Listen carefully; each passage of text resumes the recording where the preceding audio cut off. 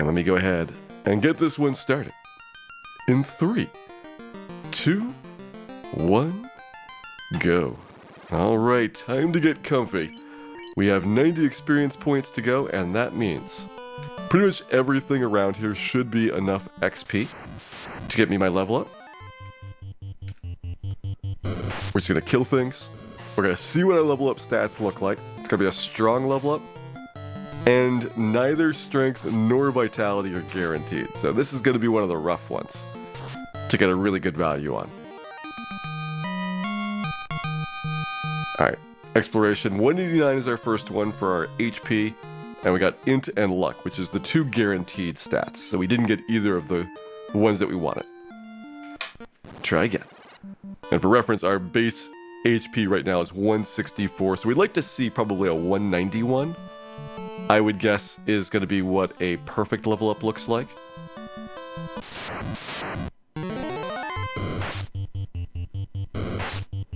Hey there, Mission Nakar, welcome in. Hope you're having a wonderful Monday here. And are ready to watch Dan get punched in the face repeatedly.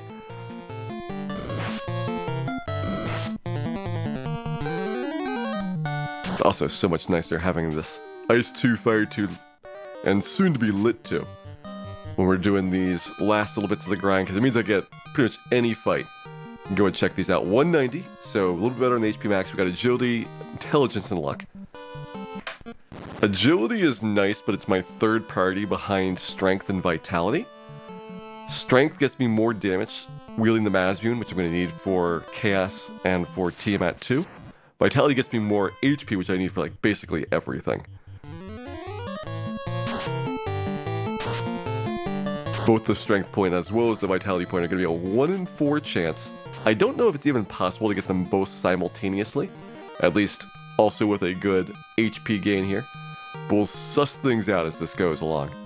Alright, Vitality, no Strength, and we got 190, which is a pretty good HP gain. I can't take that though. Good to know though, we got Vitality and 190 as one possible value though.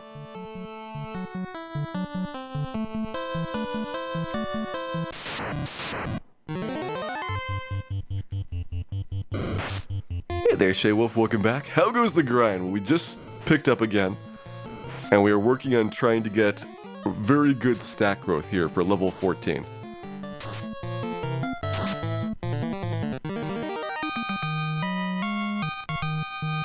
This time around we have 189 and just int luck. Definitely not going to take that one. How does damage work? So it is strength minus absorb. Well, alright, let's talk about it. So you have your attack power,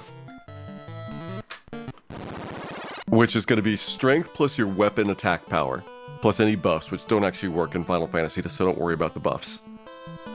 Multiplied by a range between 1 to 2. You're going to subtract the enemy's defense from that. If you get a critical hit, you roll an additional time. And that's done for each of the hits rolled independently. So you don't multiply the hits, you have to do these independent calculations for every single time that you're trying to hit. That was 187, no stack gains. That is probably your worst possible level up. I think that was 22. So this stage should be as low as it goes for the gain. Is it 22? 23. Yeah, because I think it's 20 plus 1 plus our base 2 Vit is what we're getting for that. So I think 23 is your worst possible, which would mean 28 would be your best possible. So we should be looking at a 192 best case. I think I've only seen 191 so far, but we'll find out if a 193 pops up as well. And then you get the 1 in 4 for the strength and the 1 in 4 for the Vit. And do we get either of those? 190 and the Vit. Not going to take that. Link to the Game Packs guide? Yeah, go ahead. That is something that I recommend anybody that's super excited about Final Fantasy go check out. Is how the actual game mechanics work, which gives you a lot of details about these calculations and about why certain things happen the way they do or don't happen the way that they do, depending on whether they're broken or not. Oh, no vitality. Alright, we've got strength and agility. and 187, which is kind of on the low end for the HP gain, but I probably would have taken that if I had gotten the Vit point on top of that.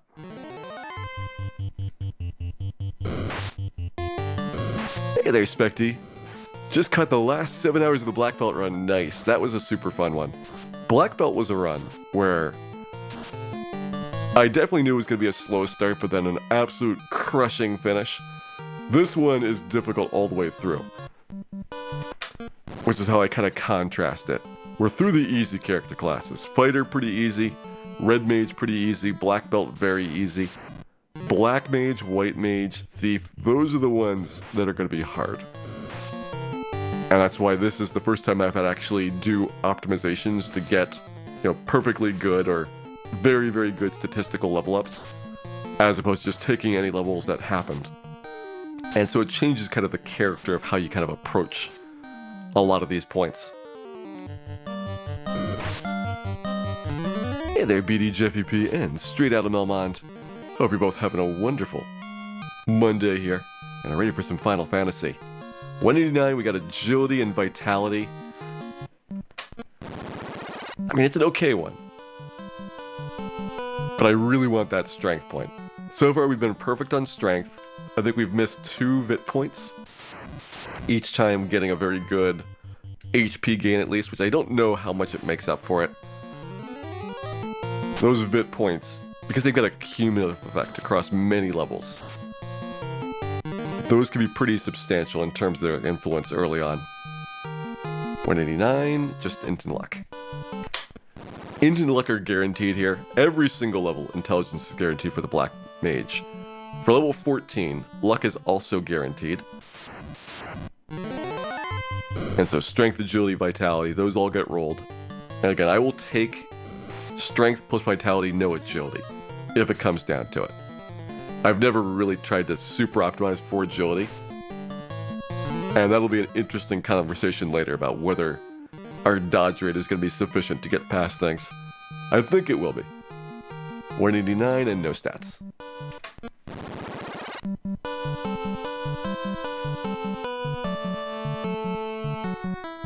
Hey there, Killer Inc. and Bozacup, welcome into both of you. Hope you're having wonderful Mondays here and are ready to enjoy some Final Fantasy. Also reminiscent of the circling around Elfland. Well, when we do our single segment runs, which will hopefully be part of Season 4 of Fantasy Final Fantasy, you will get to see many more resets at Provoca and Elfland at that point.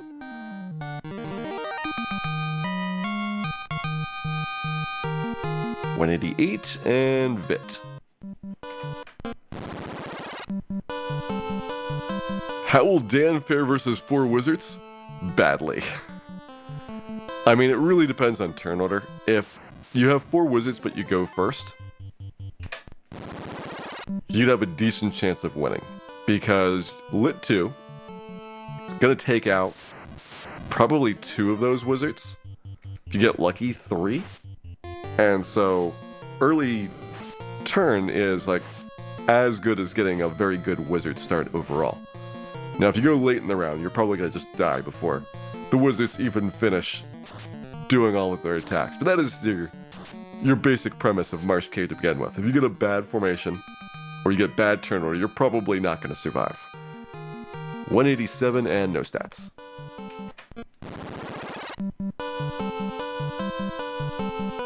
Hey there, Dr. Amamine. I am looking for Strength and Vitality, because this is a strong level up in terms of HP growth.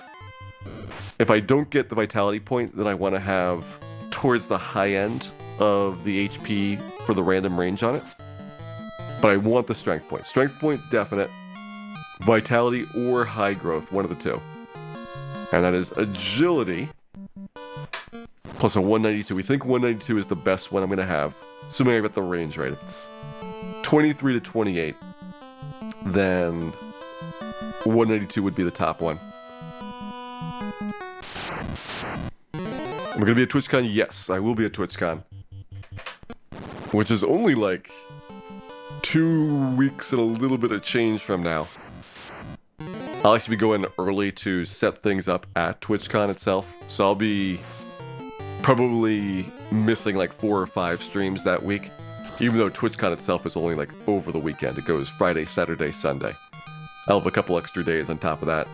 Strength and 188.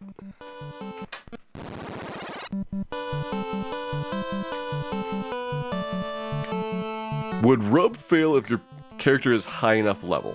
So rub is going to be based on 2 things. The first is, do you have death resistance? Which is something that the pro ring, white shirt, or ribbon would provide.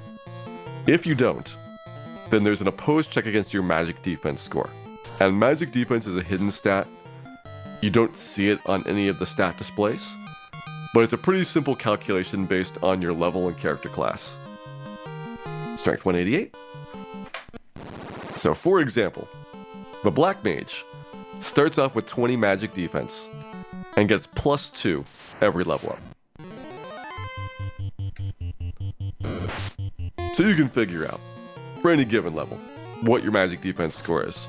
And then you can look up what the strength of a particular spell is, and that'll give you the probability of the spell actually landing for the things that supply critical damage there. 188, and no stats. 188 is like not the worst. I think 187 is the worst, but it's definitely on the very low end of HP up. If I get a strength in like a 192, I'd probably take it.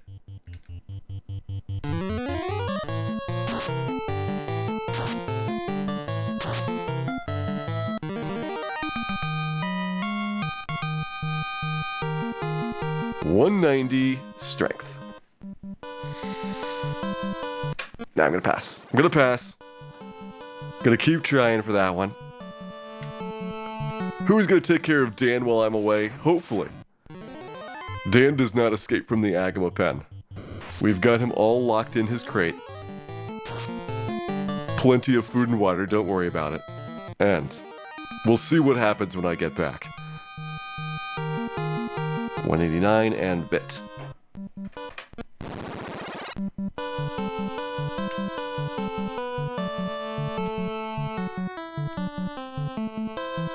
Yes, it took us a little bit of time yesterday, Specty, to get the other characters killed off. It was 30 minutes before I could actually get my first point of experience on Dan, which certainly is the record so far in terms of futility for a character class starting off. And I think it'll be the hardest of all the 6 character classes is to start the Black Mage. The Black Mage, though, was decent in terms of the early game leveling. 189, nothing. And the reason I say decent is because at least you had the fire, and you could have gotten lit instead, but I picked fire spells to kill the monsters. And so you weren't worrying about missing, really. You didn't have a lot of accuracy problems, but it made it so it was very, very tight to break even on cash, just so that you could keep staying at the end. That's something I was really worried about over the course of a long period of time. 192 and Vit. Keep trying. It was an hour plus before I got an acceptable level 2. Yeah, it was somewhere around there. It was like 30 minutes to get the other characters killed off, and like another 30 minutes to get level 2. Level 2 is a really tough one because we had a strong HP up and no strength and vitality guaranteed, so just like this one, you eventually have to make some sacrifices in terms of what you're willing to take. 187 strength.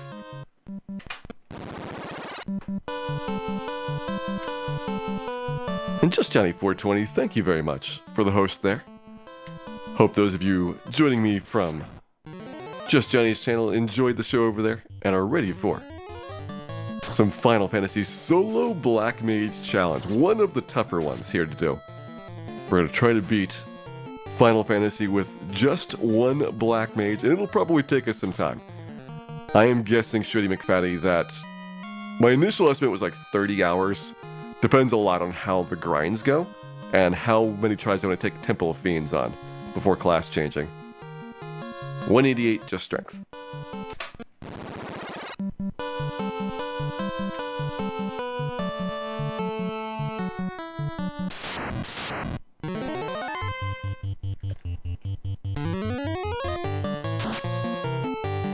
Hey there, 7Mark7. Just realizing Dan is the only survivor. Yes, this is what increases the difficulty of the challenges considerably.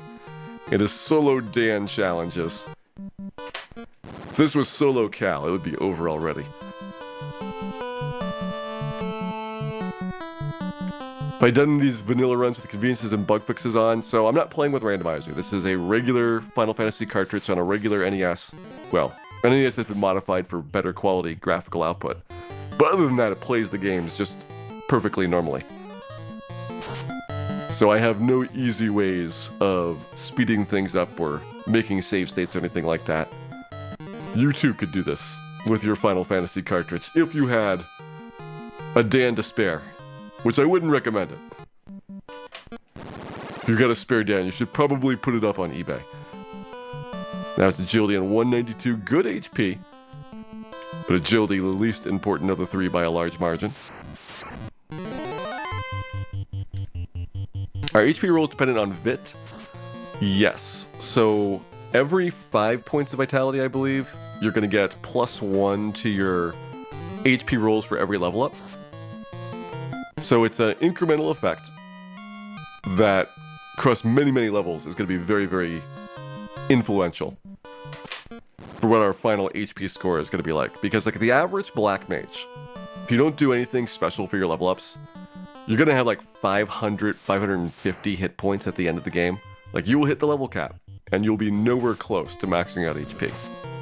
With all of this squeezing, I should be closer to like 700 hit points. And that's a pretty substantial difference in terms of survivability. Like we'll basically get like 30% more HP over the course of the adventure by doing this.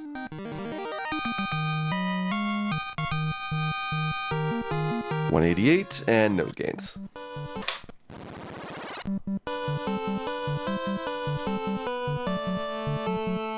Dan is indeed more flammable. I've always been of the impression. I've drawn Dan 3 times now. The first time, I felt that it was like overly smooth compared to my other character drawings, and so I was like, alright, I'm just gonna go redraw it, improve the artwork overall, and I did that for the second time. But the second time, Dan just wasn't on fire enough. Strength, agility, and 191. So this is where we take a compromise. We've seen this level up before. I think if we go like another 10 or 15 tries and don't get anything, Sail 191 is the one that's my backup. Oh yeah, but back to Dan. The third time I drew, I sat down saying, it needs to be more on fire. And after drawing it, it kind of looks like it might be a blood splatter in the background, but whether you interpret it as blood or fire, in either case, it is probably close to what is happening. Hey there, Box Type Beatnik, welcome in. And Sotem2274, welcome in as well. Kraken's gonna be a nightmare, everything's gonna be a nightmare. There are no easy parts of this solo Black Mage. At least for Kraken, we should have Lit 3. That'll do some good damage. We'll have the defense sword, so if he wastes some turns doing ink, then we can use those opportunities to defense up, and then probably like 4 Lit 3s, maybe 5. Should take him out. So it's going to be like defense, defense, defense, and then lit 3 5 times, and that'll be hopefully how the fight goes. We'll need some luck. We'll need a lot of luck. But that's how a lot of this is going to be played out.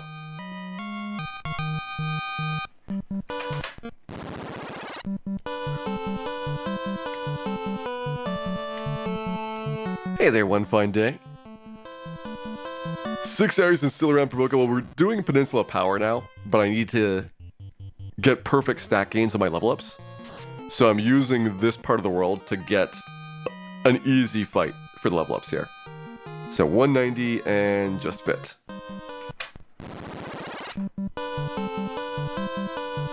But as soon as I get this level up, back to Peninsula Power.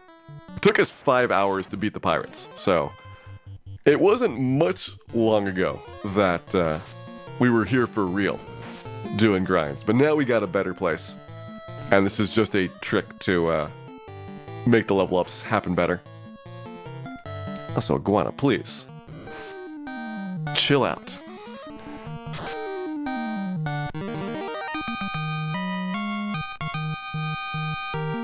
192 strength and vit. That's the perfect one. That is as good as I think we can possibly get it. Didn't get agility, but we got max HP, and we got the strength point, and we got the vit point. Alright, so we have 75, 81 for our level up. 8 tenths, 37 heals. Let me go ahead and stock up some more on these items here for our next Peninsula Power trip. I'm spreading this out over many, many trips up there to be able to afford everything that I need.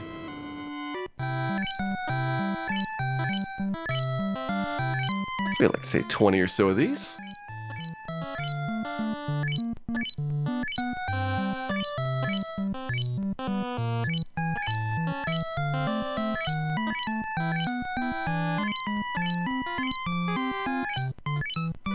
Hey there, Bad Road. Did you miss any bosses? So if you're around for the pirates, that is my last major boss adventure, and we are grinding up now for getting ready to do the Marsh Cave. That'll be our next fun little project to work on.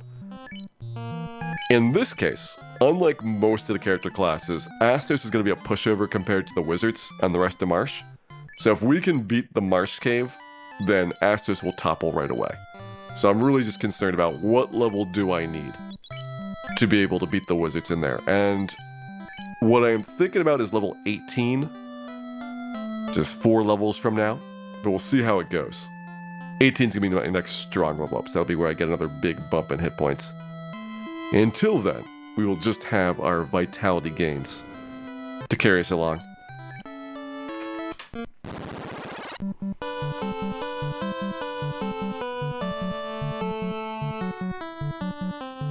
We're going to Peninsula Power up to 50. I don't know if Peninsula Power is going to be where I go all the way to 50. It's certainly going to be a pretty substantial chunk of up to like level 25 or 30. But I feel like there's going to be some other places which are going to be better once we have gotten into the late game, which is going to be most likely Barrage Tower. That place is usually pretty good.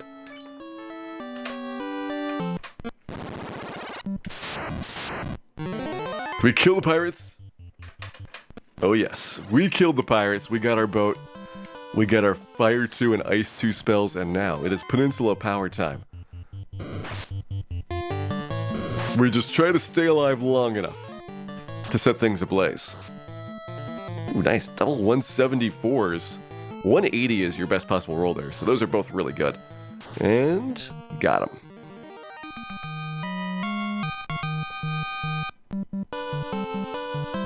Do I farm the agility point in 2 levels since strength and vitality are insured? I might go for that, Shea Wolf. I don't see a reason not to try to get the agility when it's the only 1 in 4 that's on the board. Alright. 6,000 still left to go, so we got some time on this. Probably 2 Peninsula Power fights here.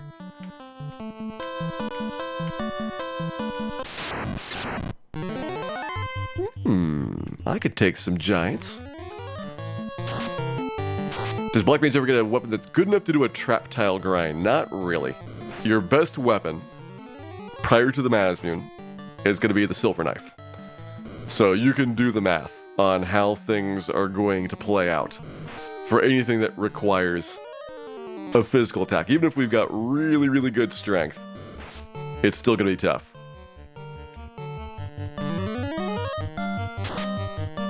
And Dondarf Snowbonk, welcome in. Hope you're having a wonderful evening here. Just picked up another 1800 experience there. One more Zombull Troll fight should be good.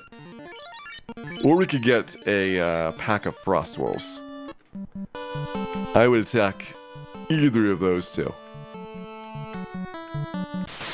Could Dan kill a Tyro? Not without some serious help.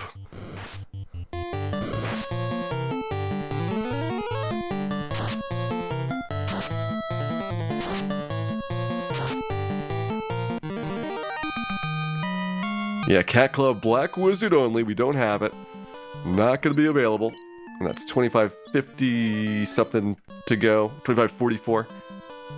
So that is not something I could pick up right there. Even though I'd love to get all this done in one go. But we got a big chunk of that level up out of the way. this is how much faster. Like, we're getting hundreds of imps per battle. We just picked up almost 800 imps worth of experience, in fact, doing that.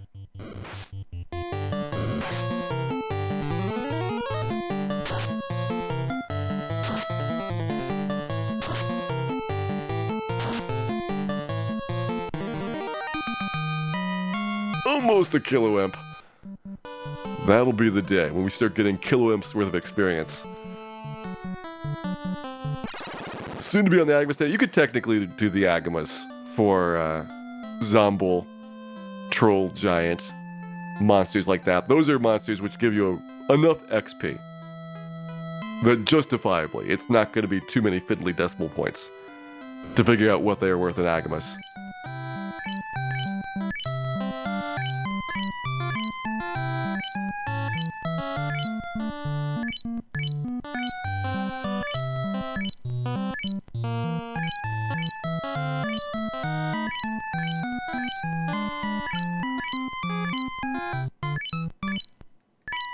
I mean, the easy way to figure it out, of course, is that an imp is 1/412th of an Agama worth of experience. That is an exact value, mind you. You can use that for all your calculations and it'll work out.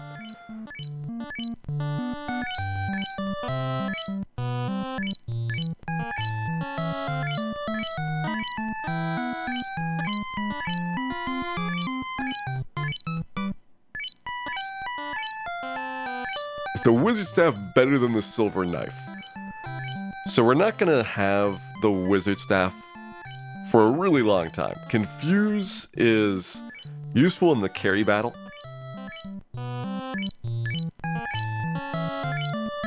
But I would say silver knife is the better weapon to have, because the silver knife you're going to get a lot of accuracy.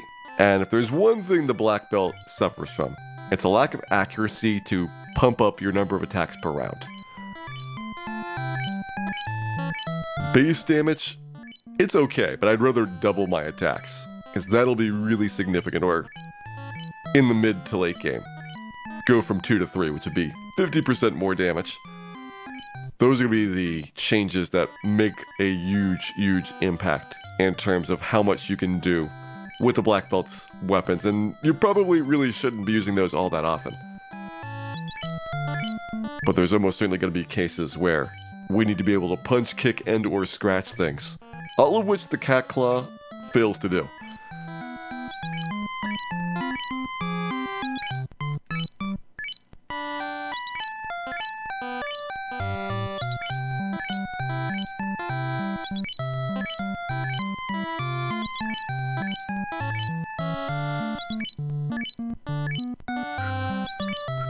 Hey there, Wild Roger, welcome in. Oh, I'm Black Knight 39, welcome in as well. Not that Greg, hope you're having a wonderful Monday here. Doing some quick shopping, just stocking up on heals and tents every time I go up there. Eventually we want to have 99 heals. Probably a good stockpile of tents as well on top. Plenty of pure potions, and the only thing we don't need is soft potions. Those, it turns out, are completely useless when you're playing with a solo character, which successfully I made it all the way through the solo black belt challenge without buying or picking up a single soft potion. I was very proud of that accomplishment. Much more so than killing Chaos. Not getting any soft potions was my number one joy from that one.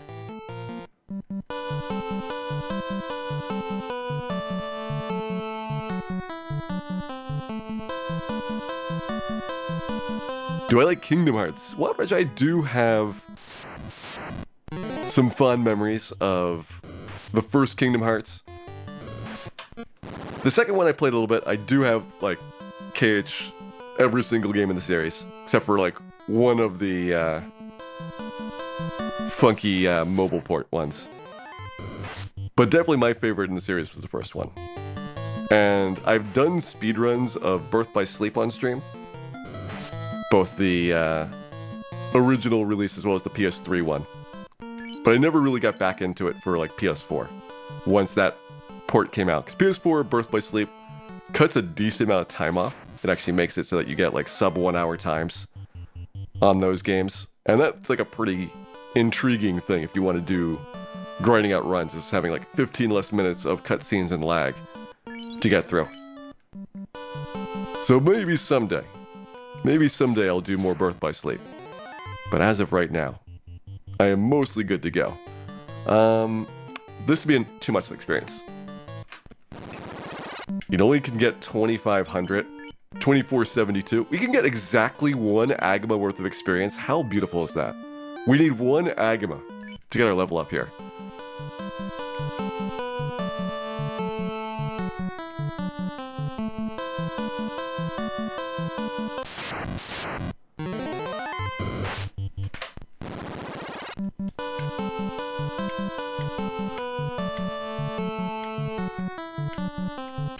Wiggle, wiggle, wiggle, wiggle, and 4 Frostwolves. So this should be about 1,600. At that point, I'm probably just taking XP on the walk back. And that'll get me pretty close to my level up from fighting groups of ogres and wolves and things. I think that'll be simpler than trying to squeeze out like another tiny little bit of XP here at Peninsula Power. We would need like a solo giant, which I guess can't happen. So yeah, nothing here is worth less than that 864 that I need. So we should go back, get as close as possible to our next level up, and start working on those gains there. Next level up, you don't have to worry about the HP value, because it's a weak level up, we'll get a fixed amount based on our vitality. However, we will need a strength and a vit point, so it's another one of the 1 in 16 levels for getting the stat gains that we want. This one will have a guaranteed agility point, so at least don't have to worry about that. But both strength and vit are optional, which means that they are 1 in 4 chances of dropping for us. What is Dan going to do with all this cash? He is going to buy pure potions. Probably also a lot of heal potions. If we could hold 1,000 heal potions, I would do that. Sadly, we cannot. We can only hold 99.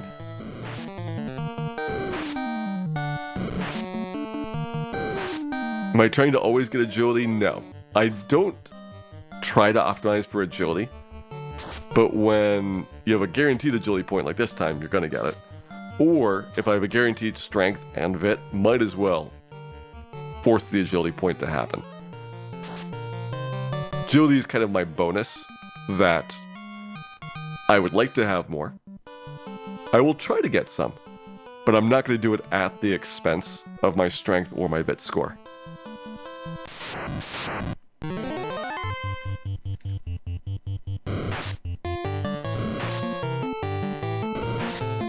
Let's see, so this is the guaranteed agility. Yeah, next level is the guaranteed strength and vitality.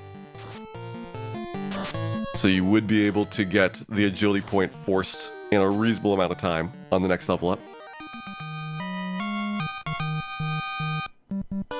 Then you really gotta work. 17's got nothing. Okay, 279 to go. I probably need 1 more battle here.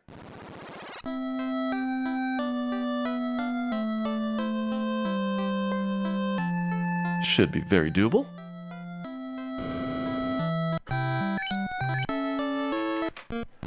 Oh, and Refuse to Lose. Thank you very much for resubscribing there. Glad that you've been enjoying the show. Hope you enjoy your shiny new orb there. And thanks again for the continued support.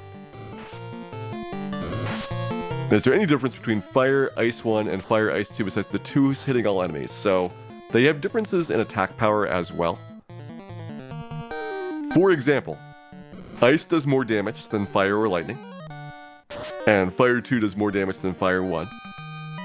And you'll kind of notice about how they stack up. Like Fire 1, 10 to 40 damage. Fire 2 is going to be, for the base ones, 30 to 120. So that's a very, very large bonus. Ice 2, 40 to 160. So again, a pretty comfortable jump up there. And those are going to be things that will be, in the long run, used for a lot of the system process for like what spells to use. Is that if a monster doesn't have an elemental preference, like giants, they're not weak to any of the elements.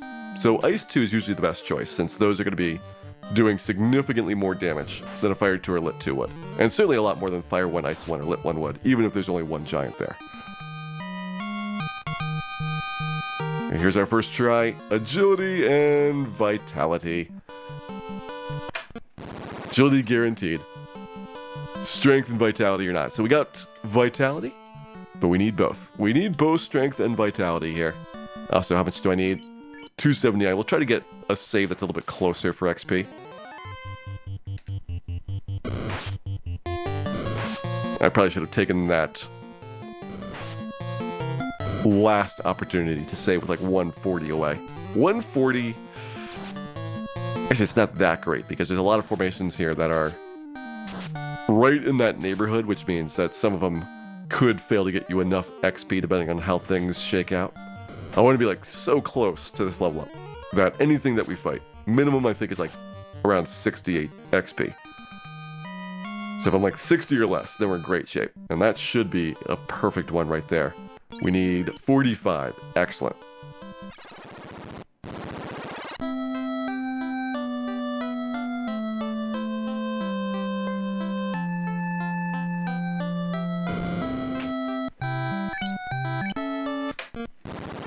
What weapon will Dan be using before the Masbune? Most likely the Silver Knife. The Black Mage is not exactly blessed when it comes to weapon and armor usage. In fact, some would say the Black Mage is downright terrible at equipment.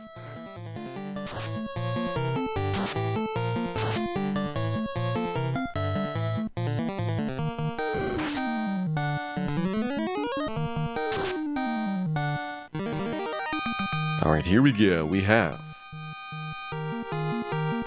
just Agility Intelligence. Agility Intelligence, the two guaranteed ones here, so that was no stat bonuses. Could purchase the Cat Claw for morale. We might purchase a Cat Claw and Steel Armor, like we did with the Black Belts. I ended up getting a Cat Claw and 10 Steel Armors to reinforce our Black Belt's morale, and it worked tremendously well. And no stat gains. Once I bought all that Steel Armor, the Black Belt knew I was getting serious. If we did not win, he was going to have to wear those. And that really ended the conversation in a hurry.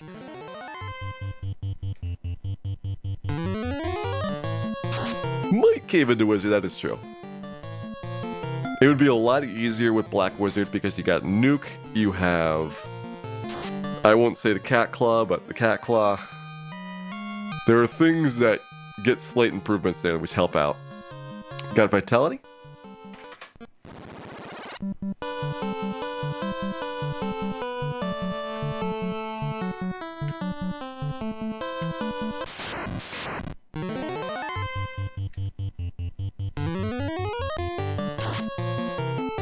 Do Wizards get any better stat gains? No. There's no difference statistically for any of the promotions except for the Black Belt, who gets worse. That was just luck.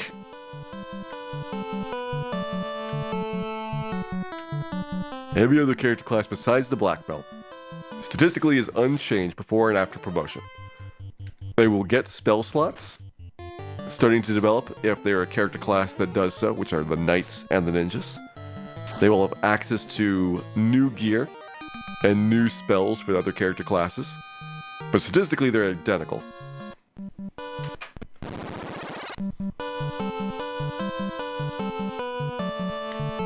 Hey there, Rototiz. Chances of getting a bonus stat and level up are 1 in 4.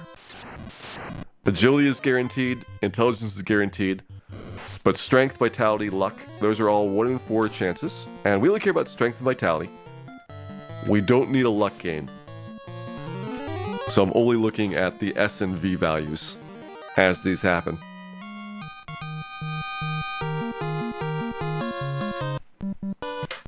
And we get nothing. Nothing at all.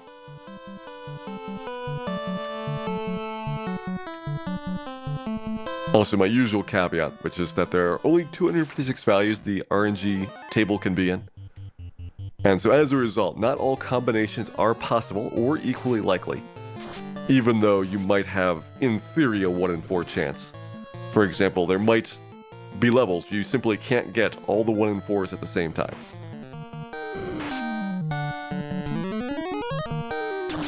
Have we gotten a weak HP level with perfect stats? Yes. And then we've gotten 2 Sables.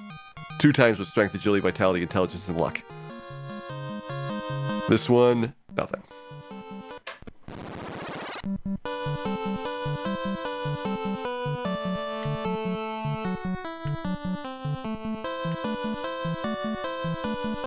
Randomize the class change. I think it would be very difficult because when you talk about what class change does, let's say you class change to somebody that doesn't have spells. What happens to the spells that you had? What happens to the gear that you already have equipped? Does it add? Does it replace it? And those are things which are going to have really big balance implications depending on how it works, and there's not really good ways to make it usefully balanced. Because some character classes are just powerhouses in terms of equipment selection. And they would very easily be able to break things if you had that paired together with good spells.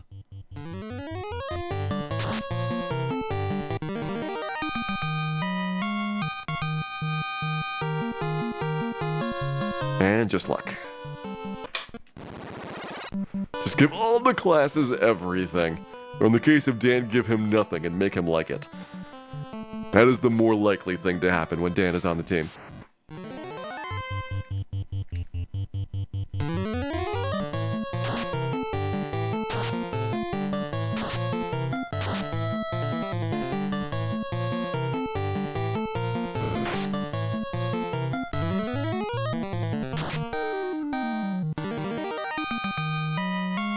Alright, level up, try again. We have Agility and Intelligence, so nothing.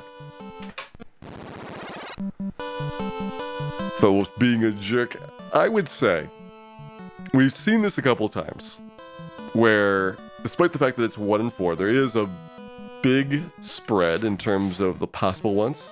Like, even just the fact that you have only certain attacks that are going to kill the monsters. Those are using up RNG values as well. So you might be in a state where the monster deaths are knocking you out of the range of some of the possible level ups. So you might not even have all 256 that are realistically achievable. Nothing there. But I'm pretty sure, with strength only being 1 in 4, that there's definitely plenty of values for the RNG table to be in, where you'll get a strength point. Vitality you've already seen a couple times. So we definitely know you can get a vitality point. But I think we're just getting slightly unlucky with our lack of strength so far.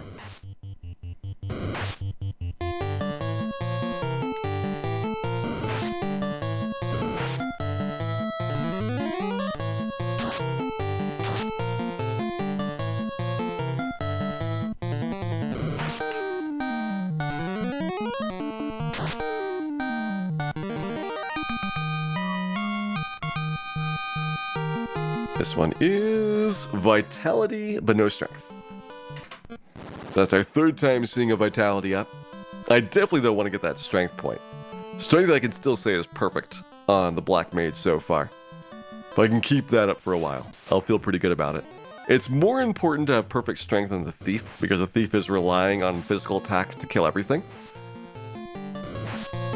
But I think having the Black Mage with perfect Strength is going to be a decent investment for making the end game go better.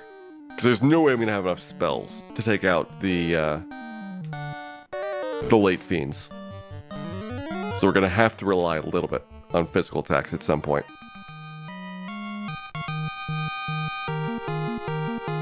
And nothing.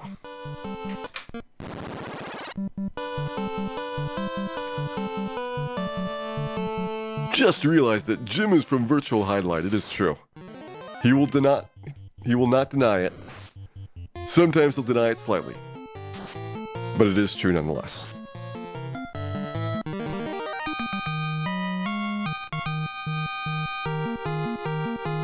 And nothing stat-wise.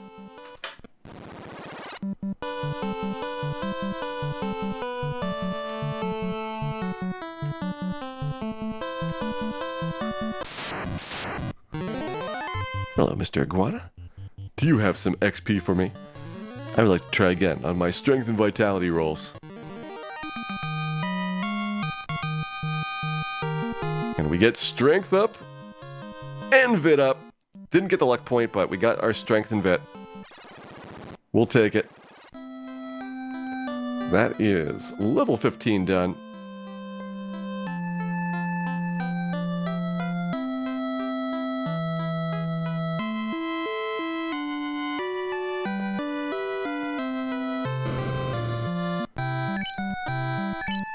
Back for some more shopping here, slowly stocking up. I'm buying more heal potions and tents than I'm using at Peninsula Power each time. So eventually we'll get close to 99. We definitely have to stock up to make sure that we have enough to never run out when we're up there. In fact, there we go, we have 99 heals. Starting on the tents next. What level is Dan? We just hit level 15.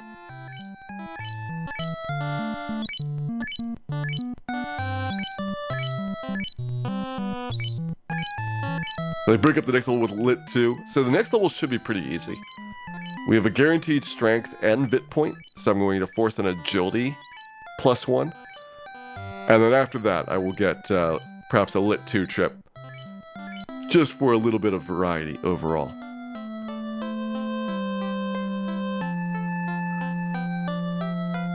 So this next one's the easy one. The one after it, that's going to be one of the hard ones, it looks like.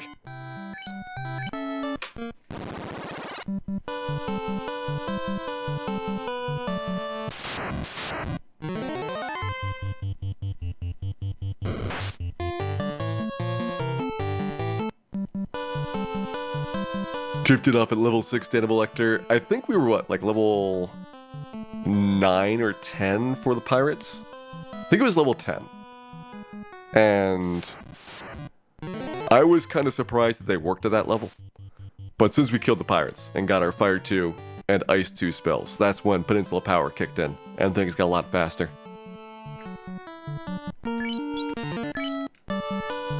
Yep, Twiggy rules, we're going to Peninsula Power here. So basically I get as close to my level up as possible at Peninsula Power, and then go back to Provoca to actually re-roll the stat gains until they work out. Come on, Dan, clench it! We could maybe take out the Frostwolves here. This would be 2,800 or so experience, slightly more than one Agama worth of XP, in fact. Just short. Just barely short. And we got him. I think we got him. We didn't get... I should have used Fire 2. I should have used Fire 2. But no, Dan's greed and hubris was too much. Can't believe that Fire one didn't do enough there. But it's okay. We will get other, better fights at Peninsula Power here.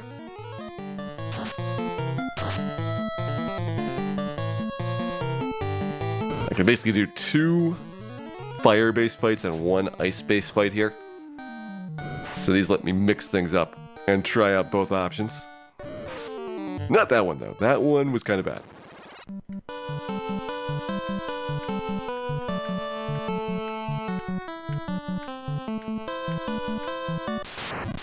Is Peninsula Power the actual name? So the name Peninsula Power comes from the fact that it's a peninsula, and that the monsters here are ridiculously overleveled due to the way that the game's grid system works for how encounters are assigned. So these 4 squares, the 2 I'm standing on, as well as the 2 above me, are actually in the zone to the north. So this little finger pokes up out of the zone that you should be getting encounters in, and is inside the square of the zone that's around Lufania. And that's why the encounters are so bizarre here compared to everywhere else nearby. And also we have to pace back and forth to get this. But you can do the 2 to the north as well, but there's no difference between those 2 and these 2.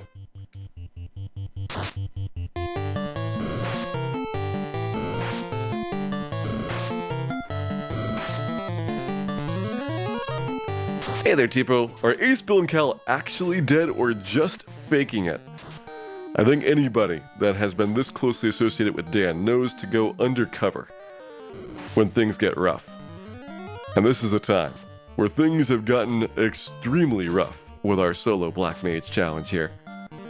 You gotta work really hard to progress with this. Alright, 5,800 to go.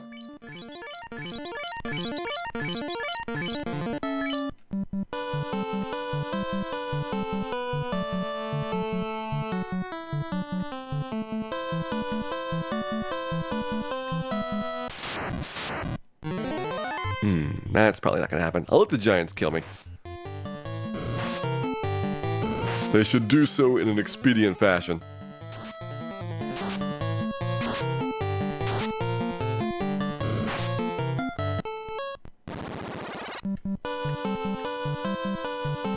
And continue on with our wiggle here. So frost wolves are pretty good. You don't get frosted to death. You can get some good experience. These guys are good if they're in smaller quantities. So like a 2-pack or a solo Zomble. Those are both pretty good. We can sometimes do double Zomble or Zomble plus Troll. But anytime you get like 3 or 4, you just don't have enough defense or hit points on the Black Mage to survive those quite yet. It's gonna be a ways away before we get enough defense to deal with a lot of the stuff here.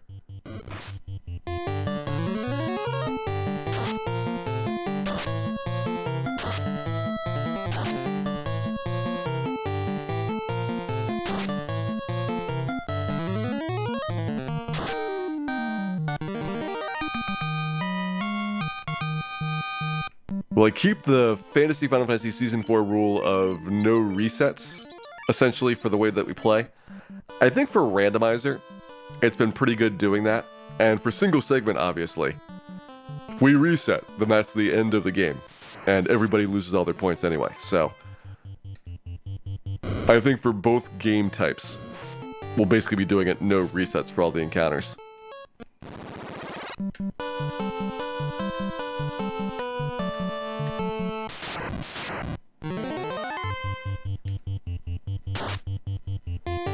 Hello, Frost. Alright, 1, 2, 3, and got all 4 wolves. Not bad. How much XP do we have left here? It is 2,600.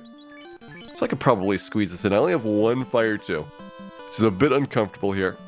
We're going to give it a go and see what happens. I'd love to get like a giant fight. A 2 giant pack, I think it'd be ideal here. A 4 giant pack, not so much. Not nearly as good. Can I beat Astos now and grab the silver bracelet? No. Well, the thing would be beating the wizards. I think beating the wizards is going to be the roadblock. Beating Astos should be doable. And TV's Brent, have a good night there. Thanks for dropping by, and hope you have pleasant dreams.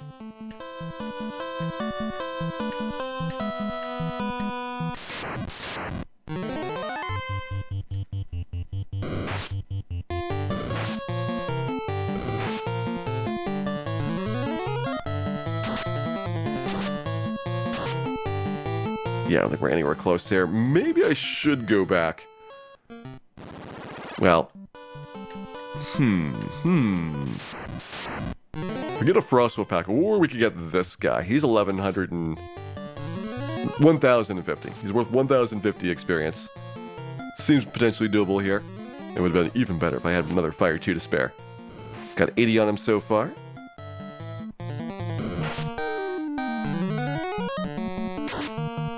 $106. We're not even getting the good hits on these fire rolls.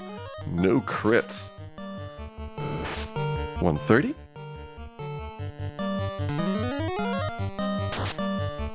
$186. That's looking better. Dan not looking as good. Dan's condition has markedly declined. And yeah, let's go back. Let's go back and get our second Fire 2, because that would have been an easy fight with the Fire 2s. And we can return for our last Frostwolf encounter.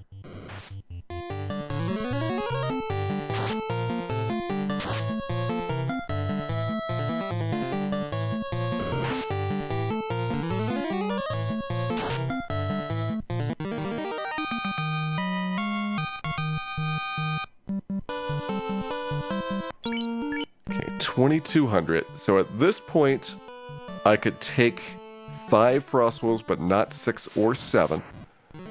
Probably by the time that we get through these stretches here, we might even be below our 4 Frostwolf number. Because that Geist fight there is actually worth a lot of experience. So there's one less Frostwolf. Could only do a 4 Frostwolf encounter now. What I think I should do is actually just finish off here at Provoke. Let me get really close to the XP value overall. Or at least as close as I can get. One more good fight should do it. And then work on sculpting this down as tight as we can possibly get to the next level up. So right now we're at 1600. So I think even 4 Frostwolves exceeds. That'll be like 1644 or so.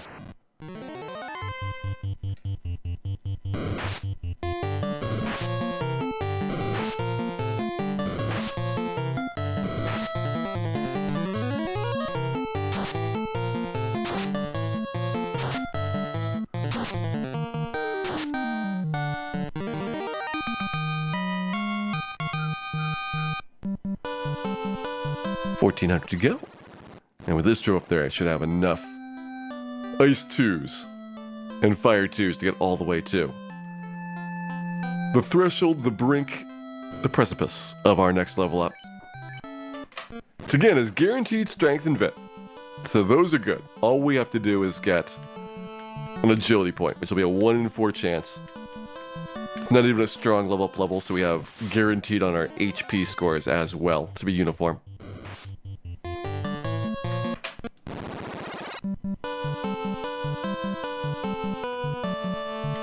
What is that creature? That is a Momon from Dragon Warrior, who is devouring some kind of human heart. But it's still cute.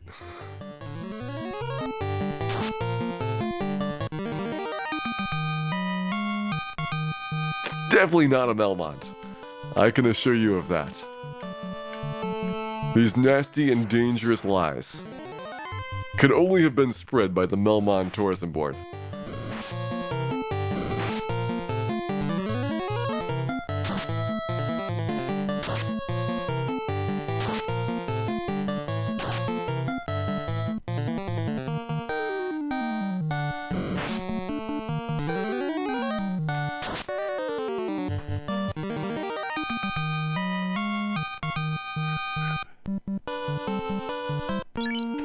Alright, 960 to go. That should be good for anything down here at this point. They're mostly in like the 400 to 500 range for the top end of what you can get in a fight.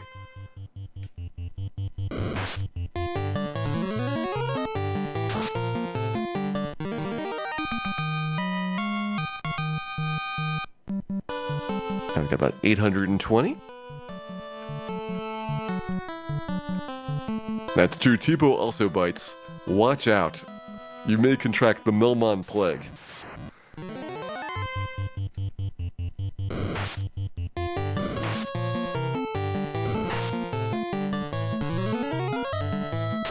How did Dan not get paralyzed by those guys? His magic defense must actually be going up to a semi-reasonable value, which is shocking. At only +2. The Black Mage is actually pretty slow. The mages get kind of, well, not a lot of love when it comes to magic defense. They start off with a couple points more than other character classes, but their growth rate is bad. Like a fighter gets +3 per level, a black belt gets +4, but the mages only get +2.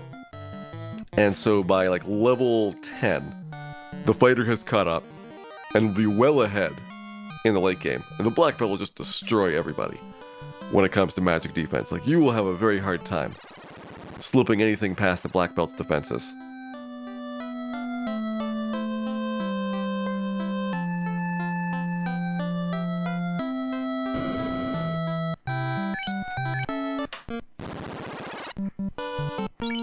Okay, 370. We should probably get another fight here. Ogre ×2 would be too much, but most other stuff around here is still good.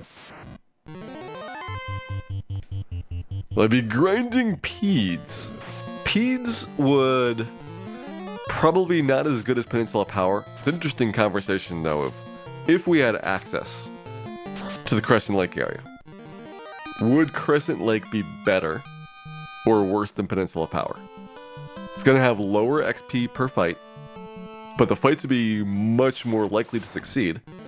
And being lower XP might not be a problem because you'll be more easily able to slide right under your level up worth of experience.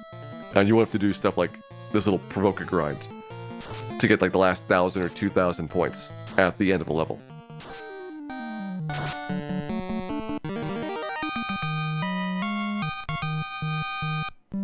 Alright, how far away are we now? 69 experience, okay.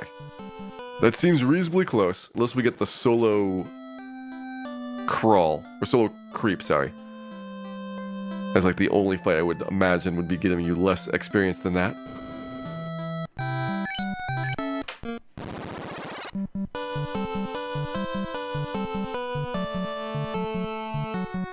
I'm glad some people enjoyed that.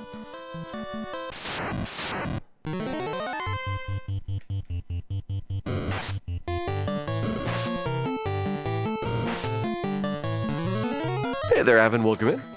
Hope you're having a wonderful Monday here and are ready for some Final Fantasy, because we've got our solo Black Mage continuing on. The Adventures of Dan here.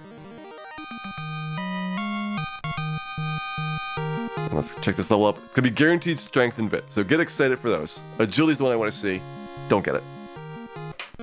Didn't get our agility point. Try again.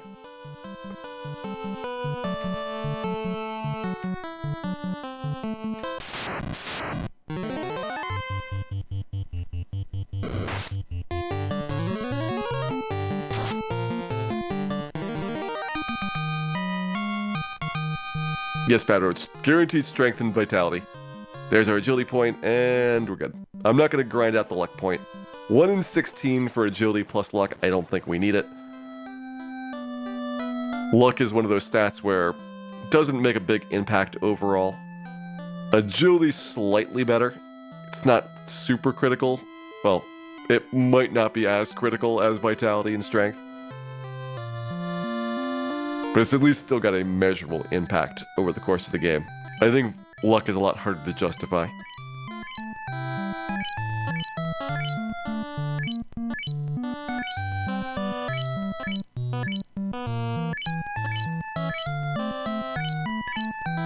Are we over the next Vit hump? Let me actually check. I mean, if we're level 16, then yes, we'd have gotten it at level 15 for our 15th point of Vit. So yes, we are one past the vitality hump right there. Actually, no, that's not true. Because I didn't get 2 levels worth of it. I went for the HP gains instead for those. We're slightly slower getting the Vit ups than we would otherwise. So let me see what our exact value is. Is it 15 now? 14. We're 1 away. 1 away from the next Vit up. I feel increasingly bad about skipping those in exchange for higher HP rolls, but it was just not happening getting strength and a Vit gain.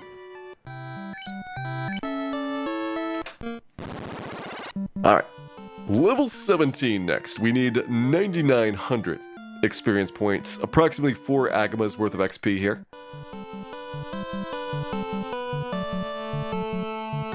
And the only stat that you get guaranteed level 17, intelligence, of course. That stat is always guaranteed every level, but we have no complementary one. Our next completely awful level is going to be level 23.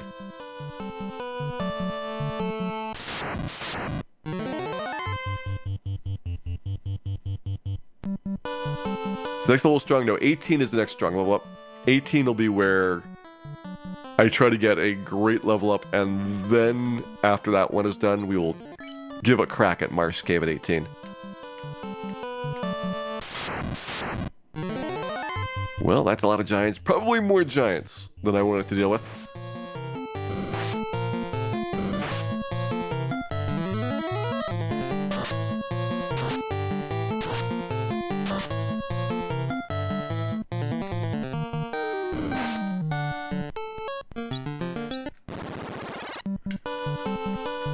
What level do I want to go to the Marsh Cave at? Level 18, Bad Road.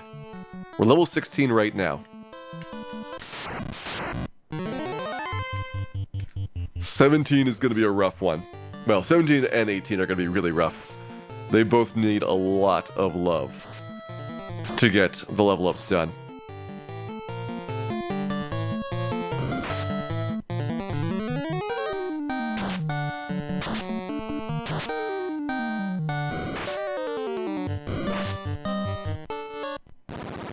Like at Lit 3 in Crystal Lake, once I've got the canal, I can get Lit 3, Fire 3, and a Silver Bracelet with the canal. So it's a pretty big improvement to have those spells, as well as the plus 11 defense the Silver Bracelet brings. I guess you get the Buckler as well, plus 2 defense on top of that. There's a great amount of improvement from the canal. That's the only reason why you wouldn't like grind to 50 right now, Peninsula Power. Is that things do open up over the course of the game. First being canal, the second being the canoe, third being the airship for access to gear or spells that is significantly beneficial.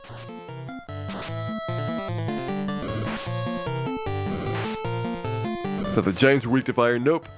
No elemental weakness on giants. Fire, ice, and lightning all do their regular damage, and giants have pretty high magic defense, so it's very rare seeing crits on them. Ice 2 will have the best chance of critting because it's got the highest magic power, and it's also got the highest base damage.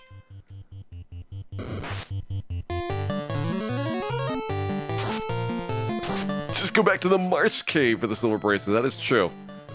We could maybe save a trip to Melmond by doing a return visit to the Marsh Cave. It sounds so horrible. And yet at the same time, it is less Melmond. Tough decisions here. Very, very difficult decisions.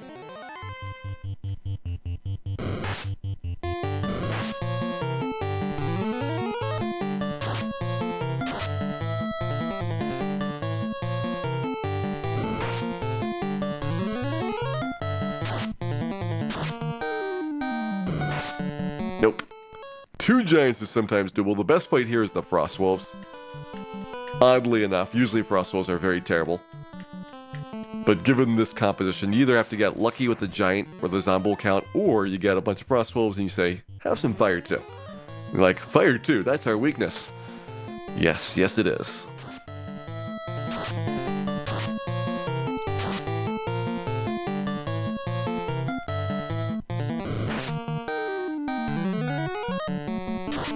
We're gonna buy a Cat Claw. You can't equip a Cat Claw, so don't get your hopes up.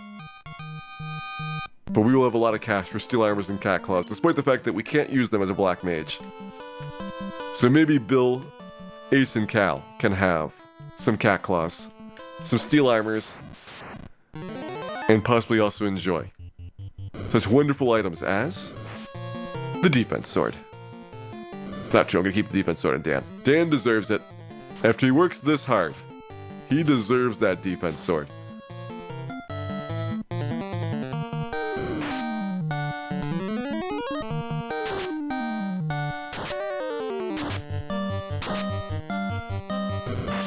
Got some bad rolls there. That could have been a great little bit of experience there. 4,200 experience if we had gotten those Zombuls down. Is Dan gonna have the Bane Sword? Well, for Tiamat, yes. Certainly want the Bane Sword for Tiamat. Everything else, I think, will be, probably not. Dan gonna have the Bane spell. I don't think Bane's worth it. You got Fire 3 at that tier, which is gonna be your top priority overall in terms of what you want to use those spell slots for. Sadly, Warp is not accessible until after class change. That'd be another one at 5th tier you'd want to get. Empty Eye, have a good night there. Hope you had a lovely time today, and pleasant dreams.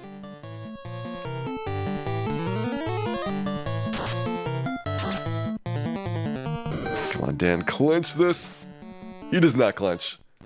Dan does not even know the meaning of the word clench, because he is not very smart.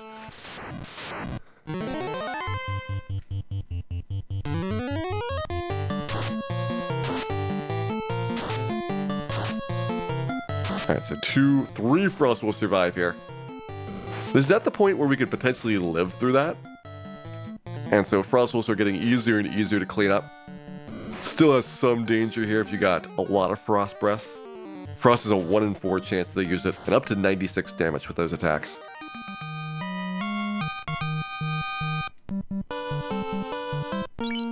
Okay, 5,000 to go. Let me get my spells refilled. Go back out there. It's almost tempting to start buying houses, so that we could do Peninsula Power in 1 trip instead of 2 for these. It's like we actually need to have enough kills that a 2nd trip to Peninsula Power is otherwise going to be required every time. Hey there, Day Sleeper X, welcome in. And to last, what are the major differences in stat growth for Black Mage versus Wizards? Nothing. There is no difference in stats. Black Wizards can use additional gear and can buy new spells they didn't have access to before, but statistically they're identical to the Black Mage. And Cactus Owl asks, does intelligence even do anything? No. Intelligence does nothing at all, not even a little bit. Which you could argue is a bug, but at the same time they just don't have really a design for it that would change how the game is played at all. In the remakes they rebalanced a whole bunch of stuff so that intelligence could influence the amount of damage that spells do. But there's no signs at all that in the original version of the game that was intended to happen. Most of the things that are broken, you can figure out what was supposed to happen based on the pieces of code that are there. And there's absolutely nothing that touches intelligence.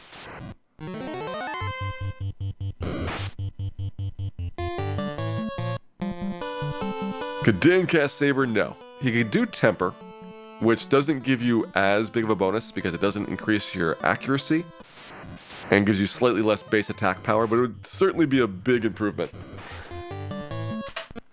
over having nothing. What you could do is use the Power Glove to cast Saber for you. And so you wouldn't necessarily need to have it, but because it's all busted, it makes the endgame incredibly hard. Like, if you had Temper, I would have 0 worries about being able to finish the game as a Black Mage. I probably wouldn't even really need to do as much optimization. Like, I would just get Vit points and ignore strength entirely. Because all the strength that I am getting probably is 3 Tempers at the end of the day.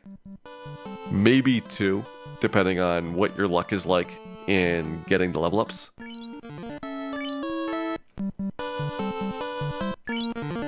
I need to save again.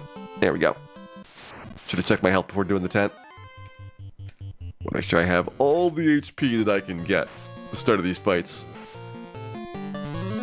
Dan is not messing around when it comes to getting murdered by monsters. He is an expert and consummate professional at being murdered. He enjoys his work as well.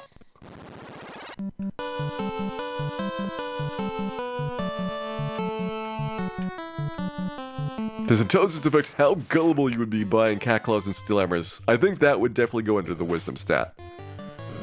Wisdom, of course, non-existent in Final Fantasy, which is why steel armor and cat claws even exist in the first place.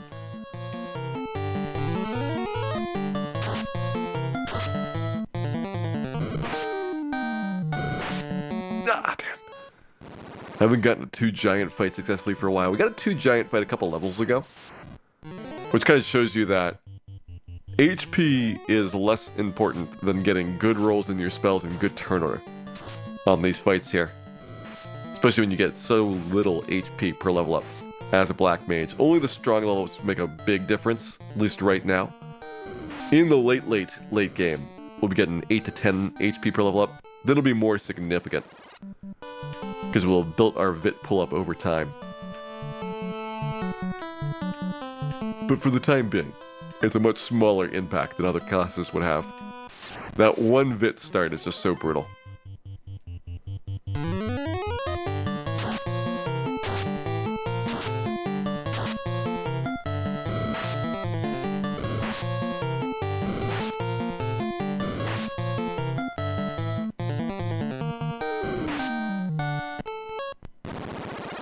Try again, man. Try again.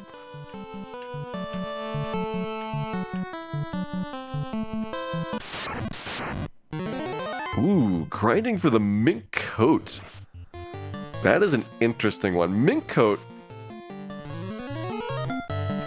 I mean, that was decently expensive, but I think what made it problematic was just how early it came in the game. If Mink Coat was around the time that you're looking at like the Shield of Strengths in Dragon Warrior 2, you really don't have any problems with money late game Dragon Warrior 2. But I guess you don't really have any problems with money late game Final Fantasy. So if you're talking late game, Steel Armors and Cat Claws be not really a big deal to be able to finance. It's when they happen that makes them especially annoying.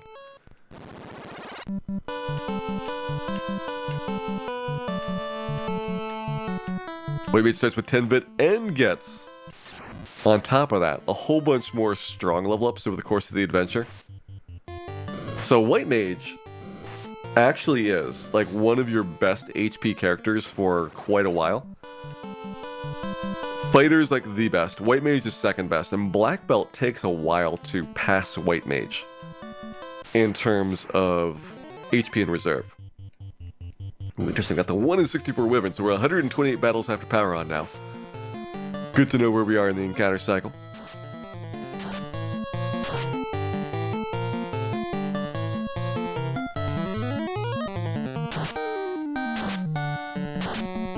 And we don't take any out. Dan will have to clench really hard to get through this fight, and Dan fails to clench. Fails to clench.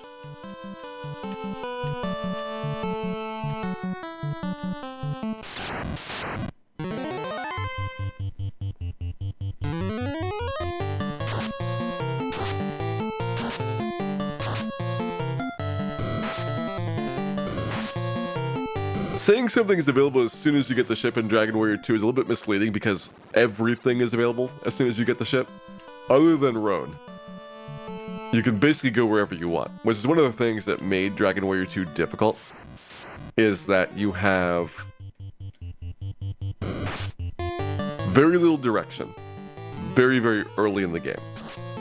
So the boat in Dragon Warrior 2 is probably the earliest time that you get a vehicle in any Dragon Warrior game. And on top of that, there is no guidance about where to go. And so much of the game is open. Like, there is not much that is blocked off or linearly restricted. You have to go through dungeons to get to other dungeons or unseal mystic forces or things like that. You can go where you want. And almost all those places are going to destroy you.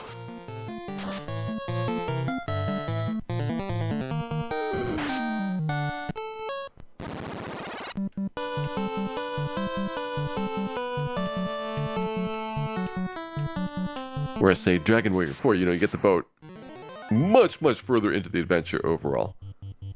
The balloon even further at the end. Dragon Warrior 3, pretty similar. The boat is maybe more towards the halfway point than the 2/3 mark like Dragon Warrior 4 is. And your bird is very late as well, just like the balloon is. So those are examples where the game puts you on rails for much longer and only lets you go off and explore once you have pretty much got all the mechanics down and you've got a much stronger party to be able to survive things. So if you go in the wrong direction, it's probably not going to be like 9 times out of 10 instantly fatal. You'll just be only like 5 or 6 times out of 10.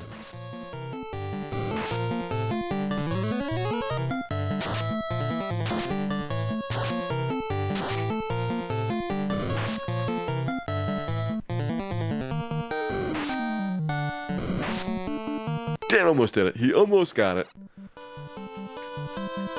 Very close to having 2 turns in that fight. Not that it really kills any of the monsters, but it's the high water mark of Dan's career.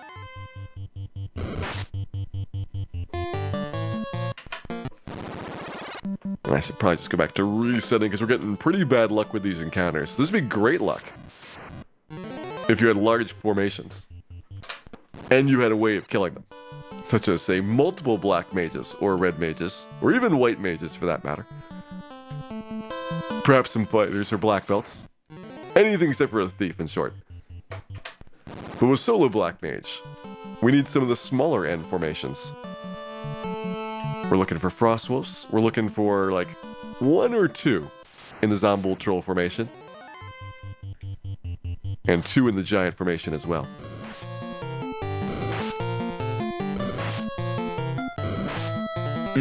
That's dodgy. We're a frost away from death. And we already got 1 Frostwolf that didn't die there. 2 Frostwolves that didn't go down. So Dan's got to get some decent luck on this round. He makes it. He made it. There's another 2,000 experience under the table here for the Black Mage. And we are at this point 2,600 away.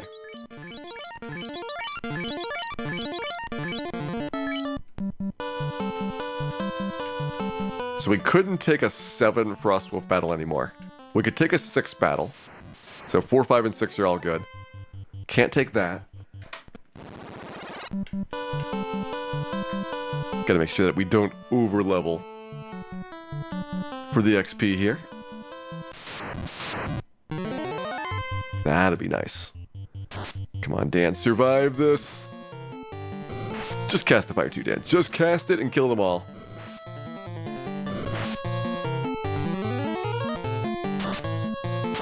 When do I hard power cycle instead of a soft? It doesn't really make a difference for this because I don't need to manipulate specific encounters out.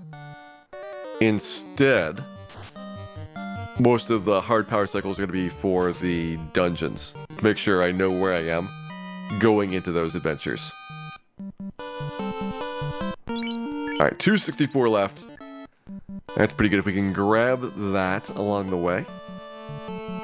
I'll be very happy. We need to get 263 or less XP during this. That might be more.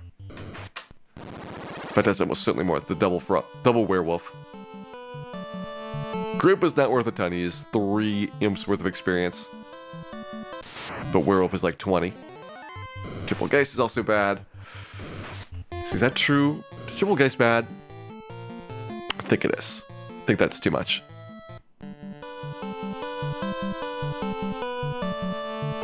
I want to say Geist are 19 imps worth of experience. Now we're in a slightly easier zone here, and an Agama clone. If it was a real Agama, I'd be thrilled. Imitation Agama meat, just not as delicious. However, at 25.5 imps, he is perfect for putting me into range there. I need to get 111. There's going to be some battles here that are less than 111. If I get one of those, I can always just save with the extra experience. But most of the fights is going to be 111 in one go. So we're going to start our level 17 level farm here. We have no guaranteed stats besides intelligence. So we need a 1 in 4 chance of strength and a 1 in 4 chance of vitality showing up. It is a weak level up. So there is no variance in terms of our HP growth. All we care about is those 2 stat points.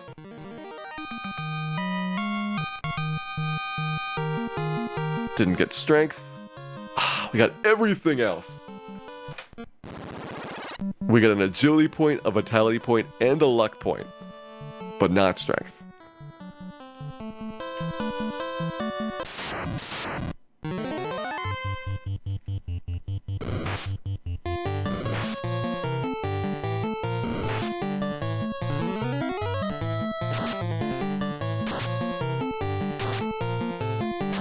Was I getting +3 before?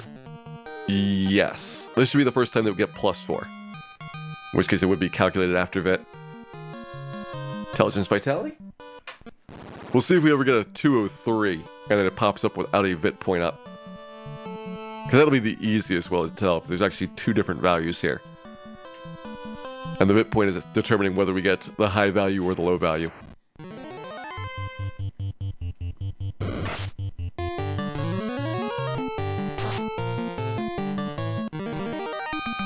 Alright, that's going to be a little bit closer to the save. So now we need less than 1 creep worth of experience. So anything in this zone, any fight that we can win, assuming that there's not a whole bunch of monsters that run away in the process, should be enough to level up.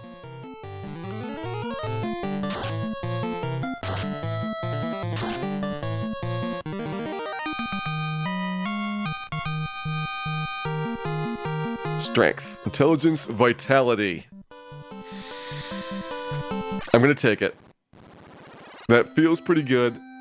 I don't really need to force that agility gain up. I would love to have the agility, but we'll take that.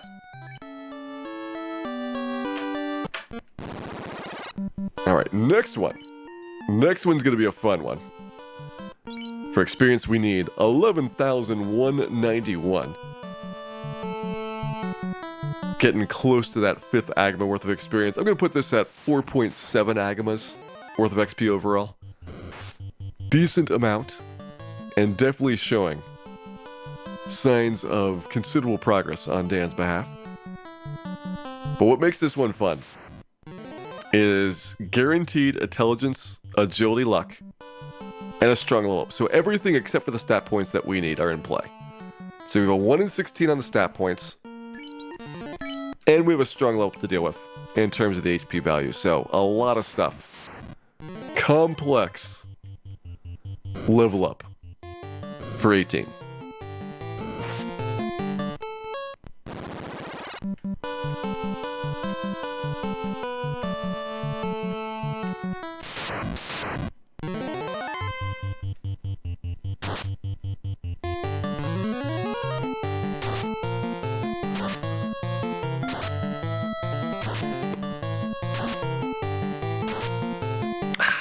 So close in the Frost Wolves. Well, this is just costing me potions, so not a big deal. Alright. I'm a little bit upset at the potions, but it's okay. Dan does get a bulk discount for buying this many potions. He will receive every 1 million potions, 1 additional free potion. Free potion must be picked up at the Melmon item shop. Other exclusions may also apply.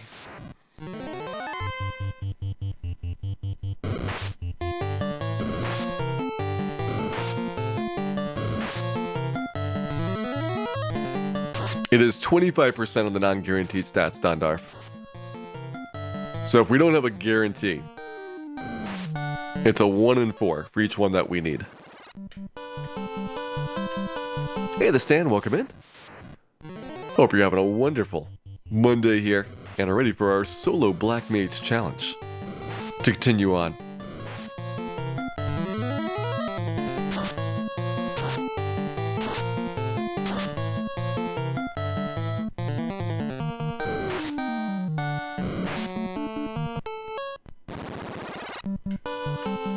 We're currently working on our grind to level 18. Level 18 will probably be where we want to first try Marsh Cave.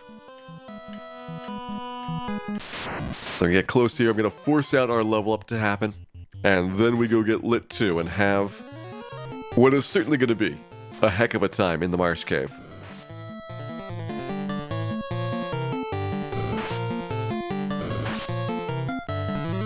Alright, Dan might actually pull this off. Might being the operative word. He's got to survive this round. Come on, Dan. Clench. Clench really hard. There's 1. And 2. Another 2100 experience right there. Decent amount of XP in that trip. We got 66.79 to go still. That'll be for trip number 2 out there. But in between, I think I will take this opportunity to go ahead and get my Lit 2 spell finally. Just head on down to Elfland. Be able to play with that thing a little bit. I don't need to. Certainly it would be faster to get Lit 2 on the way to Marsh Cave, but it is more fun doing this now.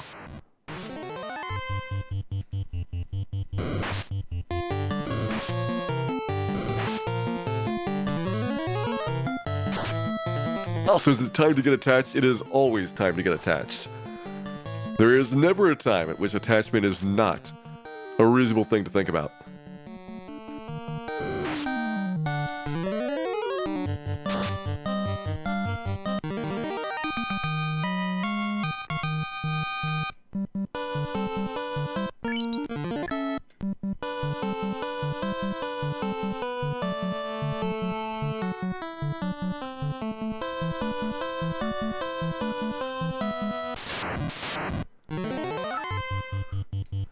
Guess we can try to get away. We're either going to get our turn or we were going to get clobbered. There's really no in-between with this Mad Pony fight. And the answer is we get our turn. Not bad. So I did pick up another 500 or so experience on the walk back there from Peninsula Power. Let's go ahead and get our items restocked and take our trip over to the Town of the Elves. It's been a while since we were last out there.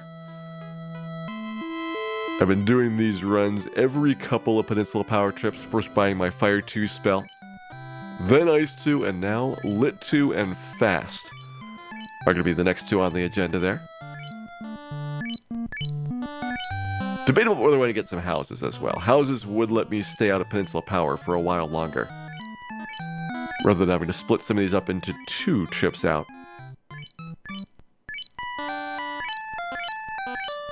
Alright, full on heal potions again.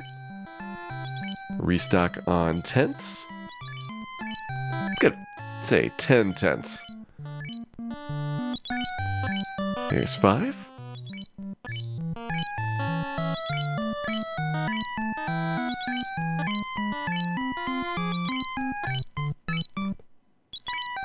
And 10. We'll grab a couple pure potions as well.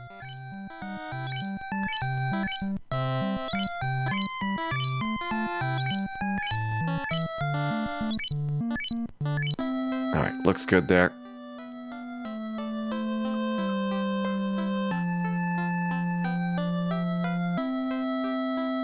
I will probably get Lit 2 Fast and 2 houses from the looks of things.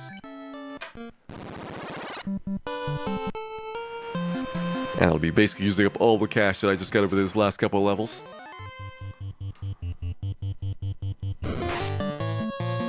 What are we going to cast Fast? There'll probably be a fight where Fast is important before Chaos. It's a good question, though. I'm interested to see what my Silver Knife does damage-wise with a 50 strength Black Mage. Certainly not a question that I think I have asked previously about the implications of. But I feel like if you have the spell charges to cast Fast, you will probably be doing Ice 2 in preference. Unless you've got a rather strange encounter. Maybe use it on the eye fight. That'll be one where you don't necessarily want to go spells. Could do it on some mud golems. There might be some chances. An infrequent and possible opportunity every now and then.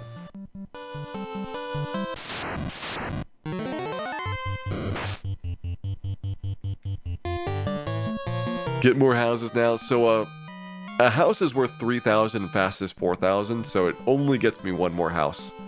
And I technically don't need any houses because I'll be getting from Peninsula Power 1 trip up there. And that should be enough to get this level done. And then we're going to Marsh Cave, where temporarily we put our Peninsula Power grind on hold to see if we can beat Marsh Cave and Astos, and thereby unlock the Silver Bracelet, which will give me plus 11 defense, the Buckler, which will give me plus 2 defense, and the Fire 3 and Lit 3 spells, which would be really, really nice. Could also grab some Lock 2, that is true. I will choose not to, but I could.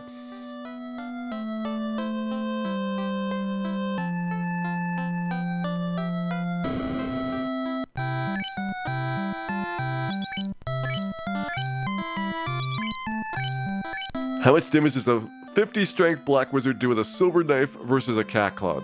Answer, the same. Possibly less with the Cat Claw. It's amazing how bad that weapon is. You would think it would be impossible to be this bad, but no. It is in fact the worst thing ever invented.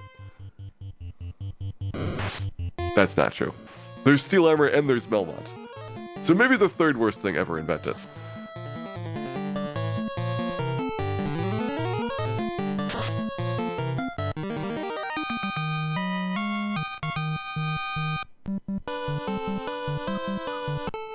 Pop another 250 experience there. By the time we get up to Peninsula Power, I might be down to like 6,000 even For the XP required, maybe into the 5,000s. That'll definitely be pretty good for my trip up there. Because I'm positive I can get like 4,500 or so. Maybe not positive. I think I could get 4,500 or so from a Peninsula Power trip. And once you're down to like 1,000, 1,500 around there, there's nothing at Peninsula Power to fight that is not going to get your level up. So you have to head back to Provoca anyway at that point.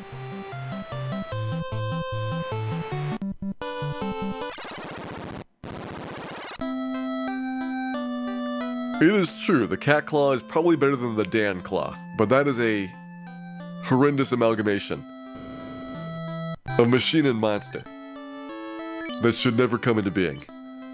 If we are lucky, such a thing does not exist in this good universe.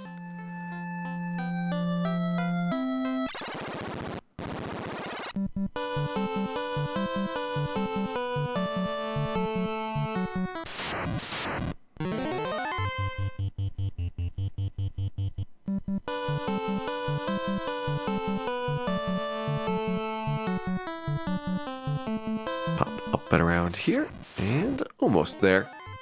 Should be one more fight maximum on the way Peninsula Power for this trip. We do our Peninsula Power grind, try to get as close to this level up as possible. And then we have some fun. Again, this is going to be a very tough level up. Strength is not guaranteed, Vitality is not guaranteed, and it's a strong level up. So we have 3 variables to try and work in.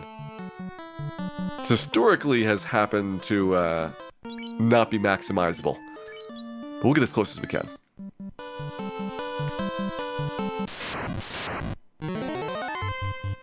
Hey there, Stormer Sage, welcome in. Hope you're having a lovely Monday here, and are ready for some Final Fantasy. Doing our solo Black Mage challenge. As you can see, the Black Mage needs a little bit of love. Some help. Probably also some divine intervention to get things done, but we are working on it. Trying to get some experience out of Peninsula Power here so that we are ready for Marsh Cave at Astos. Good dodge.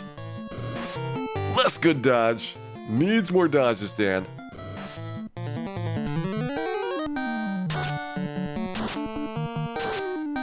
Alright, dodge. Dodge!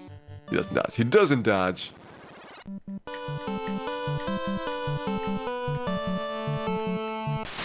That would have been about 3,000 experience if we'd gotten that fight. Significantly more than 1 Agama, might I say. 1 1/4, in fact, for that previous formation. This one, closer to 1. In fact, a little bit less than 1, I think. Depends on how much surcharge is applied to our Agama experience. Never mind, Dan's dead. Try again.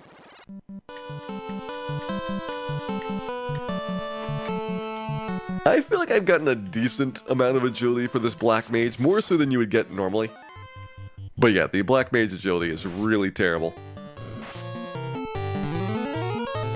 It is a struggle with, statistically, so many things that you have to get in order for this run to work out, to fit in that agility stat on top. There's 1 Zomble, and it's not enough. 1 is not enough in that circumstance. We had a 2 Zomble fight there. That would have been very doable.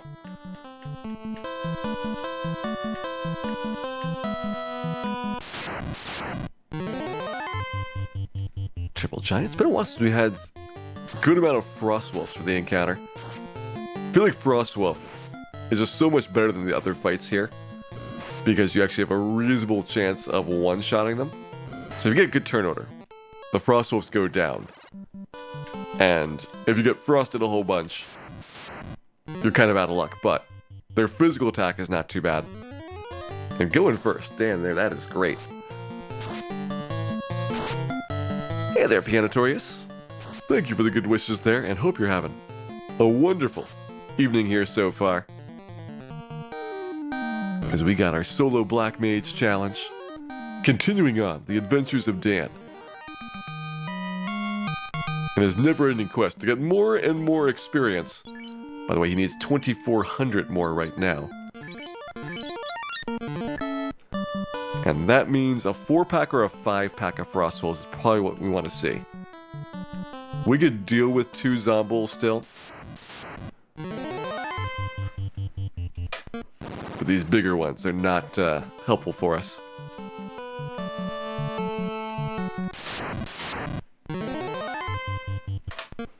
Why do we never get the 4 Zomble fights?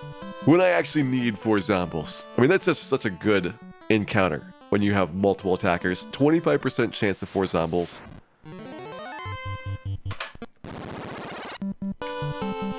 Is Black Mage the hardest to solo? The Thief is the hardest to solo. Because the Thief is a terrible, terrible character class that nobody should ever play.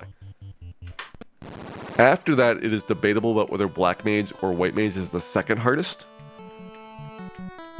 I think Black Mage may be the second hardest, because you have no real defensive or healing abilities, and that puts you in a bind for a big portion of the game. White Mage has a lot less damage output, but I feel like there's a lot of fights where you can finagle that, and be able to turtle up, and just chip away at the enemy for a long time. Final Fantasy doesn't have regeneration. It was supposed to, but it's broken.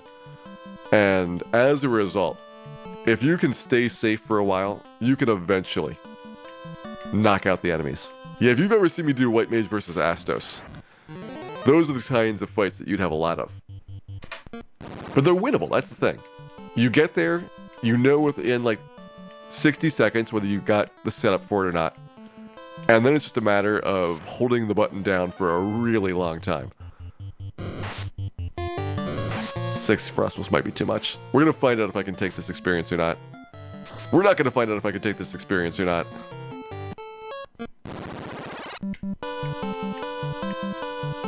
Let's actually see if I can. 2445. I don't think I can. I think it'll give you like 2460 or something like that. So we need 4 Frost Wolves, 5 Frost Wolves, or Zomble Troll, or 2 Zombles. I think those are the formations we could do. Maybe 2 Giants. This might be doable.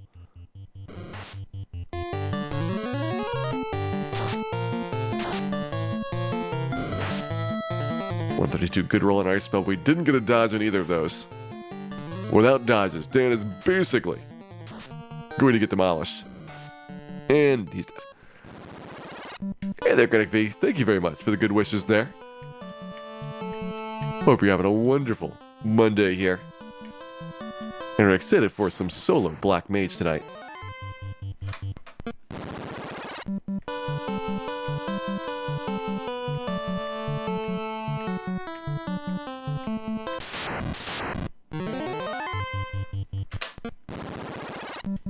Giant first strike would be really nice, but only if it's 2.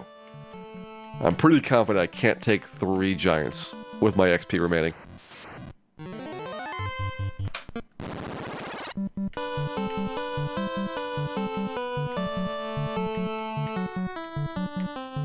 Come on, Dan. Wiggle harder. Wiggle harder. Too much wiggling. A little bit less wiggling. You gotta ease up on the wiggling a bit. You're attracting too many monsters.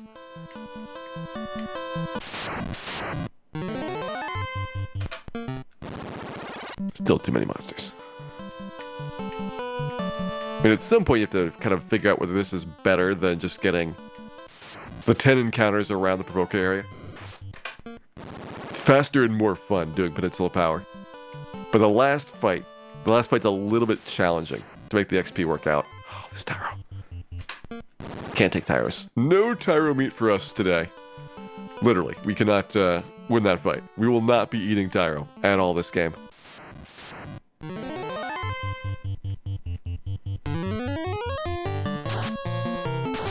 Hey there, Linux Mint. Welcome in. Challenge is going pretty good. We got a couple levels so far. We got levels 14 through 17 done. We're working on level 18 right now. And that'll be the point where we go after Marsh Cave and Astos. So, we're pretty close to having our XP value set up. We need to manipulate out the stat points for this level up here. And then we get to take a crack at Marsh Cave, which is going to be an adventure. Because certainly solo black belt had a struggle through there. Solo black belt has the advantage of tremendously higher magic defense, which means tremendously lower chances of paralysis.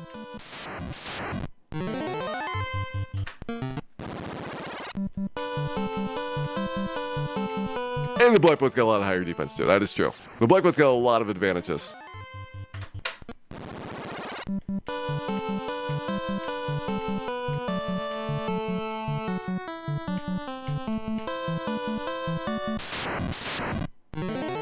There's my Frost Wolves. 5 is perfect. If Dan can survive this fight, we'll be in great shape. It's a big if, though. It's a very, very big if. Does the Group 8 encounter Wyverns? There we go, Dan. You did it. You managed to win the day, and now we are 435 away. Toss some heals on for safety. Tent up, and let's go. See if we can grab that last little bit of experience on the way back. Scorpions. That's something you don't see all that often around here.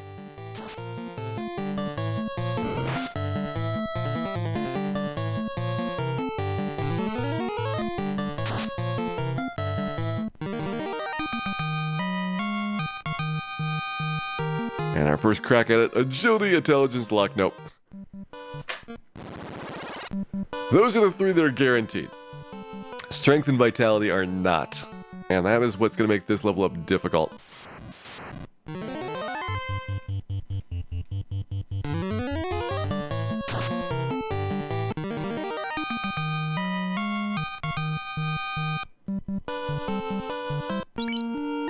$318 to go. That means I can't take like double ogre or similar scale encounters. This one's kind of pushing up. We can see what happens.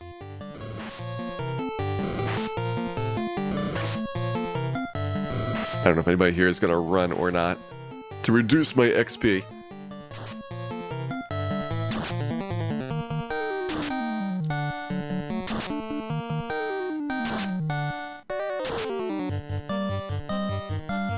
What does it matter if I go over? Because I need to get certain stat gains at the level up. So if I level up and I don't get the stat gains, we have to reset. So the ideal setup here is you don't level up. That way you can try for small battles over and over again. So we get the strength point. Didn't get the vitality point. It's an okay start though. Okay. And I should also be looking at the HP value. So 204 right now. That is our base HP right at the current time. I think that means 233 is going to be the best case one.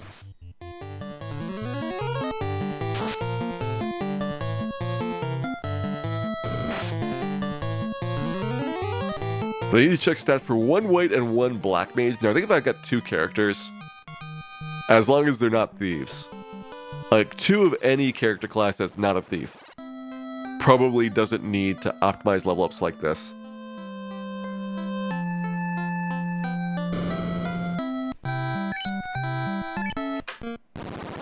Yeah, I believe this one's gonna be 228 to 233, Shea Wolf. We need 165, so we might be able to squeeze one more fight in there.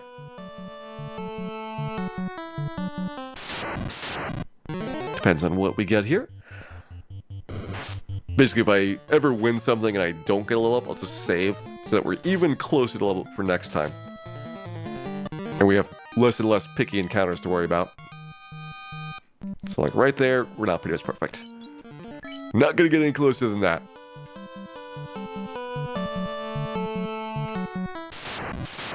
So, time to begin our hunt for a strength and a vit point and as close to 233 as possible on our HP score.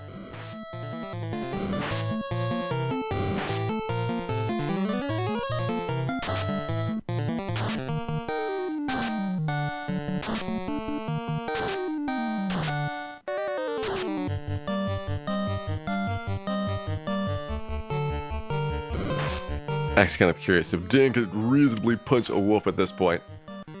Wolves have no defense, so it'd be just your pure strength score going through. Alright, agility and vitality. So we got the vitality point, but did not get our strength point. Other than that, that level up was really good.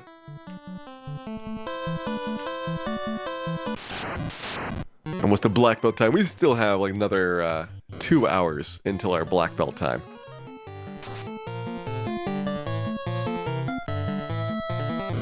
Oh, I didn't reset after that. There you go.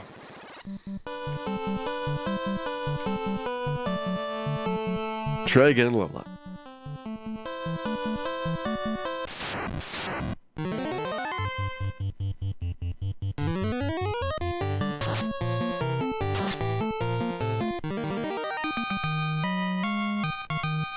Okay, this time it is 229 and no points. So that's pretty close to the low end of what is possible. Our best so far, I think, has been the 233 with a vit point on top. But no strength points.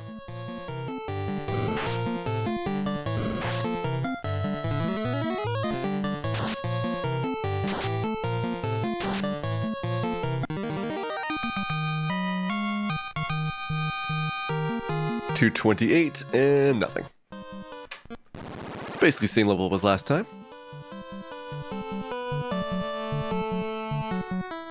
I was doing 4 black belts when I kill 3 and level 1 up. Not in the early game. I did that in the late game with 4 black belts. Is when you start off, like, you saw how hard it was to level up around Provoca here? Much easier if you have 4 characters live, even though you're splitting the experience 4 ways. Once you're at like the Agama grind there, you can just have 1 alive and get them up to 50. And you don't really need the others.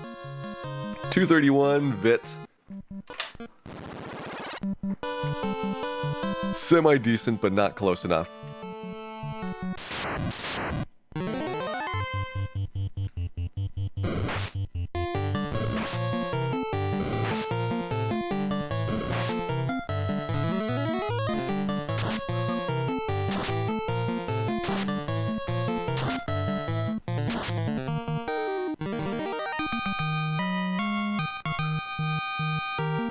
$231 and nothing.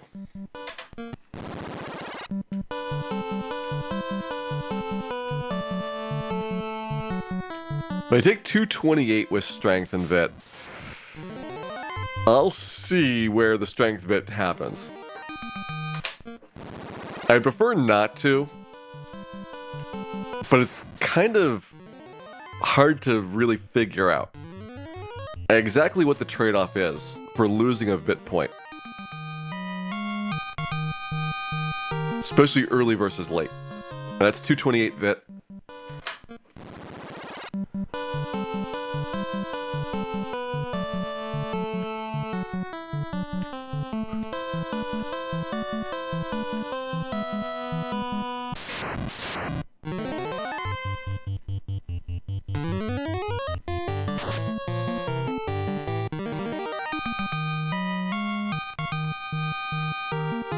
$232.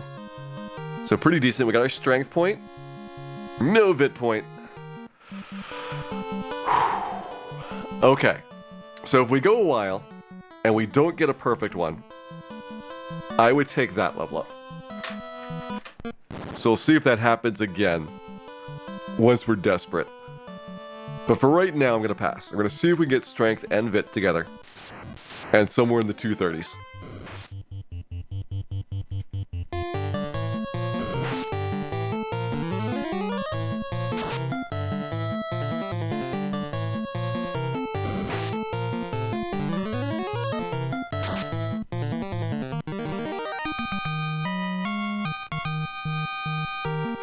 $231 and nothing.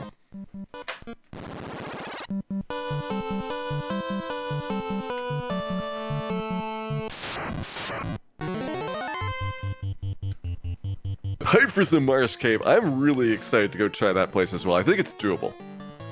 Like, I think we'd have a chance of doing it now, but the extra HP does help out quite a bit on the wizard battle. Being able to probably take 1 more hit in that fight.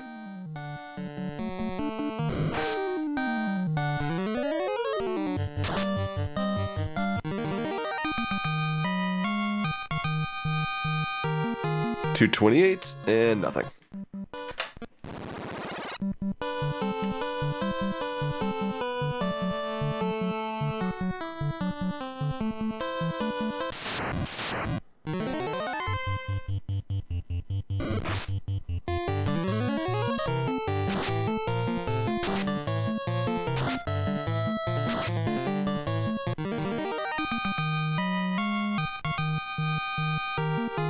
$230 and Vit.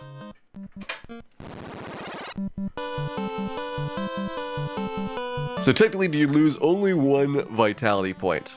No, because you might have a couple in a row that add up in terms of like this cascading effect for vitality loss. But that's why it's kind of complicated, because the earlier you lose the Vit point, the more significance it's going to have for when you get the actual HP. If you miss the Vit point at level 50, do you really care? No.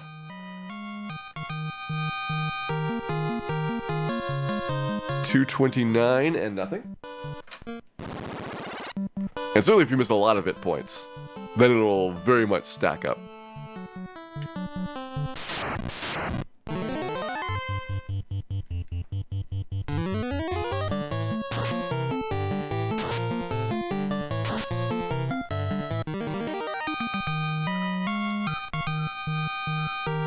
$233 strength and everything. That is perfect. There is no level up better than that one. We got the full Savile and we got the maximum roll on our HP.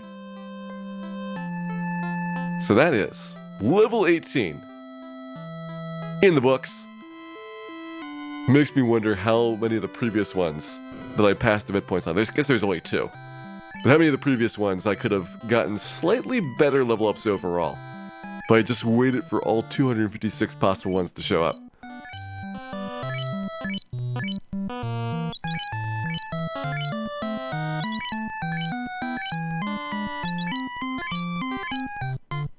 Should I manipulate a lot of level ups for the Thief? Yes. Although Thieves have more base stat gain in L7.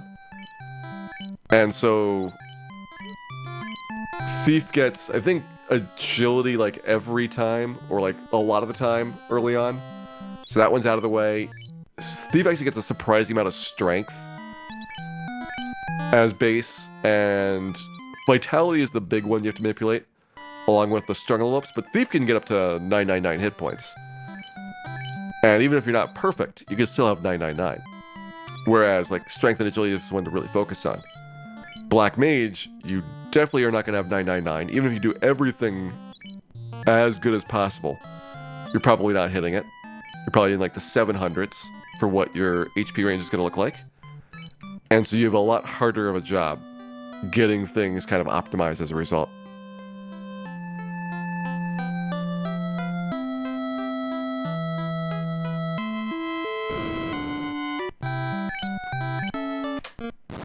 Alright, saved up. Let's go. Over to the Marsh Cave. We'll need to get into position for getting a predictable set of encounters through there. And start trying to figure out what part of the encounter cycle do we want to enter the Marsh Cave at. To reduce our chances of running into especially crawls, but also the zombie ghoul formation. Both of those have paralyzing monsters. Extremely scary here. And then we need to have a low wizard count. Like, we need a lot of things to go right. It is a tough little bit of venturing that we have to go here. But if we can do it, if we can do this, then I have a lot of confidence we could do Astos as well.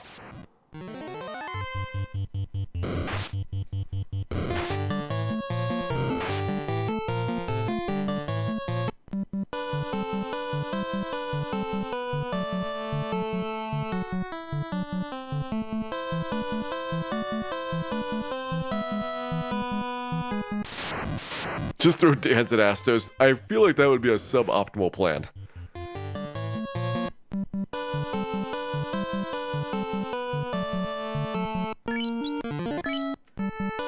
I am not certain that Dan does that a lot of damage when used as a projectile weapon.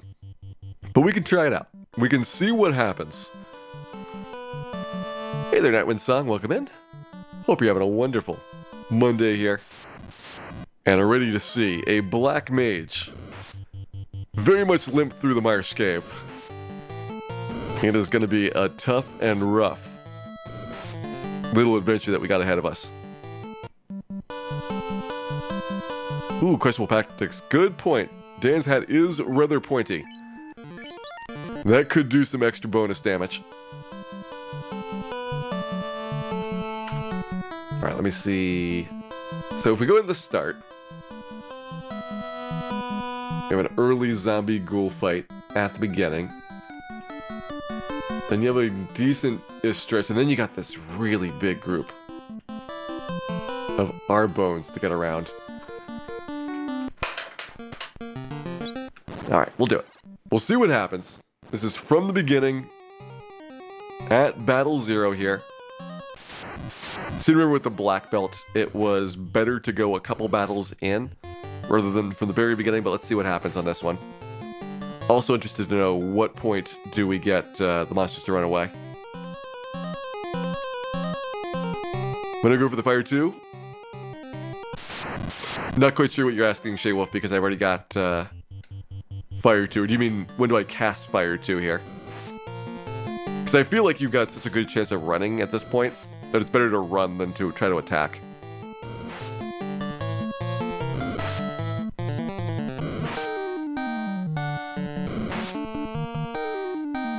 Dan does not snap out of it.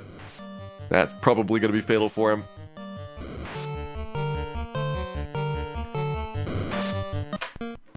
Alright, so that's 2 battles in.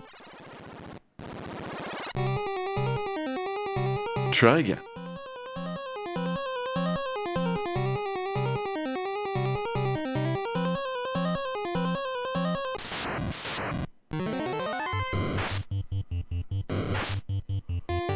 Yeah, I think the paralyzing monster is really the only scary thing in here. I guess the scorpions with an ambush could be bad. But we'll keep track of where things are looking like. So we got the poisonous party mix coming up next.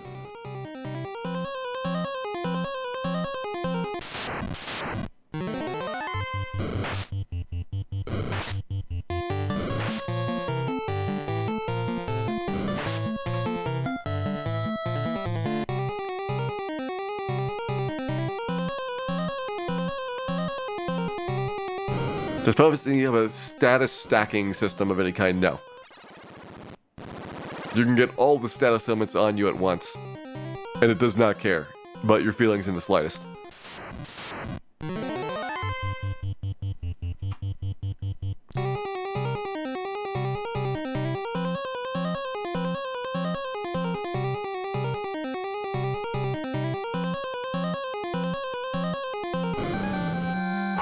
Deep breath. Deep breath.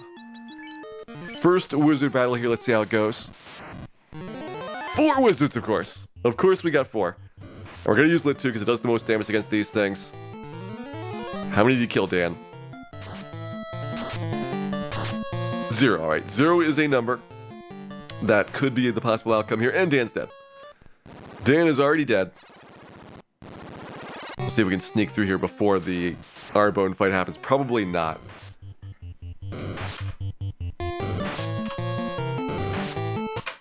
So instead, we'll hang out until after these Arbones are gone. Hey there, Captain Vittles, welcome in.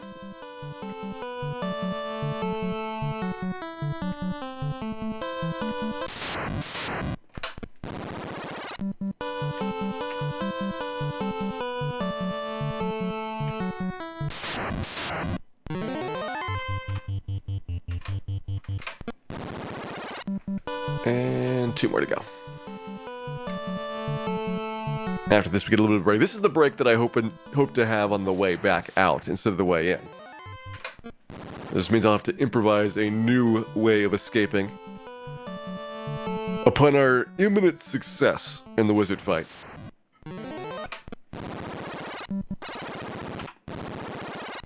So now it's safe. We're gonna get a shadow fight here first.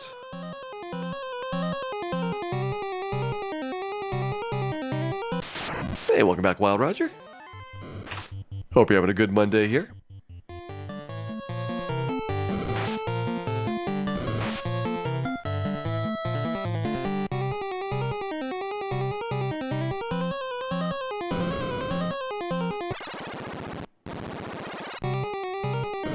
Next up is Poisonous Party Mix.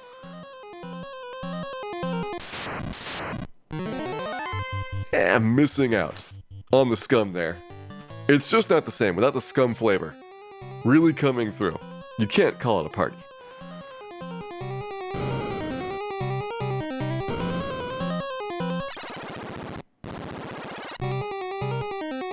Down here is Gargoyle. Do we get 99 pures? I got 99 heal potions. Those will probably be more important. Is Krull the worst enemy in Marsh Cave? Probably. I would say Krull is the one that I am least happy about seeing. There are other enemies, though, that are difficult, such as these wizards, which we will try again on, and it is another 4 wizard pack. You're the best, Dan. You are the best at doing this.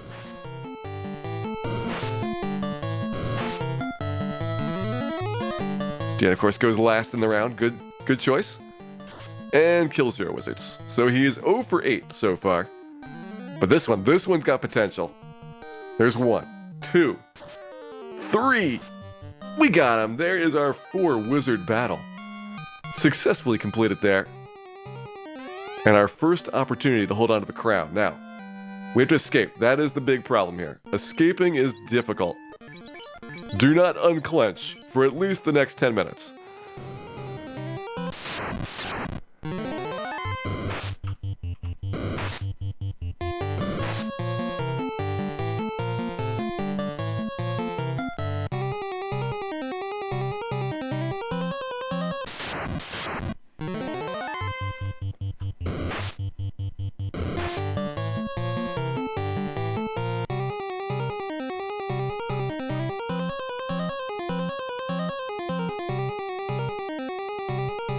Gargoyles here.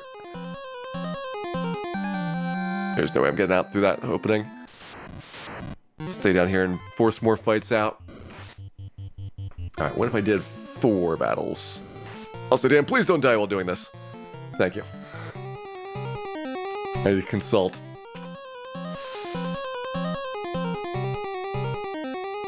There's some rough ones.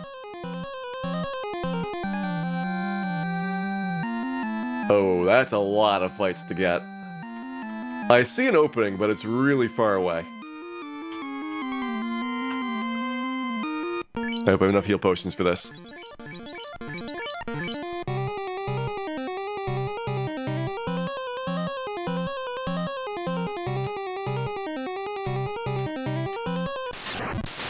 I'm trapped by the bat. It's just the 2 of us here, forever. Alone together in the Marsh Cave for all of time. We do an Astos next? Yes. I don't see a reason why we couldn't beat Astos. Nice, got a bat clip. Notice I walked right through him. Frame perfect walk into the bat while he's walking into me.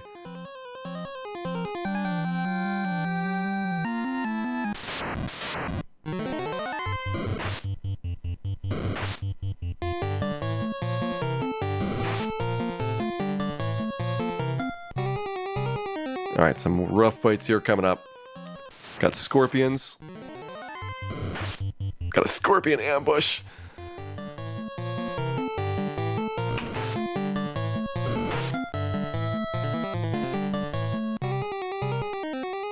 We are dodging a lot of stunning enemies.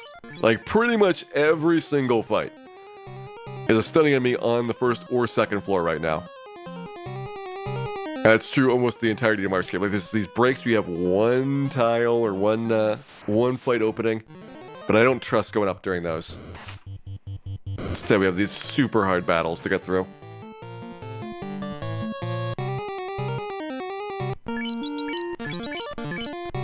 I think I'd rather take the scums upstairs.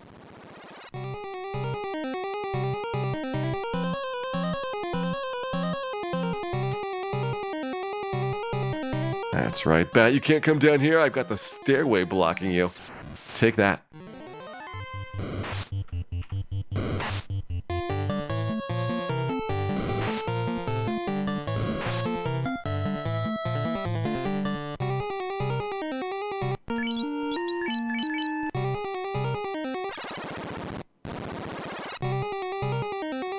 Alright, Muck's here. Then a really dangerous battle after this. I mean, this is pretty dangerous, but the next one, possibly even more so.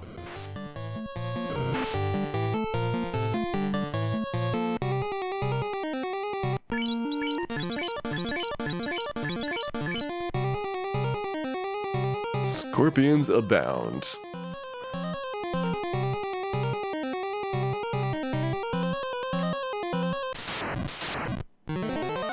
Four pack. All right, Dan, get your running. Get your running.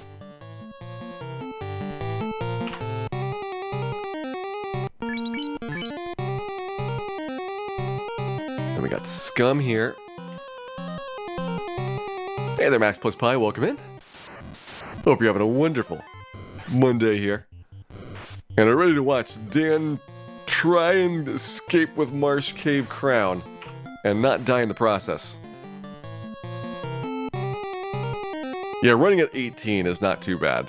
You got a very, very good chance of succeeding in one turn, which is why I run rather than trying to kill the monsters.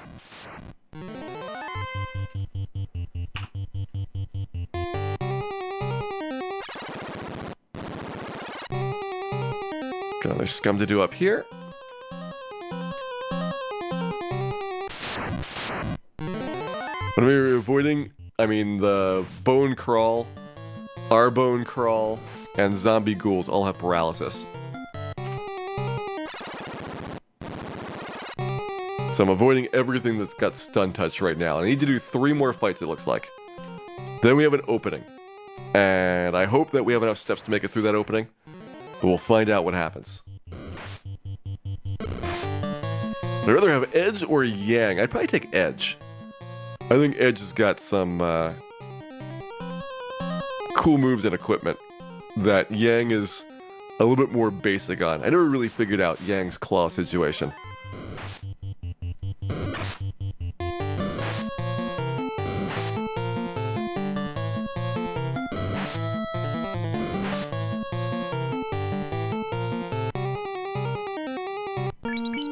One fight to go. This is the last one here. Then we make a break for it.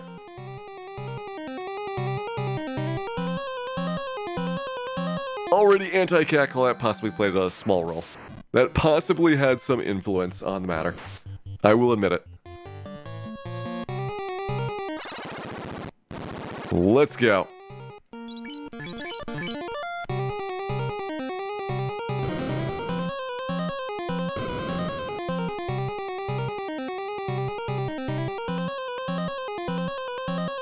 Hello, Bat.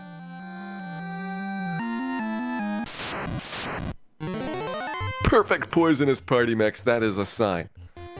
That is the sign that we will succeed in all affairs, but especially in escaping from the Marsh Cave here today.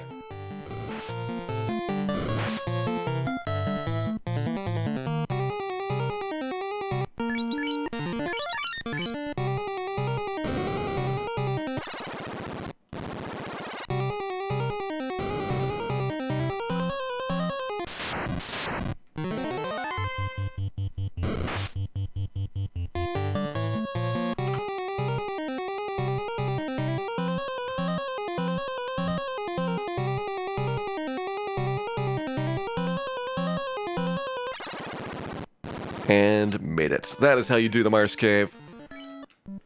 Nice big opening right there. I had plenty more fights as well to escape with. So I just waited until it was super safe rather than trying to risk a 1 encounter gap. Because you could have sometimes 1 encounter, sometimes 2 encounters on the floors. I don't think it's trustworthy to say, oh, I can make it across the floor in 1 encounter. Because there's so many times when you can't. When you have like 6 encounters, then it's like, yeah, we'll get it. We'll get it, no problem.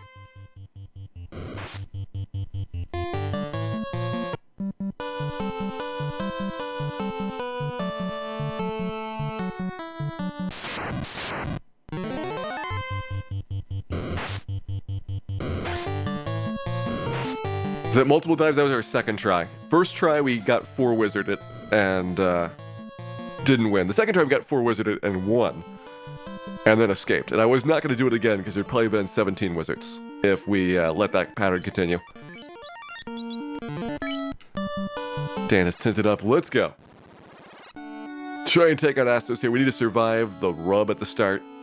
If we survive rub, then we're pretty much set.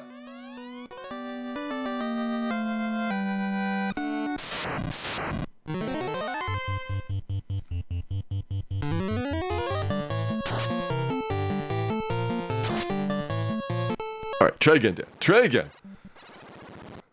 He's got a decent chance. Like, at this level, it's gotta be at least a 60, if not 65% chance of rub missing.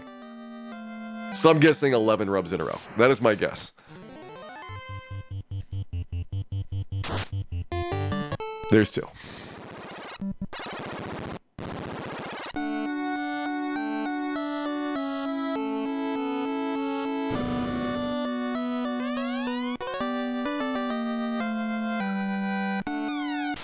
Oh, Nightwind Song, thank you very much for cheering those bits there. We'll put those bits towards the Melmond Relief Fund. Melmond will actually be relieved to get some silver bracelets out of it. Good. Astos did not get the rub. 2 out of 3, though, is not too bad. He hits with the slow 2, does not make a difference on Black Mage. Black Belt had a problem with slow 2, but Black Mage does not, and there goes Astos. Successful Astos kill end. Just for informational purposes, 9,000 experience for our next level up, so we were not at all in danger of getting a level up there. Just wanted to make sure I was not going to get a problematic fight in the process. Was Astos' first try with Black Belt? I think it was. It could have been harder. Just that we were lucky that we didn't get rubbed and then I did enough damage prior to the slow 2 to finish him off. Gonna be visiting Melmond. We could put that off. We could do some other things. I bet we could do like at least 15 puzzles. If not 100. That would definitely get us to the end of the stream with no Melmond. Could go back to Marsh Cave, that's a good point. With the choice between Melmond and Marsh Cave's starting to look a little bit attractive here.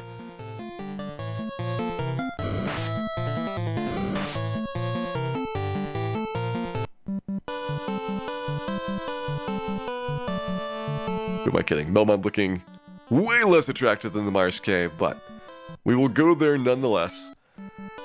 Time to go and turn in our crystal, our herb, and then get the item known as the Mystic Key. Blow open the canal, and finally at that point, then we can get something nice, which is actually not affordable currently. So I should get some money on the way. Because I would like to have a silver bracelet. Actually, I could afford it by selling off my other gear. But let's pretend like I need to murder the shark. And not just because I want to kill it.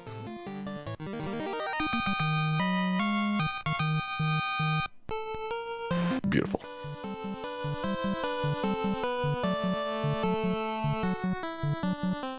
Oh yeah, we'll have plenty of cash, Ali. We're not gonna have any problems. I'm just trying to add some color commentary to our Melmond trip. Also delaying it slightly. I'm trying to come up with reasons why Melmond will be slightly further away than it would be otherwise. Need a set of steel armor, that's right. We can't go there until we have saved up for our 15 steel armors. Absolute requirement to have those. The Granite Temple of Fiends revisit it. Well, we can't really grind there because we're not going to have travel spells. That is the problematic aspect of no travel spells, is that you don't have a lot of options about where you can go ahead and do searching. But what you can do is rob an old woman blind, or unblind, as the case may be. That's right, we robbed her so hard she can see again.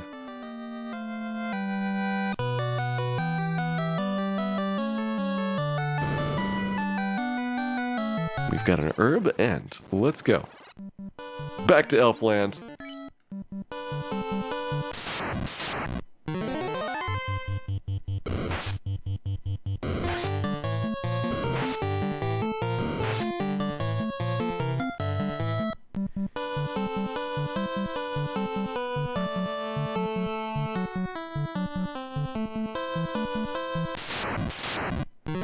How beautiful was Melmond before the Vampire and Lich? Well, before Vampire and Lich started their pollution abatement corporation to go clean up the gigantic fields of poisonous waste and heavy metal dumps around the Melmond area, it was almost impossible to even reach the town.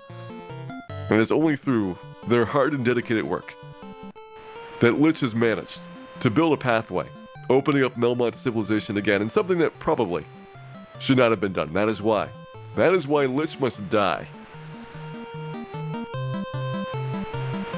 Also, he's got an orb that I need.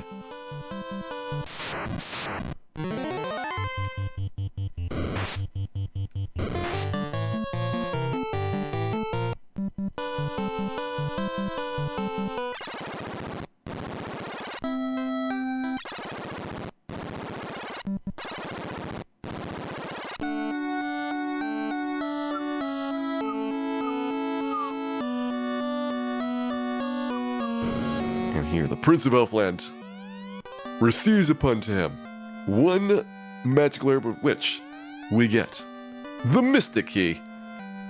Let's go ahead and steal all the stuff. Let's steal all of his stuff and see if they notice. Why do we hate Melmond? Have you not seen the place, Combo Breaker? It is a dump. And also, there is also some steel armor that there might be a lingering grudge against.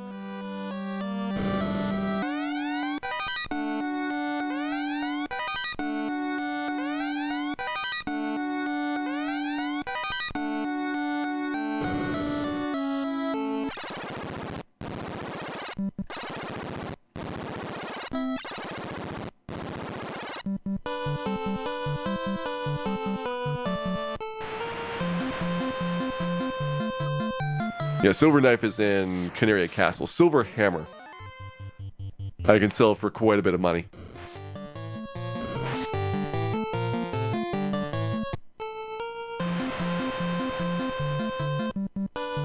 Up and around we go into Canaria Castle.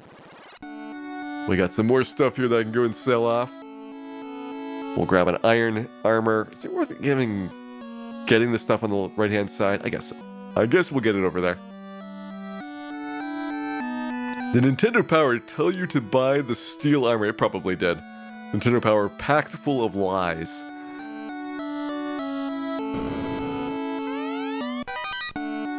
There were a lot of claims in the Nintendo Power strategy guide, which turned out to be less than correct.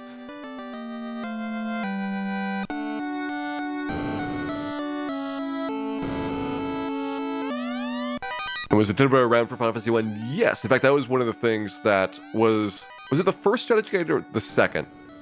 I think it was the second strategy guide for the strategy guide series. And like the second year Nintendo Power of publication. Alright, so those ones not worth selling. That one's good. Silver Hammer we're going to sell off. And I guess we don't really need to sell these. I'll sell the iron armor when I get a chance.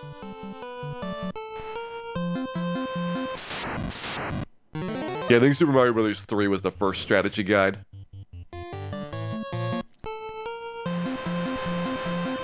Really? Super Mario 3 was after it? Final Fantasy was 90 for the release date in May. Yeah, I guess so. Ah, Dan, paralyzed. Dan is paralyzed. This is why you never trust Odd Eyes.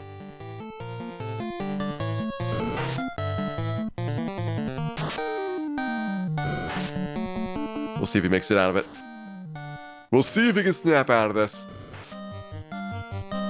Not looking good for the Danster. He's so far defeated a couple Sahags, scaring them away with his steely presence. But no, does not make it. Alright, so that was pre-going to Elf Castle. I just turned in the crystal and gotten the herb.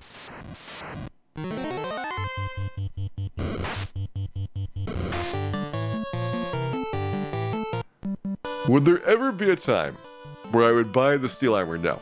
There is no possible combination of flags. Even if the steel armor was the only item in the game, I still would not buy the steel armor.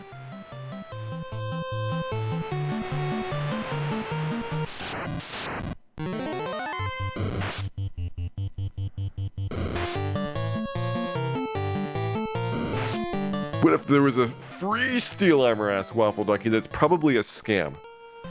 It is probably just a trick, and it has lots of service fees if you forget to cancel your steel armor subscription. That's how they get you. Was there a Dragon Warrior 1 guide? I don't remember a Dragon Warrior 1 guide. There was the Dragon Warrior 1 giveaway, which you just had to apply for Nintendo Power. And the giveaway version of Dragon Warrior 1 had an extra... I don't know if it was a booklet, but there was a little bit of extra material in the box for Dragon Warrior 1 compared to the normal one. But it wasn't like a magazine. Like, I think it had like a fold-out card of the stuff in Dragon Warrior 1, which is... I mean, Dragon Warrior 1 could not physically support a guide. It would be 7 pages long.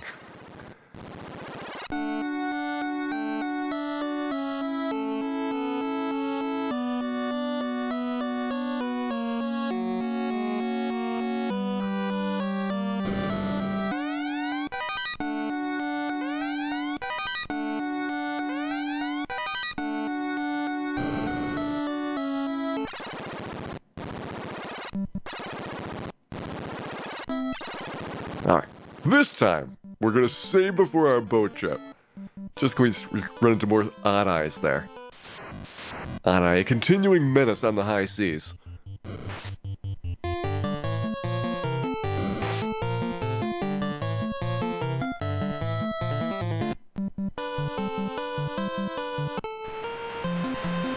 Yeah, the guidebook was not in the original version of Dragon Warrior, but it was in the Nintendo Power giveaway version of it. And that was just like a booklet that came in the box. So like when you opened the box up, inside of it, was it inside or was it... Yeah, I think it was actually inside the box for when it published those together. And then you got a letter as well. The letter was outside the box. And you got your copy of Dragon Warrior 1. And that's how they did the giveaway for it.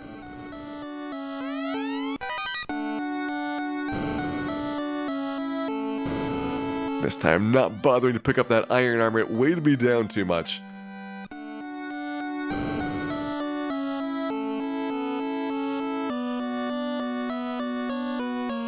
Alright, so first strategy guide was Super Mario Bros. 3. Okay, that's what I remembered. Second was Ninja Gaiden 2. I don't remember a Ninja Gaiden 2 strategy guide, but... believable. It was a popular series. I can understand why that might have been picked for one. And Final Fantasy the third strategy guide overall. It's still surprising Ninja Gaiden 2 had a strategy guide. It is not a super long game.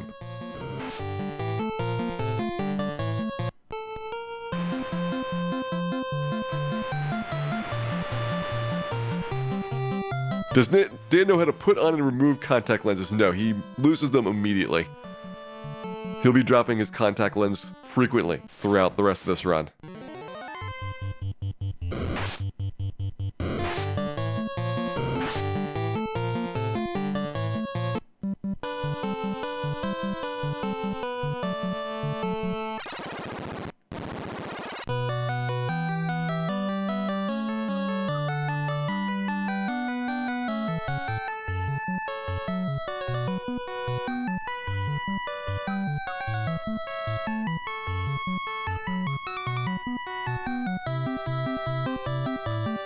Enjoy the dwarf caves and murder the dwarves in the process. We'll take our frustrations out on this dwarf and boom, he's dead. Probably should have handled all of that unstable dynamite that Dan found back in Canary Castle. Let's grab some things here. Probably don't need to grab that, but there's some cash and other prizes. Dragon Sword will sell for a couple thousand. Backup silver knife in case our current one breaks. Silver mail will sell for a lot. Money, and then this is the house. There we go.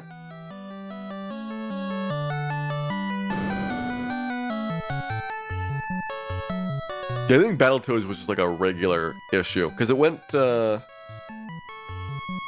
it go up through like Intruder Excluder? I'm pretty sure it didn't cover the whole game for the one that was in the magazine, like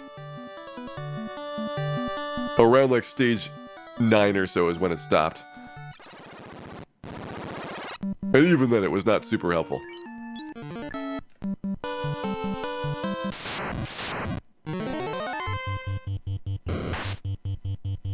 But what will be very helpful is some wonderful things that I can go and buy. We will start with the Silver Bracelet and the Fire 3 spells. Those are both incredible. Lit 3 would be good for the giant battles over at Peninsula Power, but I don't know if I can afford that yet. I should actually have spell slots for it. Yeah, I've got 2 casts of Lit 3 if we were to pick it up. But that is a ways away. Let's see what we can get now. It's 13,000 for what I want right here. I might actually need to do more Peninsula Power before I can afford these. But the good news is things are starting to come together.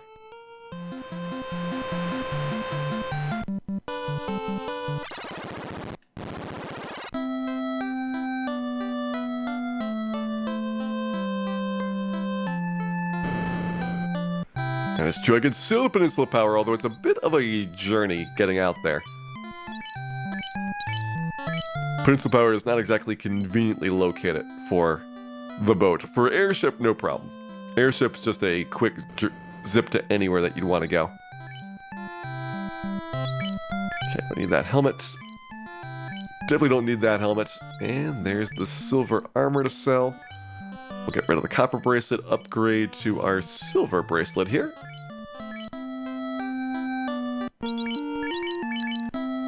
That's plus 11 defense right there.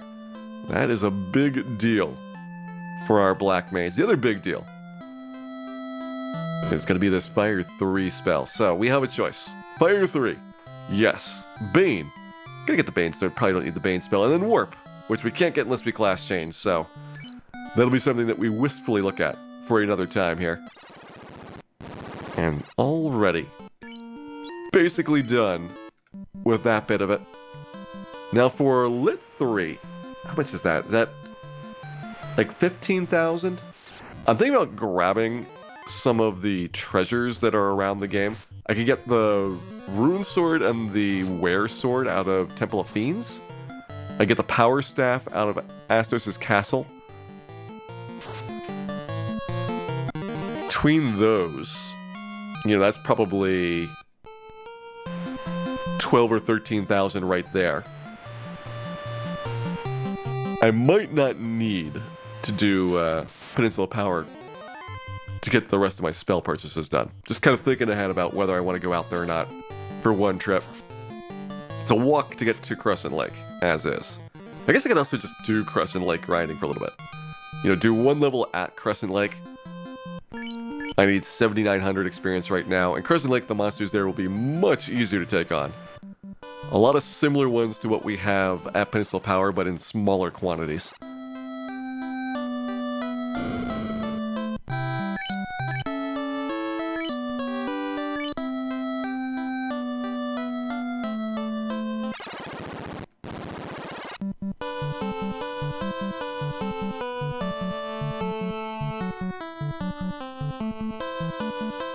Melmond vomiting up Marbos and it's inside a cave. It sounds a lot like Melmond. With some better decorations. And probably a more pleasant smell.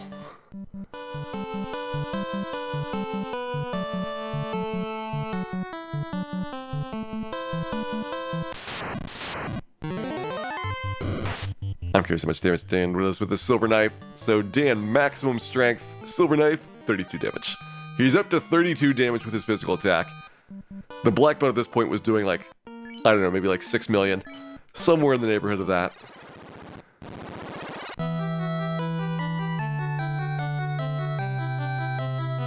It is a long struggle. Also, if you're curious, 37% hit, so we could have gotten 2 attacks. We do actually qualify for 2 attacks per round. Dan just missed the second one.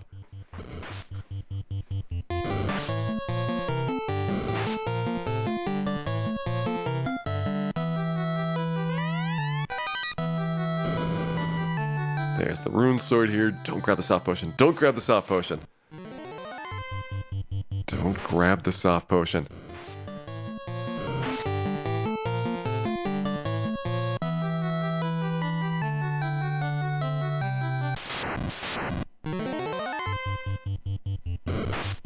Ah, damn. Paralyzed by the ghouls. I knew I couldn't trust him through this. Alright, can you wake up? 3 times failed, 4 times failed.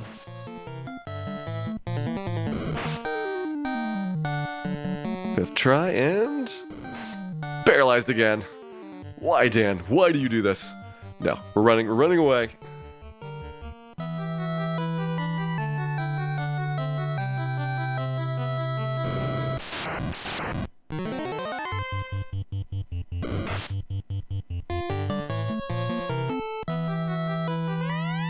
There's the wear sword, and let's get out of here. Yeah, the silver bracelet. This is why we're surviving this. You'd be taking 20, 30 more damage per round if you didn't have that.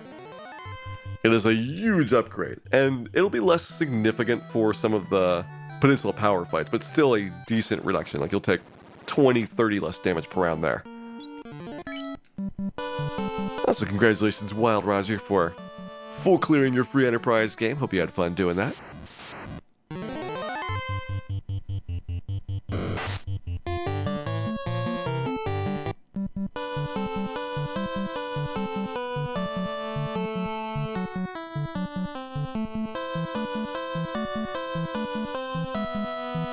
Got a bit of a walk here to get to Northwest Castle.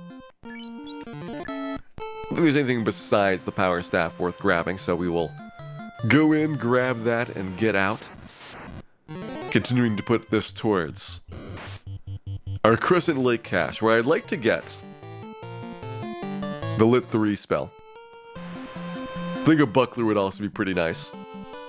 These are small, but appreciable benefits to heading out there early.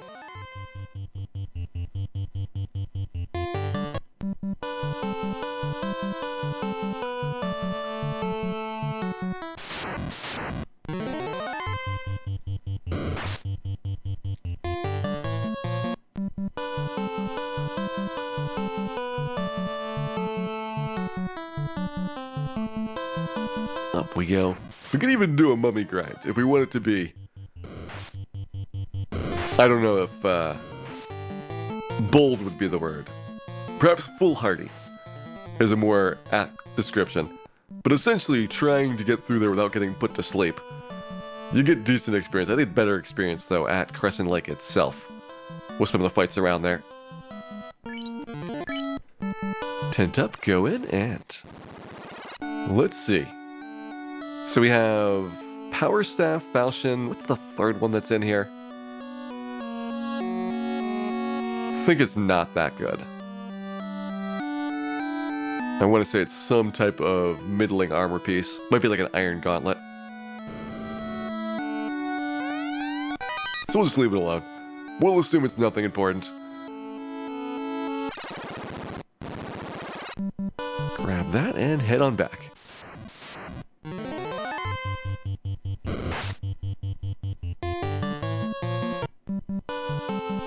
Every character is taller than the trees except for the Black Mage.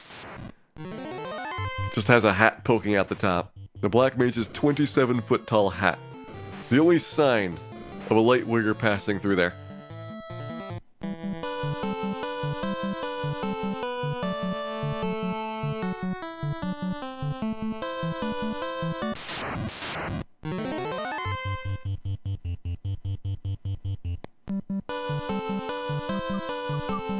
And there's a chance of paralyzing monsters right here on this stretch, so I'm gonna go ahead, tent up, and then head over to the Crescent Lake. Most of this stuff, not really much of a worry at this point.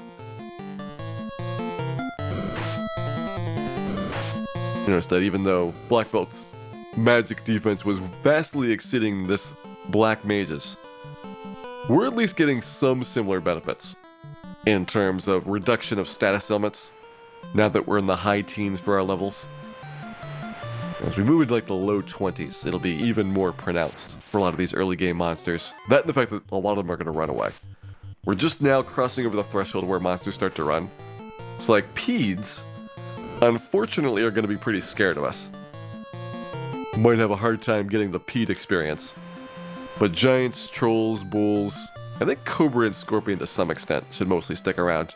Cobra Scorpion are like on the threshold. I'm starting to get scared at this point. They need more like the low 20s.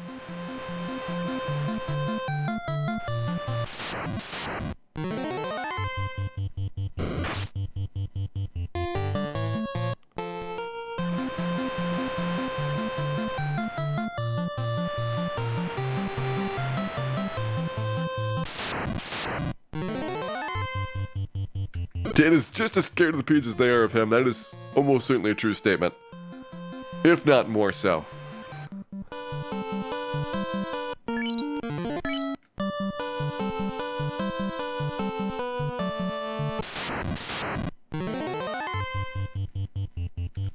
Does waiting for class change impact our ability to get high tier spells? And the answer is no. We get all of our spell slots regardless of whether we can buy the spells. Class change only impacts whether we can buy the spells. Ah, damn. Good try. It was a good try. We almost got 2 trolls. If I was full health, I would have survived that.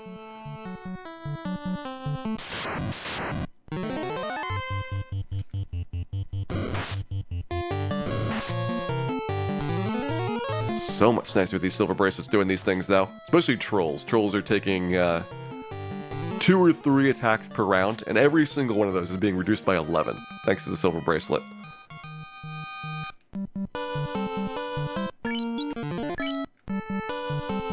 Tent up and almost there.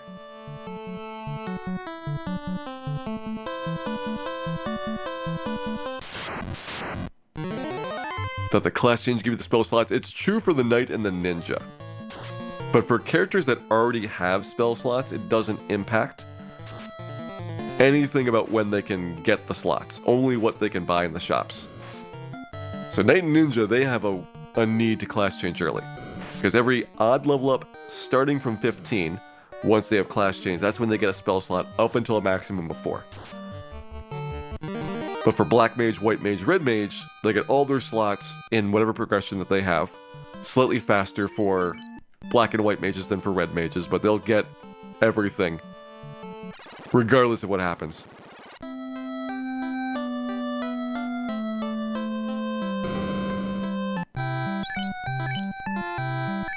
Did we already sell everything for armor? I guess it's just the weapons that we picked up. We got 2 new swords out of Temple of Fiends to grab, and then turn in, plus our power staff here. 16k. Might not be enough. Oh, Dark JDL, thank you very much for those bits there. And Durand X, thank you both for some bits that we will put towards the Melmond Relief Fund. Melmond, you've been there, you've seen it, you know it needs relief. Also, we need 20,000 for the Lit 3 spell. So we got some work to do here. We got a little bit of work to do. Dan's gonna grab a buckler. Dan can't use a buckler. Is that Black Wizard only? That stinks. I thought I could get 2 more defense. I know Red Mage can use buckler. I guess we're gonna have to wait until the Pro Cape to get Dan a shield item.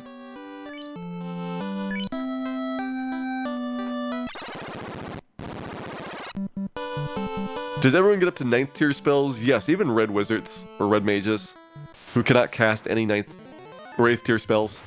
For past that, I think they just stop the progression so that there is not anything beyond what you can actually use in terms of spell slot growth.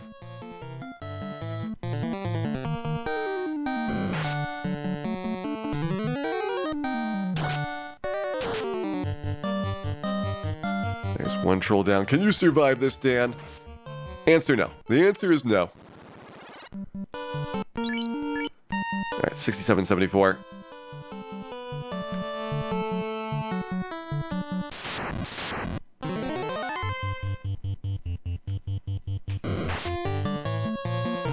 And the question for 9 8th tier charges, yes. You'll just barely max it out on the pure caster classes. And in theory, you'd be picking up 9th and 10th tier charges if you follow the pattern out, because it truncates it at 8th tier, since that's all Dungeons & Dragons had for the model for it. That's why they have a little bit of a different story for how those work. So no 9th tier spells, but 9 8th tier spells, yeah, you can do that. You can totally do that.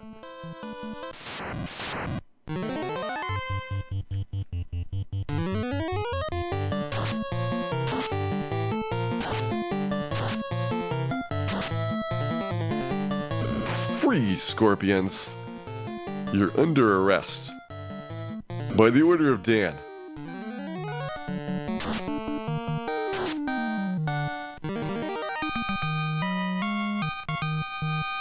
Another 1,000. This probably is, right now, more efficient than Peninsula Power, because we could basically win every single fight. With Fire 3, you got a pretty good chance, though, of doing a lot more Peninsula Power than we did before. Like, you could feasibly take out like a 3 Zombo fight, maybe a 4 Zombo fight if you got lucky. 4 Giants, I think, would still be pretty tough, even with Lit 3. And Frost Wolves are basically one shot and they're done. You have to worry about any of them surviving anymore with Fire 3 in play.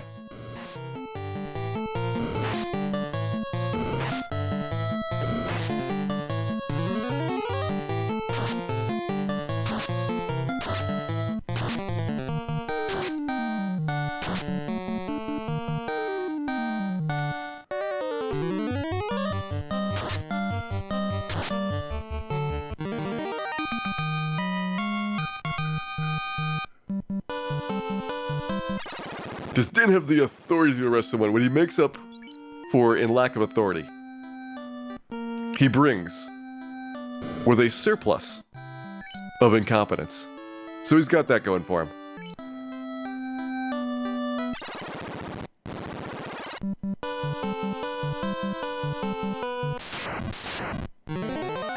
Hello, Mr. Pede. I don't think you're gonna die.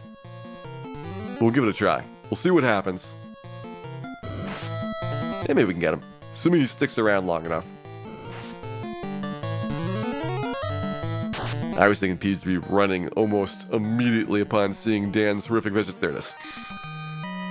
Never mind.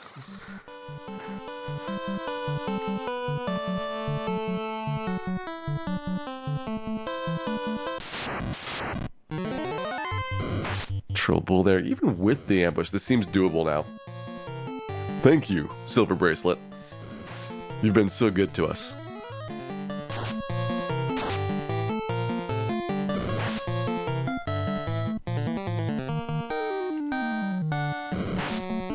Yeah, definitely would not have survived that without the silver. But instead, Troll, Bull, those are pretty easy fights. And 1,000 a pop. Going very, very nicely for this level up here. How close are we now? 2487, so I would guess 2 or 3 more battles. Then we get to play the, get the Vitality Point game. This one's going to be a guaranteed strength level up. So we do have the option of going for a very hard Agility plus Vitality, or just go in Vitality for the 1 and 4.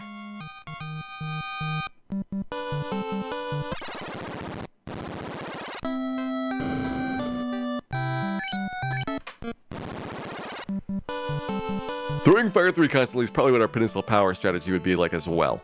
We would buy a couple houses, we'd go up there, we'd throw Fire 3 a bunch. And you make so much money on the fights that you still come out ahead by doing that. So you don't need to really save up a lot of cash over the course of this.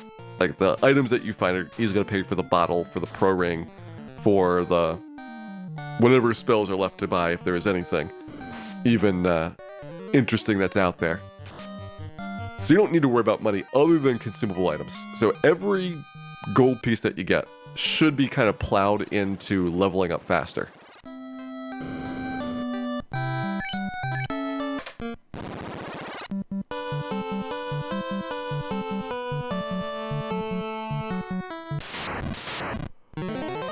Hello, Peds. Guess we'll do ice too.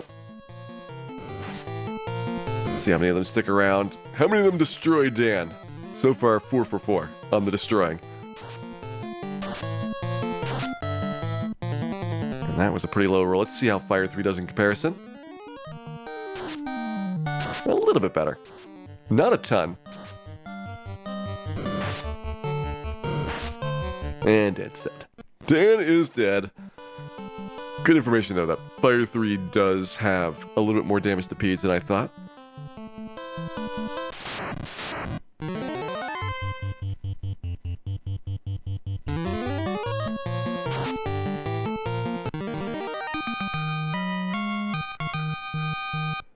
Okay, 600 more experience. We are 585 away, so less than a troll to our level up here. So other than Cobra Scorpion,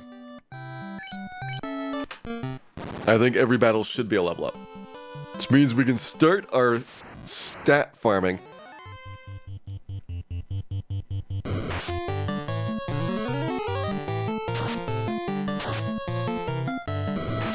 Ooh, nice, that Fire 3 is pretty good against the Giants.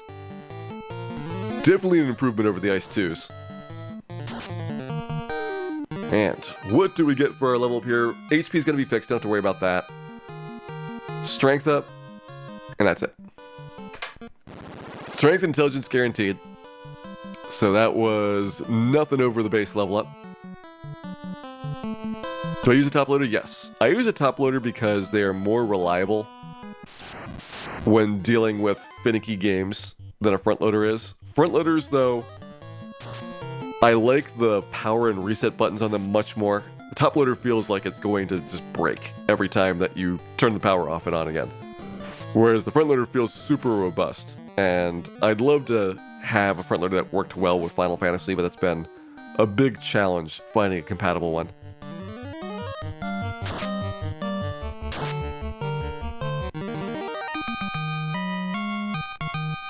And this time we get strength and vit, no agility or luck.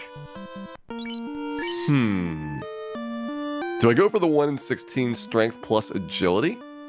Plus vit? Yeah, we'll do it.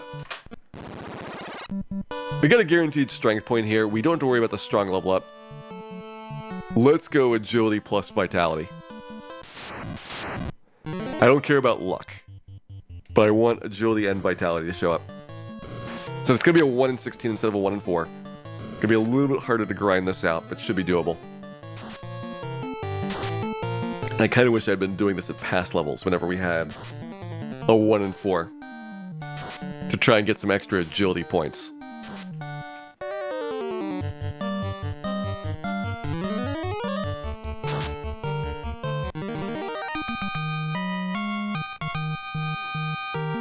Strength, agility, and no vitality. Less desirable on that one. Does luck do anything? So you got a slightly better chance with luck points plus agility points to start with a first strike versus an ambush. It's a very slow effect over the course of the game. It'll get better and better very, very slowly, but it's based only on your lead characters, so it does not matter what anybody else has for those stats. Only Dan is important for it. And we're doing our best already on his stat growth.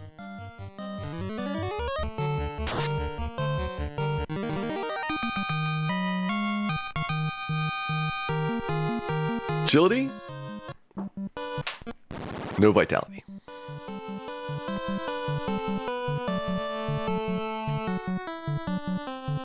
Hey there, Marcus, welcome in. And Dan thanks you for the good wishes. He will definitely need them. We did manage to beat Astos and the Marsh Cave, so we are here over at Crescent Lake now, trying to grind out another level's worth of perfect statistics. Once we have done so, then it is to the Peninsula Power for more levels of grinding, and then, after that triumphant grind fest, then we'll be able to go and take on the Earth Cave. I don't know if there's really an advantage to doing the vampire early compared to whenever I think I could take Lich out. Like, I'm thinking about level 26 or so for the Lich fight.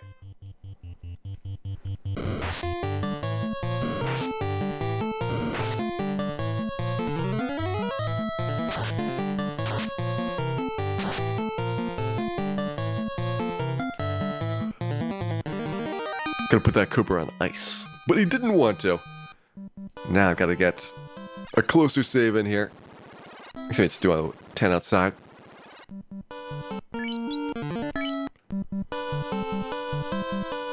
space out the attempts with Vampire. I think that it really depends on how fun the Peninsula Power grind is. If we've got a setup where once we've got Fire 3 and Lit 3, you know, we are just chewing through Peninsula Power. And we don't have to worry about, you know, trying for 10 different formations to get a good encounter on it.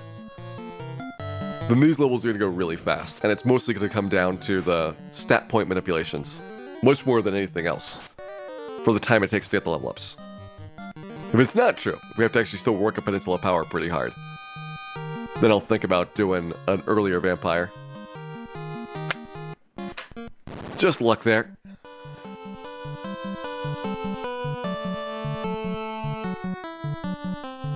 We'll keep trying for our SAIV. I don't really need the luck point, but strength, agility, and vitality are what we are hoping to get here. Hey there, Wicked Gamer Dude. Welcome in. Hope you're having a wonderful Monday night and are ready for some Final Fantasy solo Black Mage action.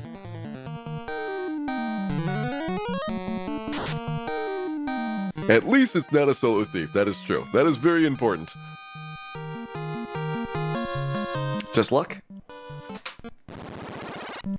We're getting strength for the Masmune. This could turn out to be a mistake in the end. Maybe I just want to get nothing but agility and ignore strength entirely, but I think that strength for taking out Tiamat 2 and Chaos is going to be important, because I'm not going to have enough spell charges to make it through those fights. Like, there's no way that Fire 3 and Lit 3 is going to kill those fiends off. So how do I actually get through there is the big question, and this seems like the best option overall.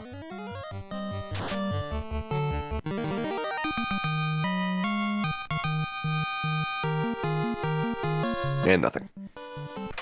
There's a single stating that we did 5.5 hours yesterday. We'll probably do about 5 or so hours tonight. And we'll keep doing 5 to 6 hours for all of my streams until we get this challenge complete. I was guessing at the start of this that it'd be 30 hours. It really is going to come down to, though,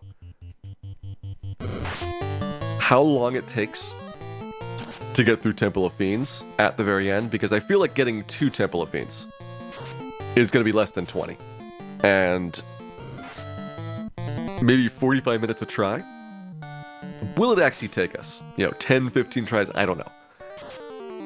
That is going to be the big mystery of how many Temple of Fiends attempts are required here. And certainly the better our setup is, the fewer attempts I think are going to be needed. But even with perfect Black Mage stats, you're going to be in a world of hurt at the end game. It's going to be super tough.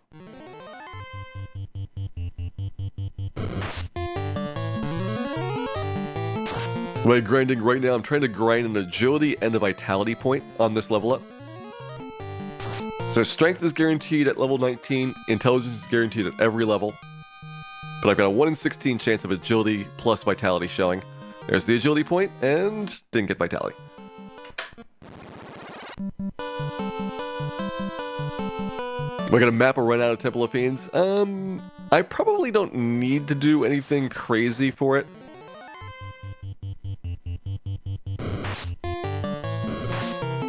Like, we've got all of the speedrun routes through Temple of Fiends, which should be pretty similar to what I need to do for the Black Mage as well. I guess because of lack of travel spells and needing to get the Masmune, you do have that problem of being able to finish off the push to Tiamat. Because normally you have just enough steps to grab the Masmune, warp out, and then walk to Chaos without getting into bad encounters like sorcerers or other nasty business. And that is tougher when you need to walk backwards through there. So I'd have to see what the impact is overall. Because with Fighter and Red Mage, all I did was just delay. I just grabbed the Masmune and then walked back and forth on Kraken and Tiamat's floor until we had gotten past the bad spots and then just dove over there really quickly. And it's tougher with Black Mage because of his lack of healing and lack of armor, really lack of everything. Makes it tough. Oh, and GarPG, thank you very much for subscribing there. Glad that you've been enjoying the show and hope you enjoy many more in the future as well. Also enjoy those emotes arriving shortly. Not gonna have any gasties, thankfully. Those are things that are pretty easy to manipulate. We can get through the early stuff, most likely, pretty easily. No stat points there.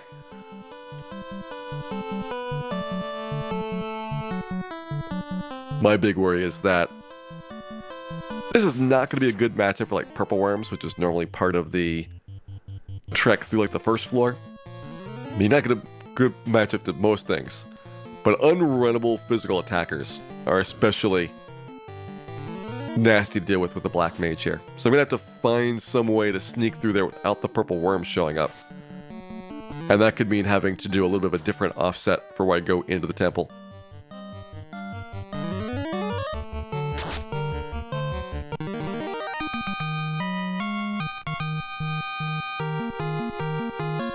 And just luck. Keep trying, Dan.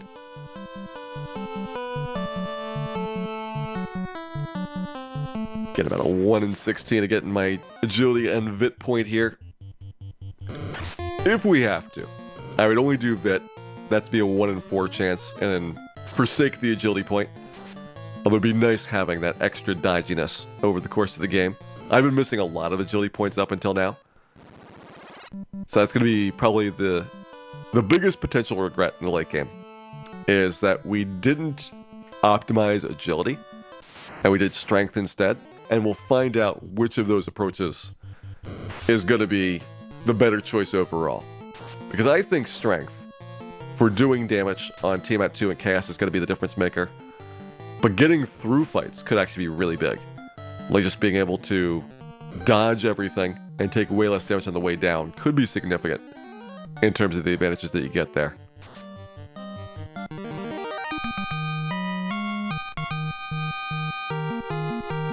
Agility and luck.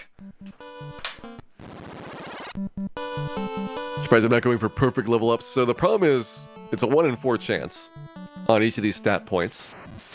Then you have a 1 in 5 for the HP gains. So if you need 2 stat points and HP gain, that's 1 in 80.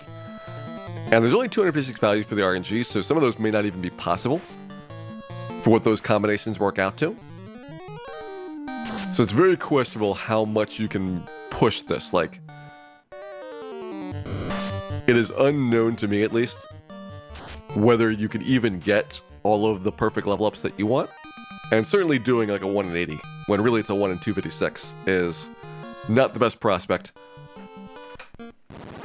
What is my agility right now? It is 20.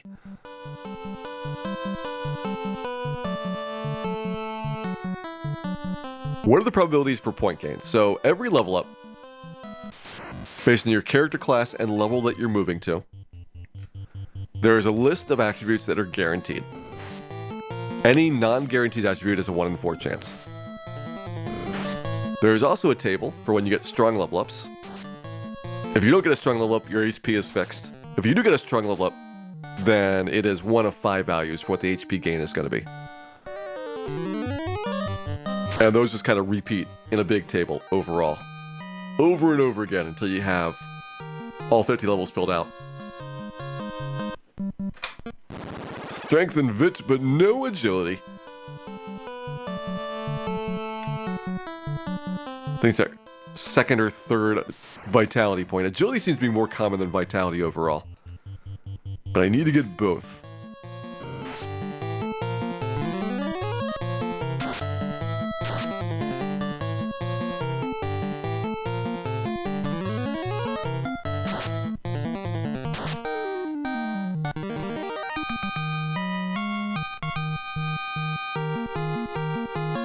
And nothing.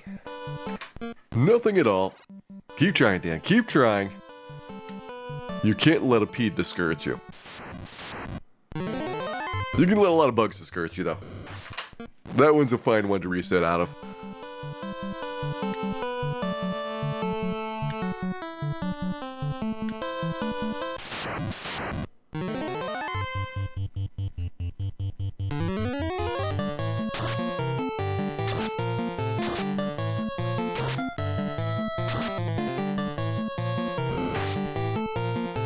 Alright, just hit the 9-hour mark there. Let's go until 9:09. And if we still have not gotten the perfect level up, then I will settle for strength vitality. That'll at least cap the amount of time that we spend on trying to get this extra agility point out.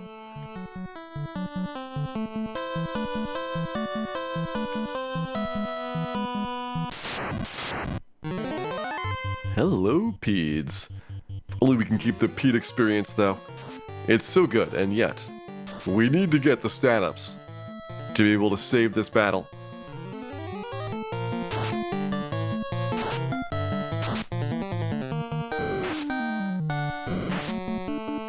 Alright, we shouldn't have any problems killing the Peds this round.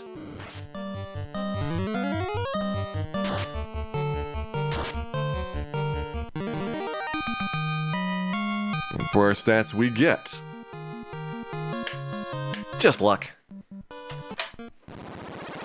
Try again, Dan. That was some good Ped experience, though. Peds are amazing in terms of XP overall.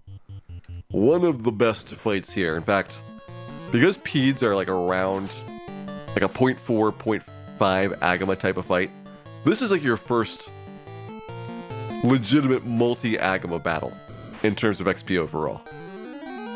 It is stunning how much you can get on a 4-Ped encounter, although 4-Ped is very, very difficult, unless you got a lot of armor. Agility, and no vitality.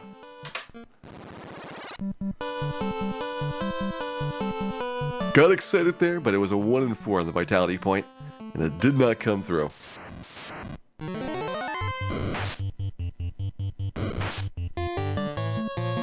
We can probably still win this.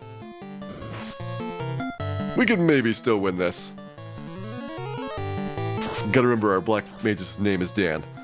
That does seriously reduce his odds of success on things.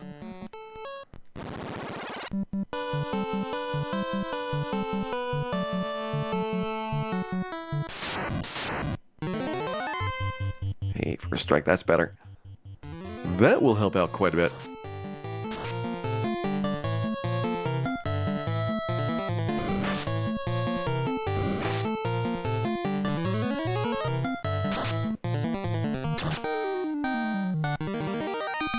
Alright, and this time for the level up we get agility and no vitality. Try again. We'll give him 6 more minutes and then go for our first vitality point that shows up whether or not agility comes along with it.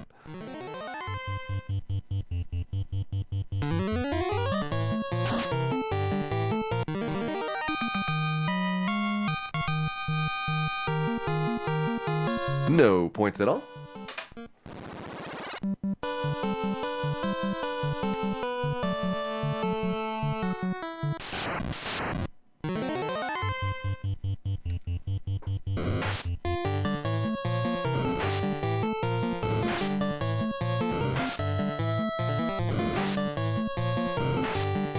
But definitely having done this little bit, I think our prospects for grinding here probably are a little bit better than Peninsula Power right now.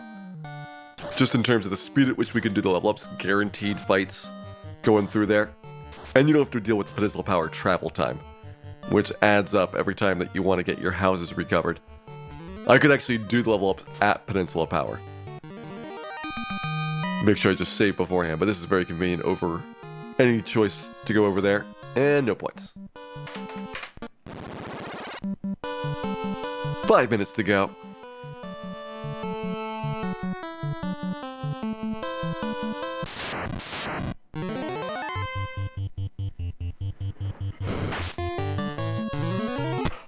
Oops. Don't worry.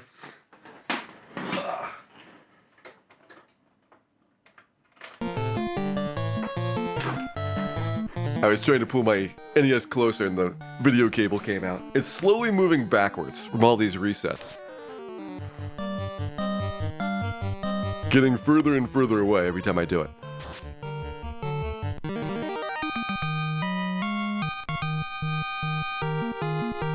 Agility and luck.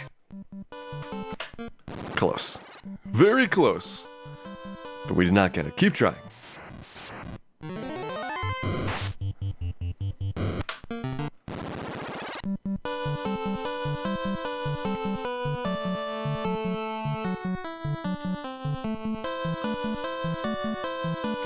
We can definitely hear every time I hit the reset or power buttons because the top loader is super noisy.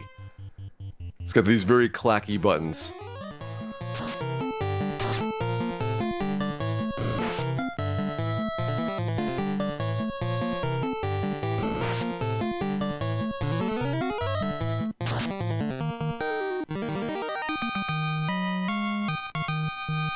And level up this time is agility and nothing else.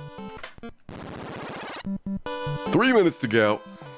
We're about to have to settle for our vitality point. I think we made a good effort on it though. We put in some good work trying to get this. Vit's kind of dried up, but we've gotten a lot of agility. And that's like the first step to getting it to work. So there's at least a positive thing there. And nothing.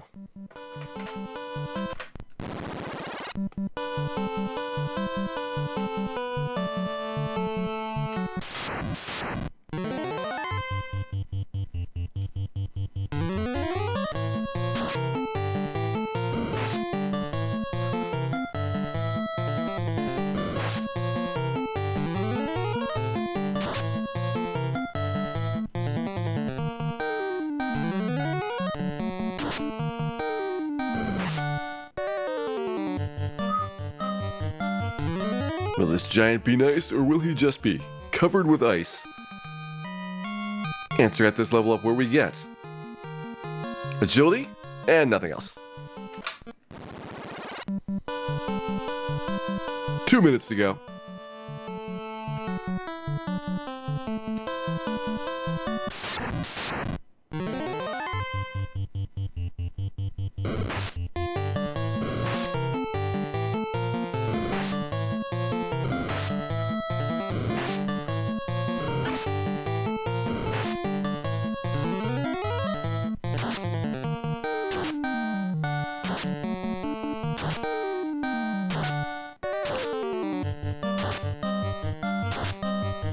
Okay, 2 scorpions left. Not a big deal. Should be able to survive this, especially with the silver bracelet now.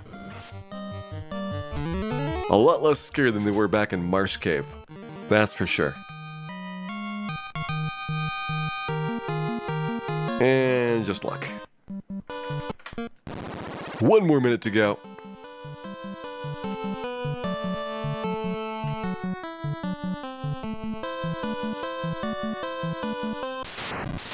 Why did one of the scorpions vanish? It ran away. The monsters, at least the weaker or less morale-heavy monsters, are starting to panic when they see Dan coming towards them, which it's a very respectable reaction. If you see Dan coming to you, you should probably run as well. He is almost certain to be followed by large amounts of fire. And sometimes death. Usually death.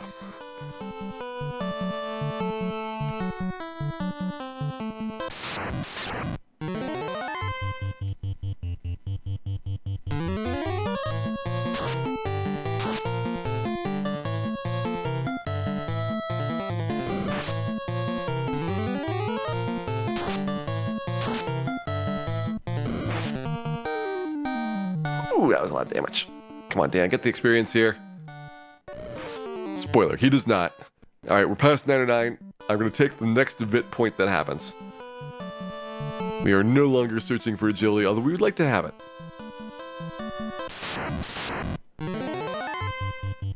But if there is a Vit point in the level up, then we are done. With level 19 at that point, I guess we'll try again at level 20 for strength plus agility. Level 20's got a guaranteed Vit point, so we don't have to do Vit next time. But we will have to do strength.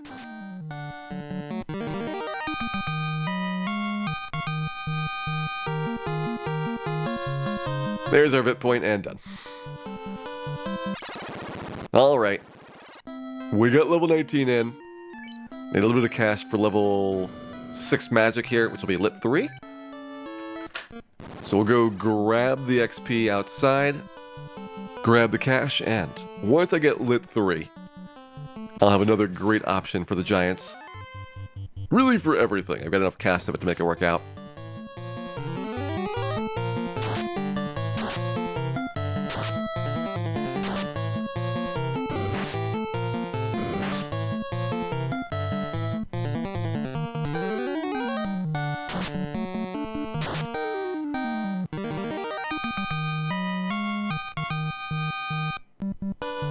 $200 though, only breaking even with my in trip. Remember those days back in Canaria where we had to make sure that we broke even with every single battle so that we could actually afford to continue playing the game? Those were some good times, and that lasted from the very start up until really the earliest days of Provoca. Because even out there we were barely getting our break even with like the Guana fight. And most other things around Provoca were too difficult for us to take out, besides the ogres. Ogre was the one where we could actually come out ahead by a decent amount of cash. Sell the dead party members to science. It is tempting. It is a tempting idea. But Dan is barred from all academic institutions after some unfortunate events.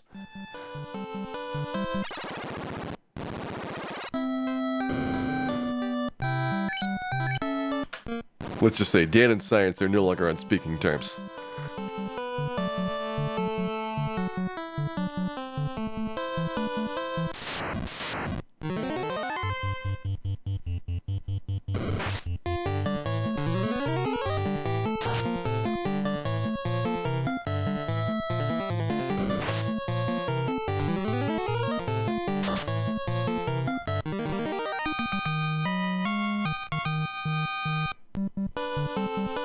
Alright, we should be getting pretty close to our 20,000 mark here. Yeah, the next time I get through there, I should have enough cash to buy the Lit 3 spell and stay at the end. And not just do one or the other. Yes, this will be adequate. Perfectly adequate for my Lit 3 acquisition. Assuming Dan survives, which is always a tough assumption to make. It is in many cases unlikely to be true.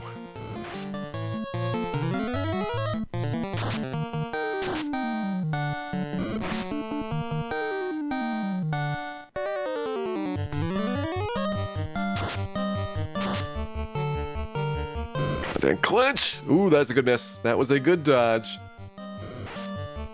Two good dodges there, and this time Dan comes out on top. We got our giants killed off there. Let's grab our Lit 3 spell, which will further improve our giant killing abilities.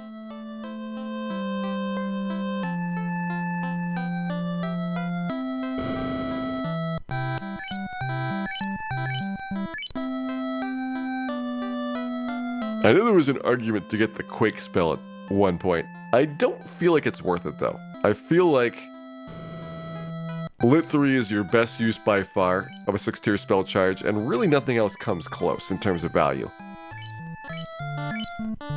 Things like Rub and Quake, they're just not accurate enough to really bother with. Like when you talk about late game, very, very few things are going to be affected by them. Hey there, Sir Moggles, welcome in.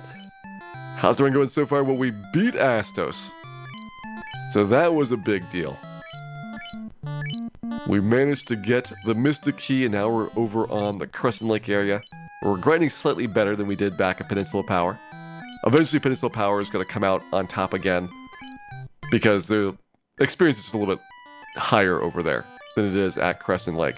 But right now, where we need to save up between every single battle, Crescent Lake is turning out to be pretty good for that setup. That's actually all the heal potions I can afford. I need 5 more. We will be back. We will be back.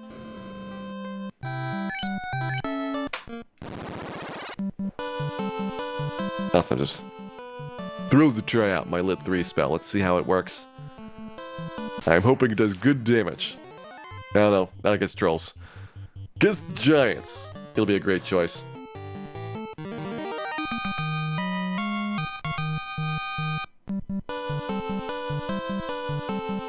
Giants, peds.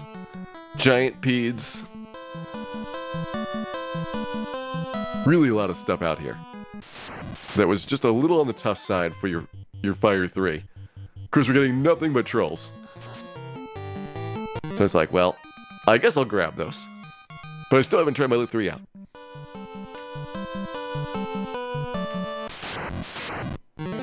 There we go.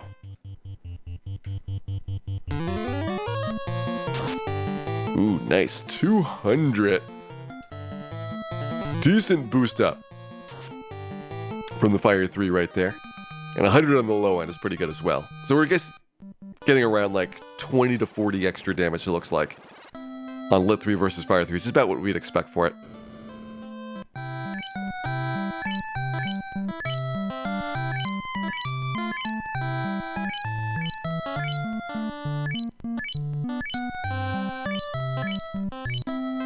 Alright, that's all set. Probably need to get some more tents at some point, but can't get them here. We'll do that the next time that we're back into the Inner Sea area. Tents only for sale at Canaria and at Provoca. And by far the cheapest way to save your game. Although if we get enough cash here, I can just switch to cabins for the rest of the game. Hey there, Sherazad, welcome in. Hope you're having a wonderful Monday here. And are ready to watch Dan destroy the wildlife and countryside of the Crescent Lake area. We have moved on from grinding at Provoca to grinding at Crescent Lake now. And it is nice. It is very nice doing this here. 5268 to go. Like, I think overall, this is coming out faster than Peninsula Power. Peninsula Power would need fewer successful battles, but still has the problem of travel time, as well as some of the battles are not going to be successful. Or at least more battles are not going to be successful there that are not successful here.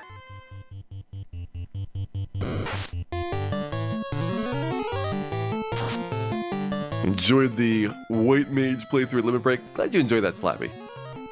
I enjoyed doing the commentary for that. It's a fun run, and the Axeman was great to work with in terms of kind of discussing how he built the Taz and all the things that we could talk about for Final Fantasy for the time that it was running there.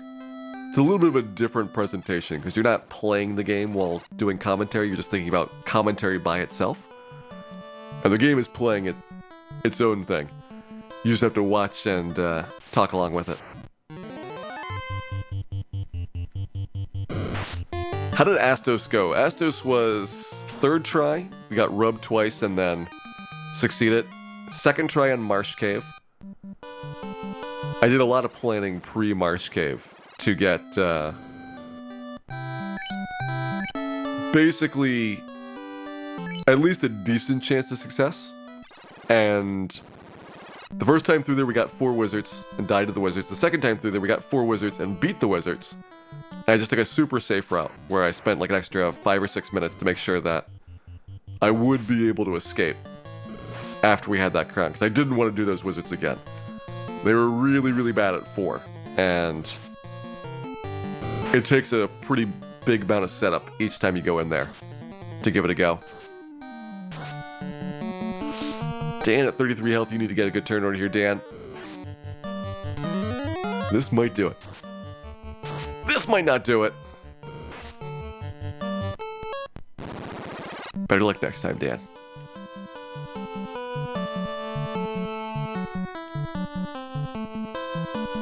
Yeah, the good news was that because I kind of saw what was coming in Marsh Cave, and I knew not to trust a small one encounter gap for escaping, just from past experience doing the solo Marsh Cave trips, that rather than risk paralysis, or hope that you get good turn order, or hope that you can kill the monsters, just delay a bit.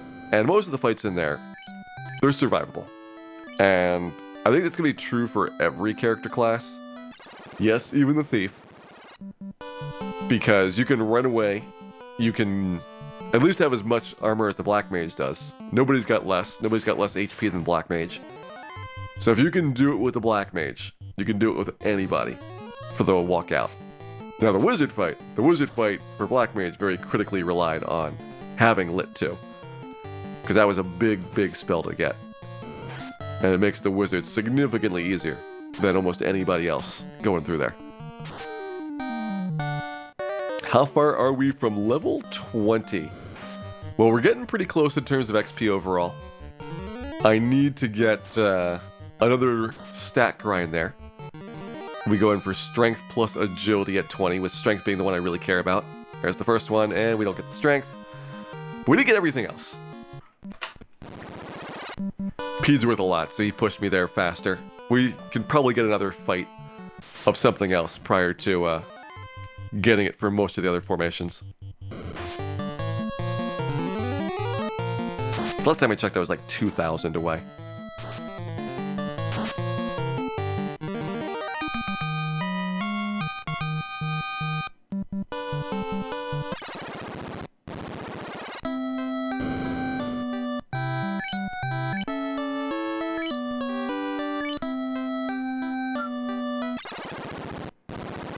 Alright, back out there. We'll see level 20 happen more often now that we gotten that little bug battle done. We might be able to squeeze in one more, but probably not this. This is almost certainly going to be a level 20 crack for getting our stat growth. And again, 100% chance of vitality, so that one's not a concern.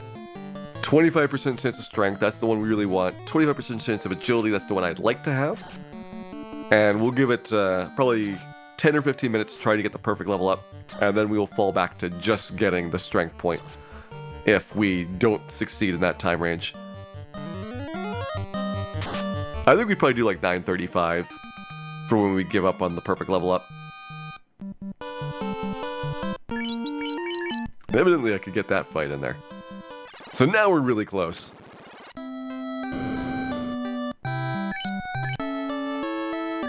What's our next objective and what level are we going there? So our next objective is Lich. Level 22 I can probably beat the Vampire. I would like to be level 26 for the rest of Earth Cave. And since Vampire is not much different than Bottom of Earth, you might as well just get everything done at once. And so probably 26 would be a good time to do it. I could see an argument for giving it a try at 22. We could get through Earth Cave B4. Then I think you'd have a reasonable chance of making it past Lich at the end. Wow, we had room for the Giant as well. Alright. Evidently, the Pede was an anomaly. I know it's worth a lot of experience, but I'm surprised we could get 3 other fights in there and still be under our level up target. Now we gotta be super close. Yeah, 306. So now the level up grind begins. And of course it's triple Pede here. This is going to be great XP. But we can't keep it unless we get the strength point and the agility point here.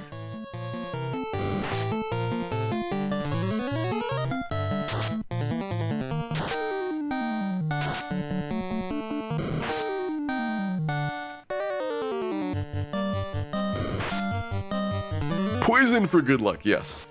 That'll definitely help things.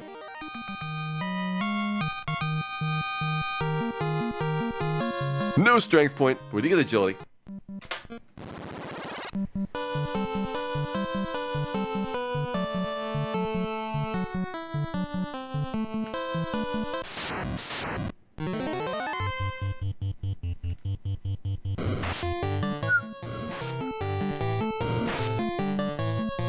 Fire, ice, lightning, or ice, fire, lightning for your spell order there. It's a calculated and interesting idea, Bovinity. And just maybe, because nothing in Final Fantasy makes sense, just maybe that would have worked. Agility again, no strength. Agility and luck that time. I don't really care about luck, we don't need a perfect Savile, but at least a savvy level would be good.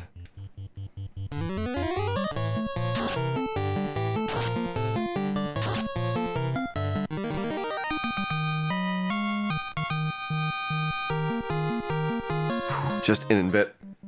That is the worst you're going to get on this level up. At least you get a guaranteed vit. That does help things out.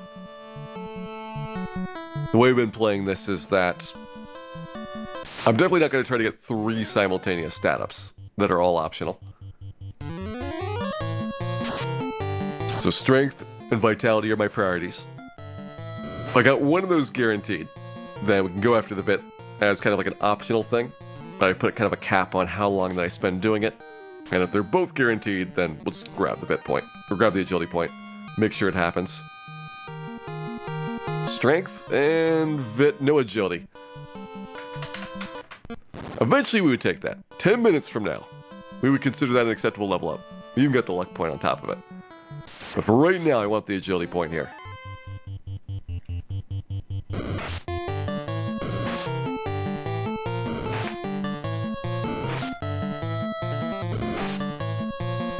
Yeah, next level up is going to be way more fun. Need strength and Vit, so no 10-minute countdown on that one. Gotta get them both. And just int Vit. What percentage of level ups overall am I rejecting? So this would be rejecting 85%. Allegedly.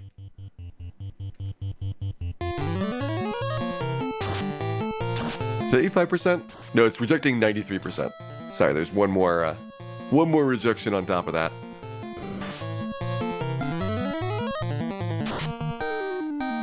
So there's a lot that you're not going to be able to take. But it's 1 in 4 for acceptable ones after we get the points in there. Strength, agility, intelligence, vitality, no luck, but I'm going to take it. That is pretty good. We got our 1 in 16 fairly early in there. Anything else to buy here? We got plenty of pures. I think we're good on a lot of this stuff. Do I care about buying cabins right now? I think we can pass on those. We'll wait until we have to go somewhere to get cabins. Alright, 15,000. That is now up to 6 Agma's worth of experience.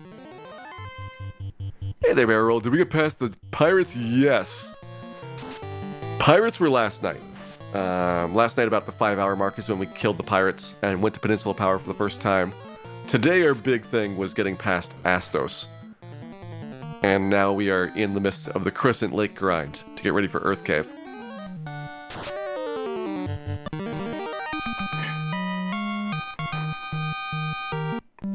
How long ago was Astos? Probably about 45 minutes now. It's like we've gotten 2 levels post Astos. Currently working on level 21 here now.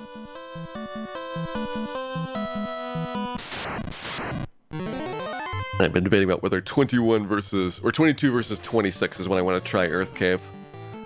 I kind of feel like 26 is the safer one. Like I'll have a lot less frustration going through there. And I'm not certain if I get much faster grinding.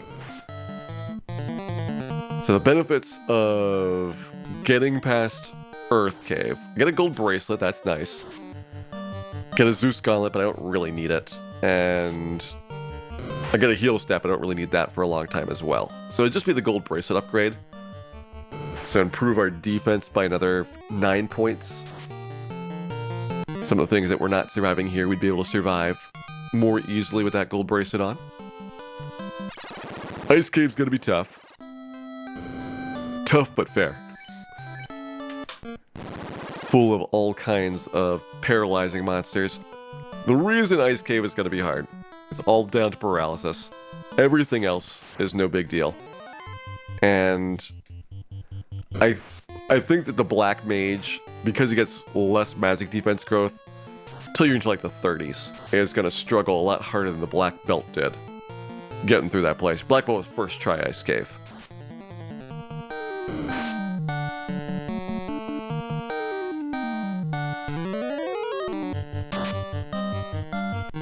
How do I feel about the Red Mage? I think they've got a really nice hat.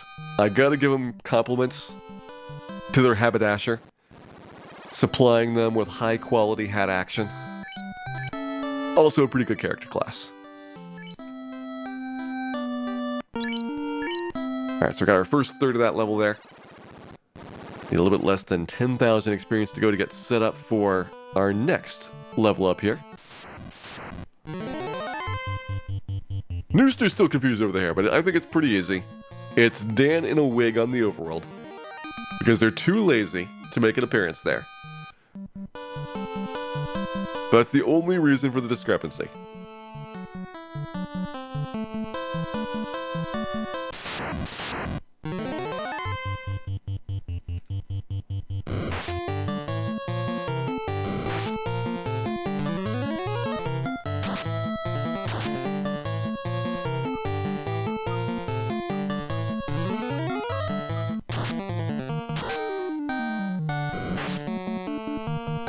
Being poisoned is fine, being dead is not. So let's see if Dan makes it through this round here. There's a lot of P damage here so far. Do red mages get ruse? No, they don't get ruse until they class change to red wizards, unfortunately. Would have made things a lot easier having ruse in the red mage solo playthrough.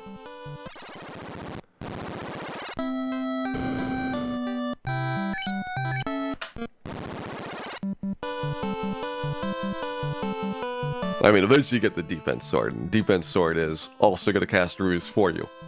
But up until that point, you've got a long way to go until you can dodge things.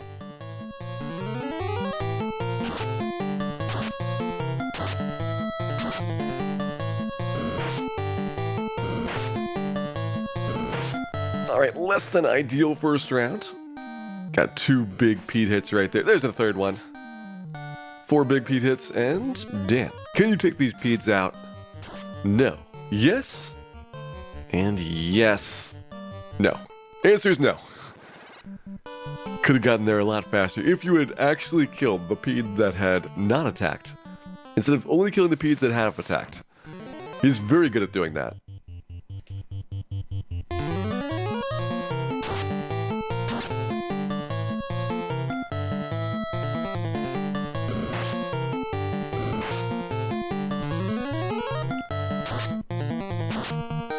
Giant with a first strike should be pretty easy here. 2 is the maximum in Crescent Lake. You can get 4 at Peninsula Power, because this one's only limited to 2. These are usually pretty doable, and we're getting more damage with our lit 3s than we had before, which is helping out a lot as well.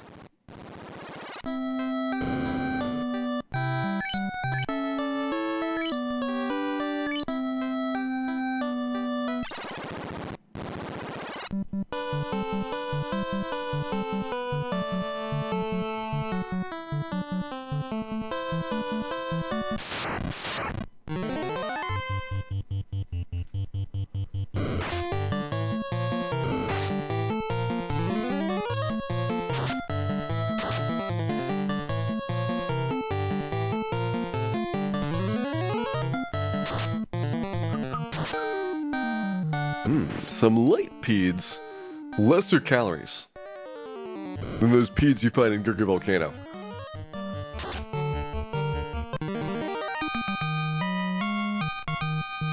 Another good amount of experience there, though. Alright, so now we are getting down to 2,500 left. So at this point, there's some fights that will put us over, and some that will not. So if I get a fight that does not level me up, I'll go ahead and save again, so that we get to the point where every single battle, basically, at that point, is going to be leveled up. Like, this one's not going to be 2,500. Definitely less than 2,500 now. We'll be lucky to get 7 experience points from this battle now.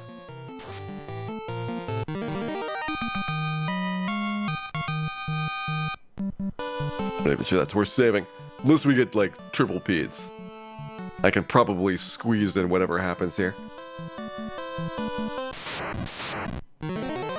So the Giant's fine. This puts me about 1,500 experience away after this. Cobra doesn't even pay for an internship, it is true. It is sad and irresponsible. The Cobra goes to a party, drinks all of our liquor, and then doesn't even pay for the bill at the end of the day. That's why Dan's gotta get better friends. Or any friends whatsoever.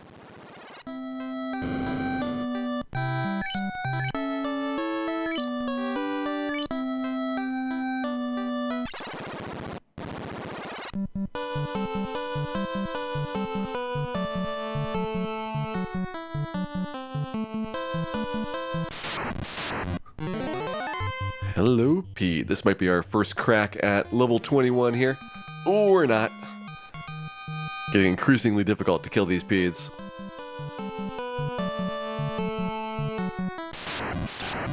We noticeably exceed their morale score at this stage.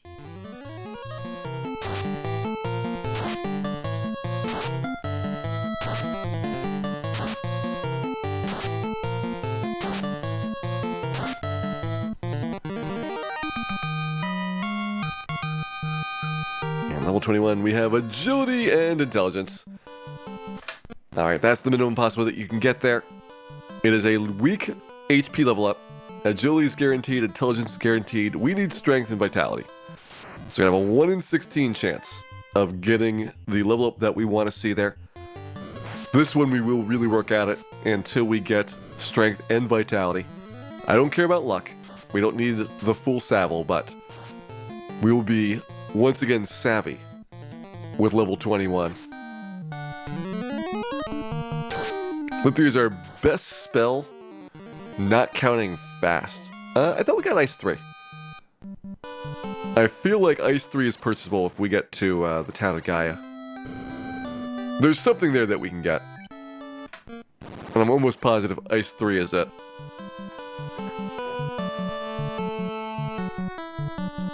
Yeah, because I want to say Ice 3 is accessible to Black Mage and also Red Wizard.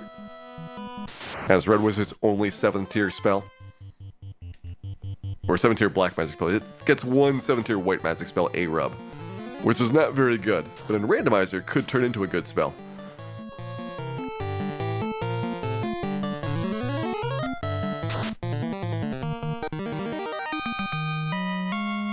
Let's try that level up again. And Strength. Agility, intelligence, vitality. Good job, Dan. Didn't get the luck point, but you got everything else you needed. 16,773 XP to go. 6.5 Peds worth of experience. Okay. Next level coming up. We have Strong level up again. This is going to be level 21 next. Strength is guaranteed, luck is guaranteed. We would definitely like to get Vit and a good HP roll. Vit, good HP, and agility would be our dream level.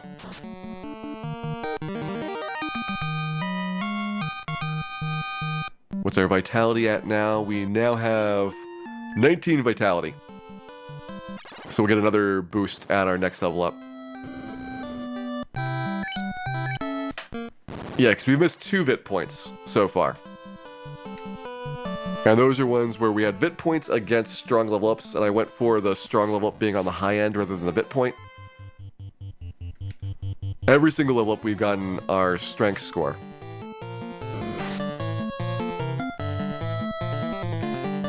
And we're going to get 25 to 30 on the HP. Yeah, that's what we should get. It's going to be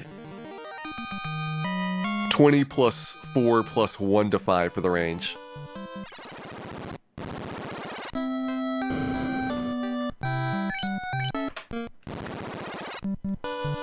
It's also scary looking at this, seeing how few strong level ups are left. There are 5 strong level ups for the rest of the game on the Black Mage.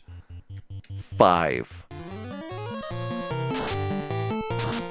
That's including level 22.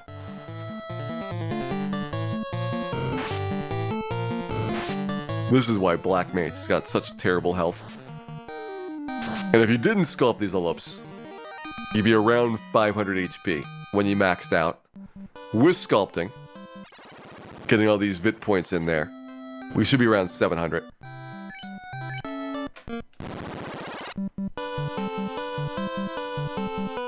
And yeah, the 40s are going to be rough, where we get a lot of levels that need both strength and Vit.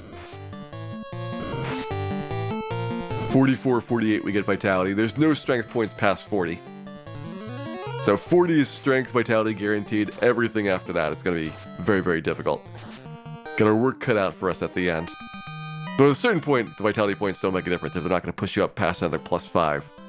I guess I go for strength and agility on those last couple.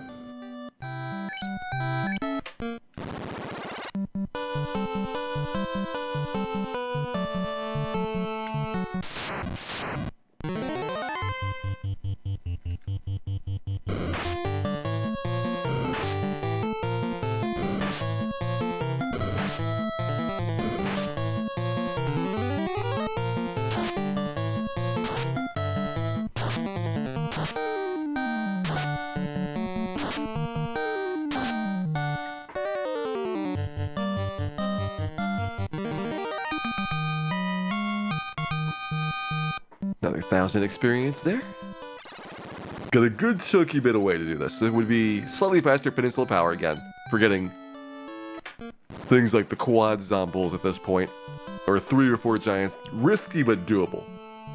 With our upgrade to defense as well as our upgrade to offense throughout there.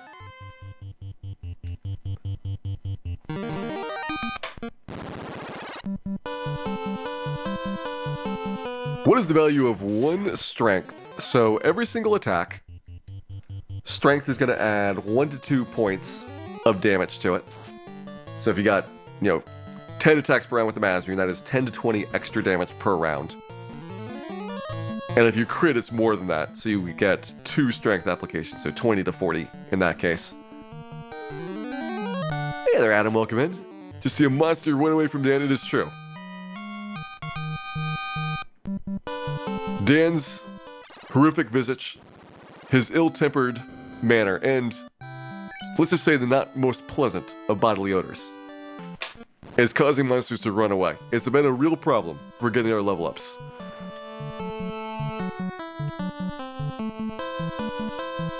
Is Dan ever going to swing a weapon again? For Chaos, we need a Masmuin. So I imagine both Chaos as well as Tiamat 2. Those strength points are going to make it so that we can feasibly get through those fights, because we're definitely not going to do those with magic. Both of them resist all your elements, and so even with your top tier spells, you're going to be doing like 80 damage around. Masmuin's going to certainly beat that by quite a large amount. And normally for other character classes, they have the muscle to kind of cut through Chaos's armor.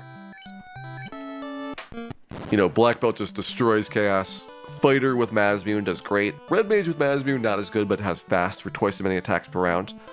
Black Mage is the first one that, even with the perfect level ups that we're getting, we're going to get every single level up a strength point. It's still going to be tough to do considerable damage to him.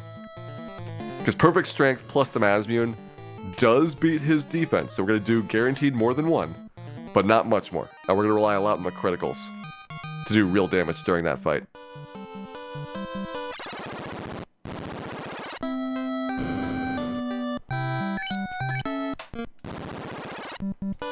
See how much XP we need to go for 22. A little bit less than 4 Agamas worth of experience there. So 2.5 Agamas or so far during this.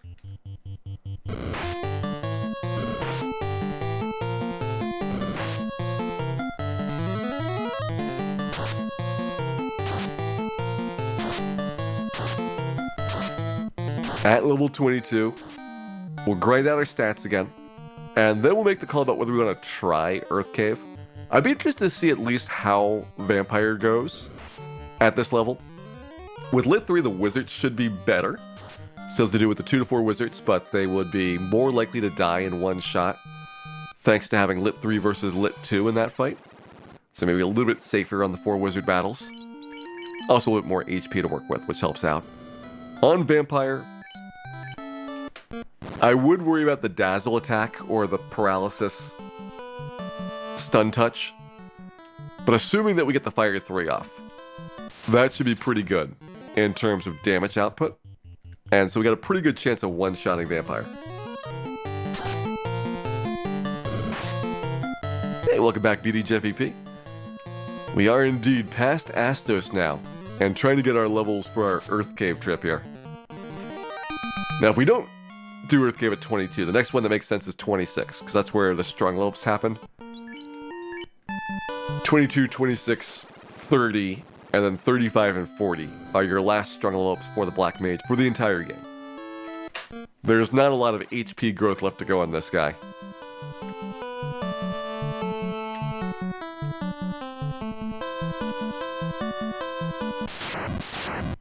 Wizards cannot use bucklers, that's a shame. I mean, I was pretty much expecting to get Pro Cape. There is one of those in the Sky Castle to go pick up. But it's unfortunate that you can't get the 2 defense now, where it makes a big difference having a little bit of extra defense right here, especially with the multiple attacks per round a lot of the fights. You got 3 hits from the trolls, you're gonna have 3 hits from the gargoyles, although probably gargoyles are already pretty low in terms of damage output. 2 hits from wizards. There's just a bunch that kind of add up from their multiple attacks.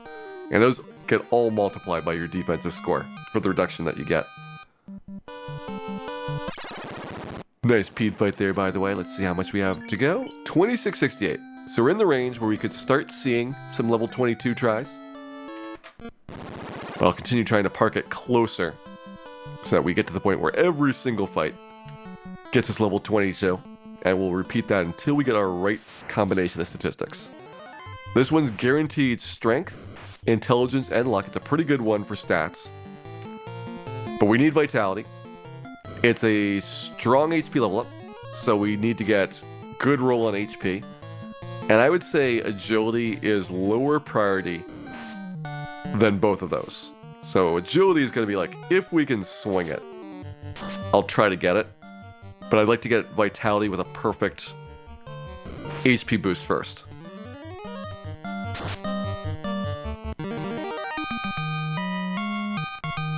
$278, we believe that's the goal, that's correct. Yeah, 248 right now. 20 plus 4 plus 1 with the hit point. And then, or 20 plus 5 plus 5. 1's the minimum end. And 4 if we didn't get the hit point. So 25 to 30 should be the range.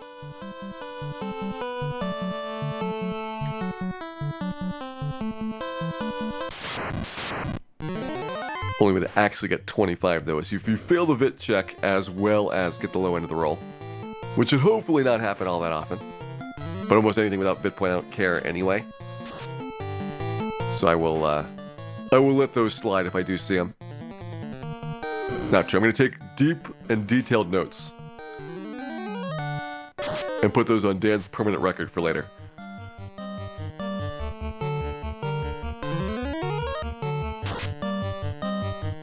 When did we get the boat? It was 10 or 11 for the level. So strength guaranteed, didn't get agility, did get the vit, and luck is guaranteed. And that's 274 out of our range. So I don't think I would take 274 with the vit point. That's a plus 26, so almost at the low end. In fact, that is the absolute low end for what we would get with a vit point. 25 should only be possible if we don't get the vit point.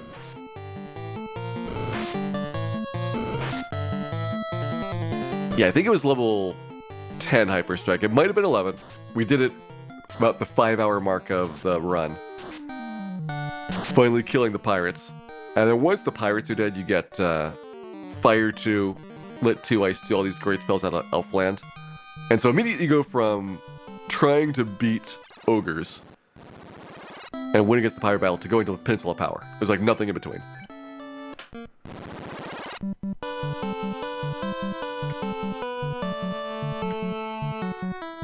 $11 was a strong level up? Oh yeah, it was almost certainly 11 then. Because I would have tried after a strong level up for the pirate fight.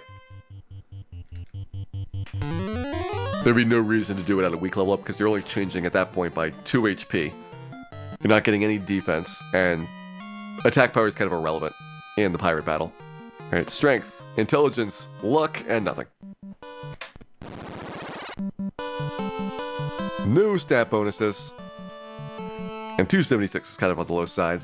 Well, I guess 276 technically is in the middle for no vit point.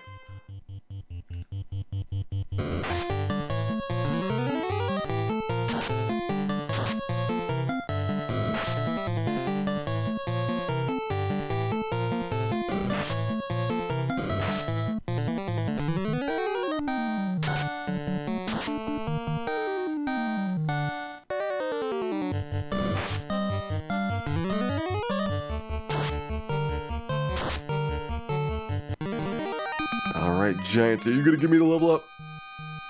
We have 274, so no. We know 274 is definitely not a hit point.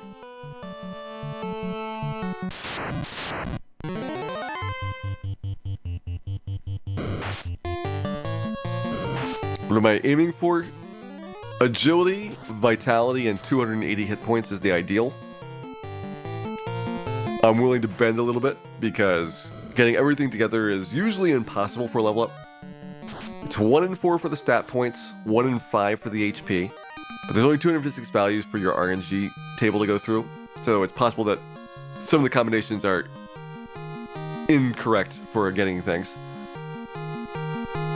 278 the max, but we didn't get the agility point there, so don't get too excited, Shea Wolf. We know it's possible now.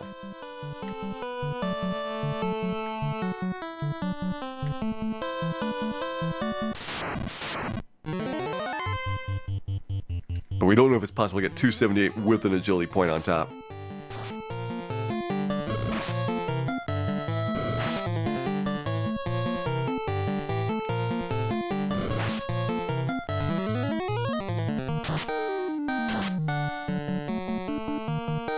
Pete ran away. How rude.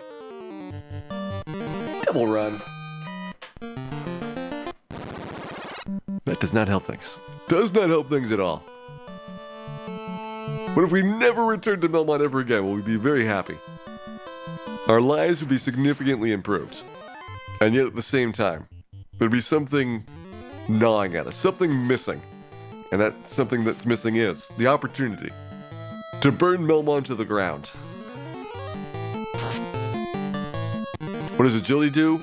So evasion, as well as your chance at first strikes improves slightly.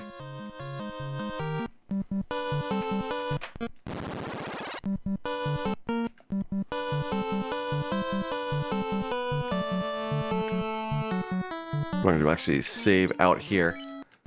Fewer steps to get the walk back and forth started.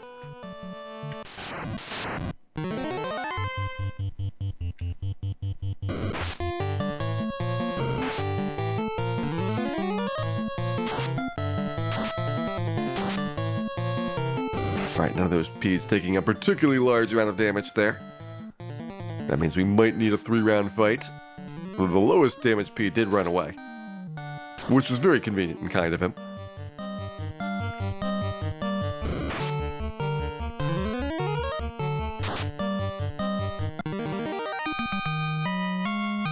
And here's our try. We get 278. We're getting 278 without the VIT point.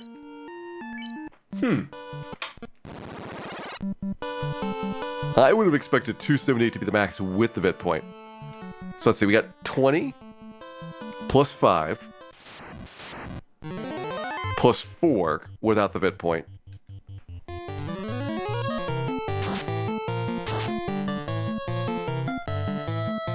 Who knows? We will figure this out at some point. Oh, I am Bloodshed. Welcome in. Have a good night. Hopefully, you'll have some pleasant dreams and get a chance to catch up on some more solo Black Mage at a later day. 273 with a VIT point. What?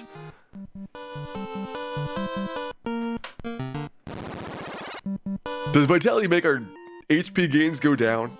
Have we found yet another bug of Final Fantasy?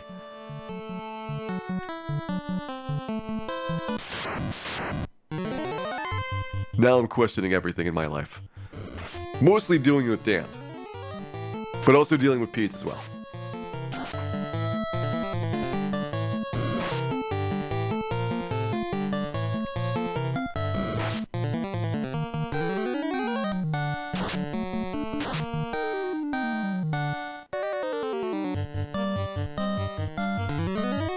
And so we still haven't found any levels with agility plus vitality. Not a big deal yet on the resets. So we got 273 and no points. There are no bugs in Final Fantasy, that is true. There are no bugs, only unintended features.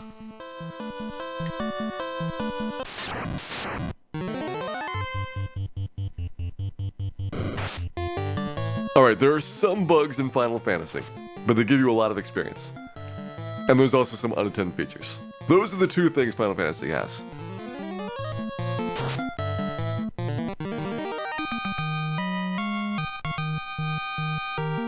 $273 and no points.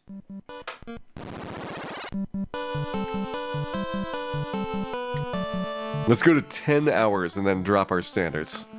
At that point, I will care less about the agility point.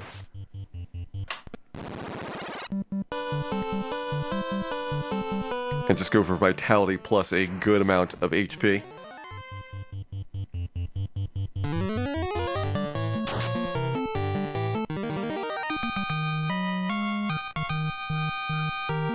$276, and no points.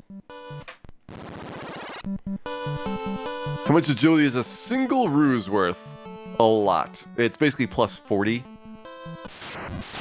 But the problem is, how do you survive until the ruse goes off? And how do you survive in the rounds when you're trying to run? And so agility is really important. For a pretty big stretch there of just the casual getting past encounters, ruse is really only for the bosses.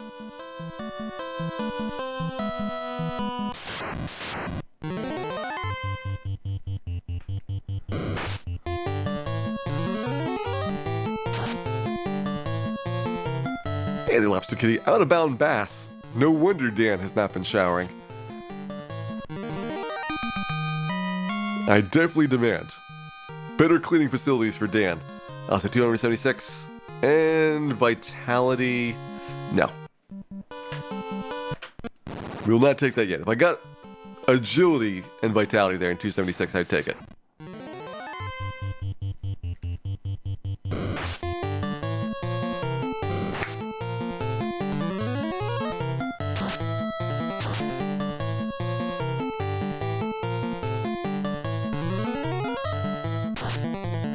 Yeah, one fine day. Agility is my third priority.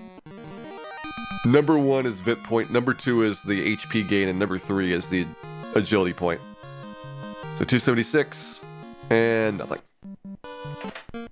That's why at the 10-hour mark, we'll get agility dropped from the considerations. I would take the first one that had great HP and a Vit point, which we've seen 278 plus a Vit point. That feels like the best that we're going to get here.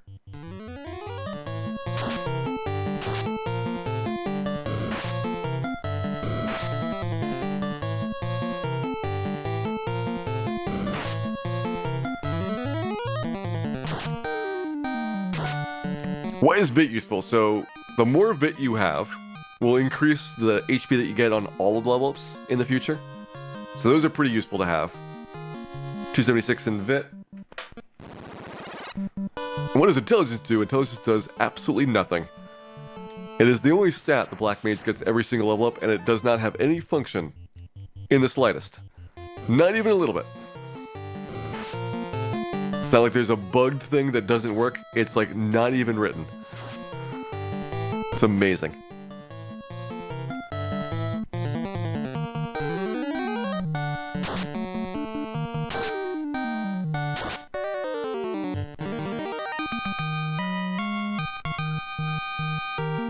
$277. We haven't seen this one before, and the Vit point.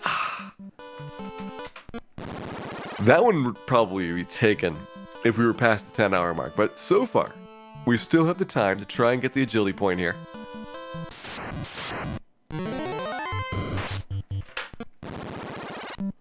And then we will rue the day that we passed up those really great level ups.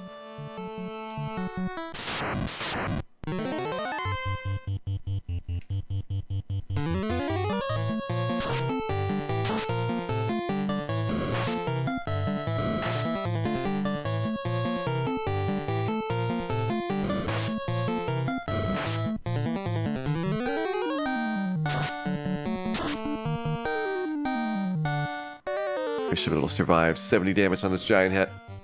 44 with ease. With ease! Alright, 10 hours. If we don't get the agility here, we're going to abandon that and just go for pure Vit. 275. And nothing. Alright, so agility is abandoned. We want to get Vit and then 277 or 278 for our totals. We've seen both of them. So we know 278 Vit is possible. But I'm willing to give it flexibility on one additional point of HP, just so we have a chance of getting a little bit faster overall.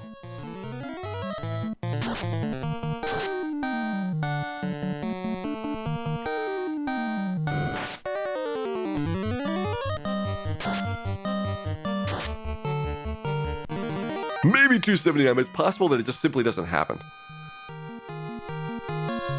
278. Vit. We're done. Good job, Dan. Level 22 is complete. Level 22 is in the leveling books.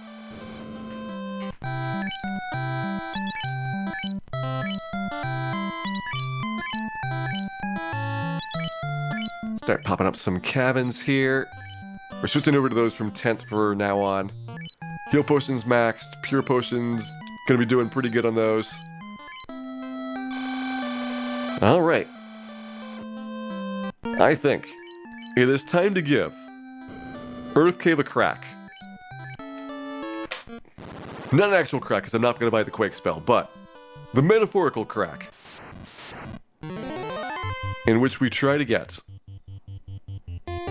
at minimum, the vampire killed off. Am I going to buy the Cat Claw? Cat Claw cannot be used by a Black Mage. Doesn't mean I won't buy it. Just I want to point out that he's not going to be able to use it.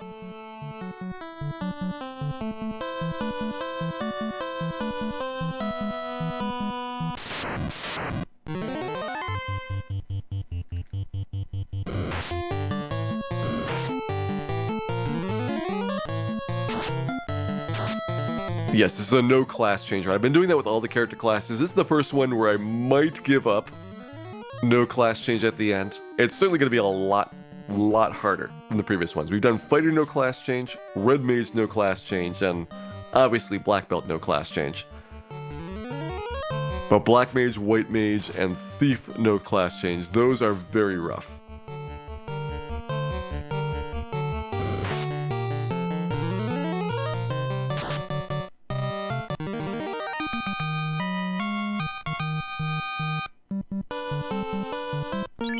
Alright, 15,000 experience should be no problem avoiding a level up there. We don't want to get a level up on like the vampire fight because obviously we're not going to try to do the level up grind at the same time that we are going through a dungeon.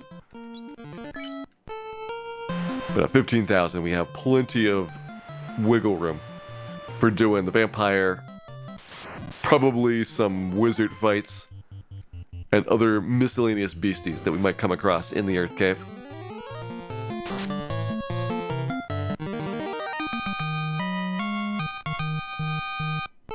I believe best weapon is Silver Dagger, which we do have.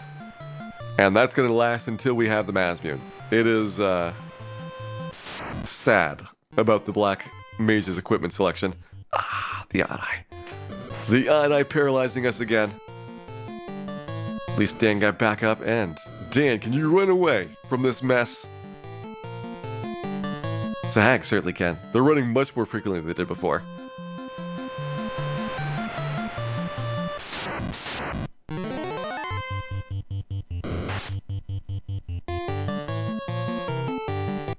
And into the accursed town of Melmond, where we will prepare ourselves through dark rituals to begin the Earth Cave descent. So let's head on over there and see what we can find. Now there's a lot of paralyzing undead monsters out here. It is going to be a very scary walk, but that is why we have tents and cabins and things to keep us safe in the wilderness.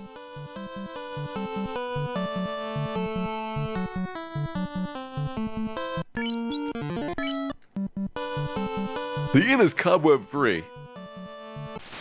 I suppose the spiders may have not had a chance to rebuild their webs since the last great Melmond tire fire blew through there. But you would think with all the poisonous gases and marshes that spiders would find it a perfectly lovely habitat and to be instantly rebuilding the second the fire stopped.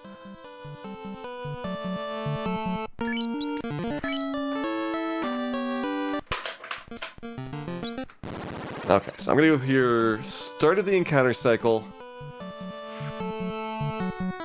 Is this reasonable? I think it is. This is the one that I think has one wizard fight on B3 and no Spectre Geist. So I'm willing to take that. That feels like it's a doable battle. Hey there, Chitin44. Hope you're having a wonderful Monday here and are ready for some Final Fantasy Solo Black Mage Challenge Part 2.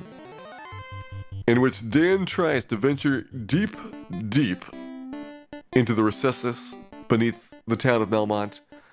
And who knows what horrible evils he will uncover in the process.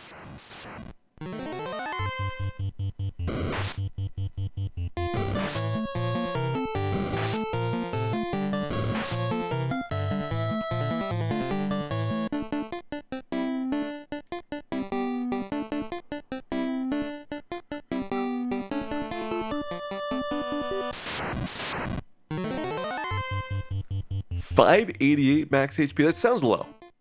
I could have sworn I could get up to 700 with perfect levels.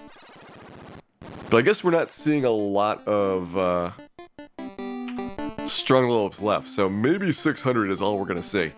In which case, we're going to be very sad.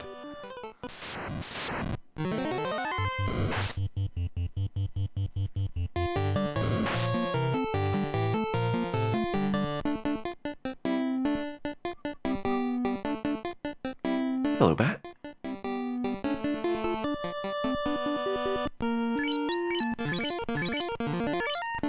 Trying to do the math here. So we have 100 left from strong level ups. That's like 378. And then we have like 180, maybe 200 from weak level ups. Yeah, high 500s. Whew, this is an adventure. We're definitely gonna have a great time in Temple of Fiends.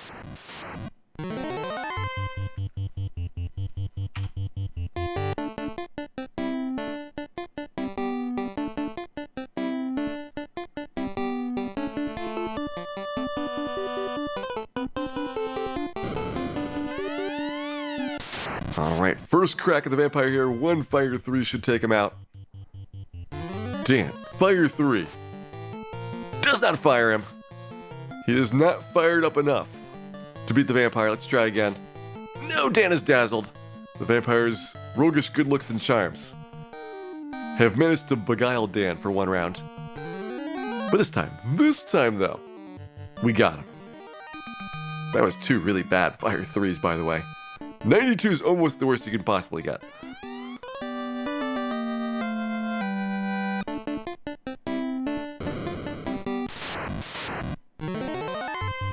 Oh, don't celebrate yet. We have plenty more fun where that is coming from. A lot of paralysis and wizards coming up. Starting with the wizards. Can I grind earth elementals? With Fire 3, yes-ish, but it would be a lot slower because there's no way to recover your spell charges nearby. That's why Crescent Lake's so good, because you get recovery. And then Peninsula Power, if you want to get big fights, is the best place for raw XP to go after. Oh, good wizard fight. Good wizard battle right there.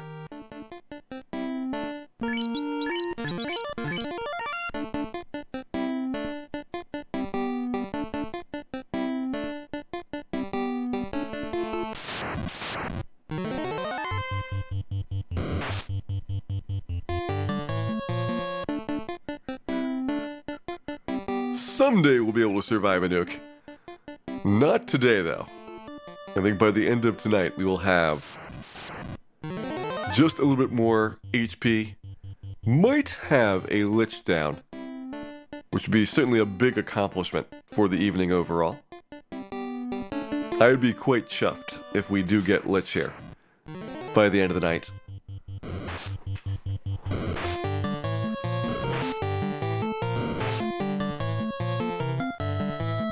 Yes, very good running there. We're starting to spook a lot of the monsters from the early game, which is very helpful for this. We'll need to get another big, chunky amount of XP, though, to be able to do that on Ice Cave and Ordeals. Otherwise, those will be very difficult dungeons. Hello, Bat. There you go. You made a smart decision not to piss Dan off there.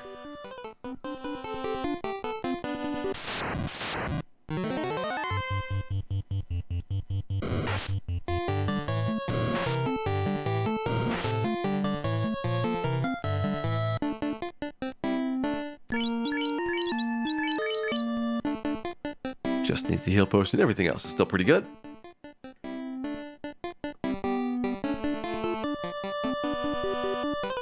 Convince Bat to get out of her way, and one more bat to go. For this trip, other bats will take their places in the trips to come.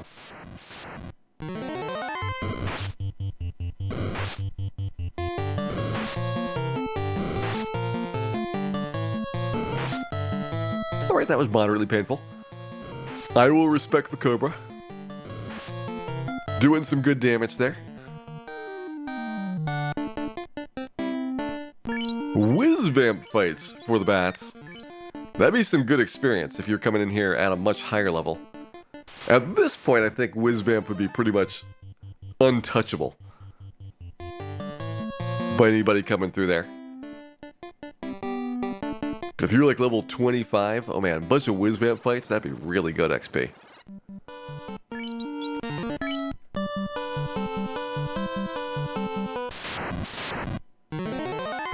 Hello. Try that again. Not getting past that wall of undead.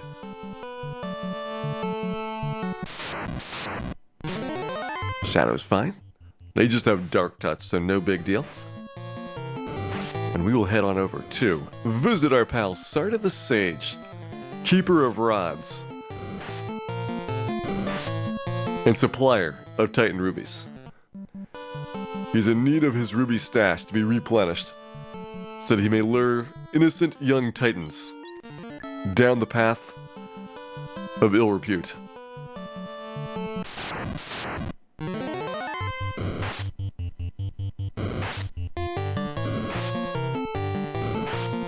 Oh, and Ness, thank you very much for the good wishes there.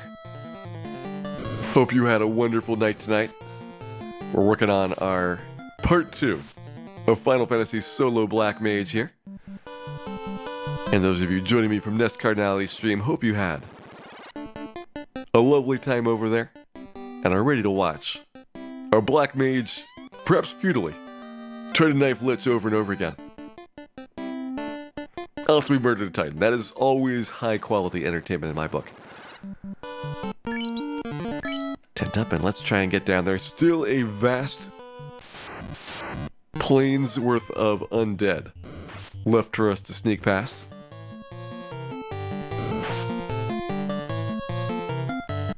Hey there, Swizzard, welcome in. Hope you're having a wonderful Monday here. And we're excited for some Final Fantasy. And as for that 10 hours, I mean, it was 5 hours to beat the pirates. And then 5 hours since then to get another, like, 11 levels. Do Marsh Cave Astos and Vampire so far. So I think getting out of the pirate section, where you can finally get your Fire 2 and Ice 2 spells, that speeds things up quite a lot for Solo Black Mage.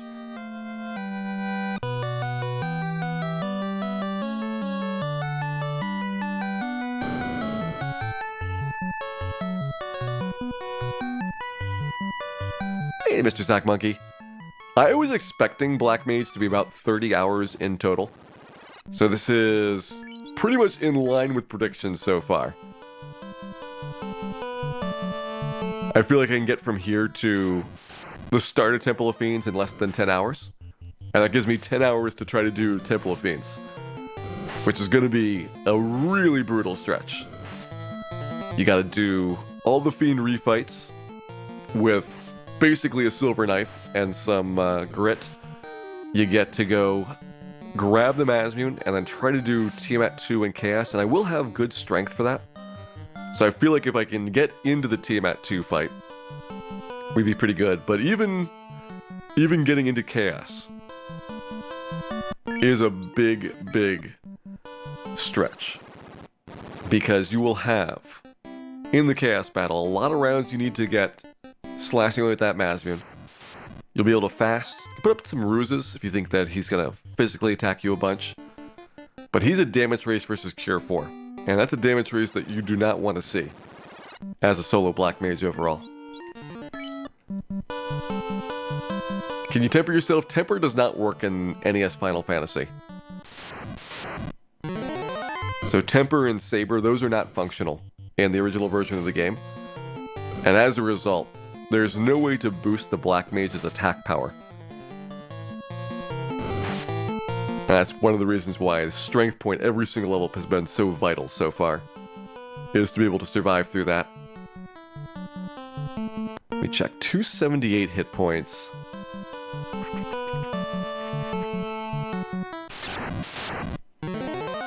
I think I would like to get level 26 here prior to doing Lich.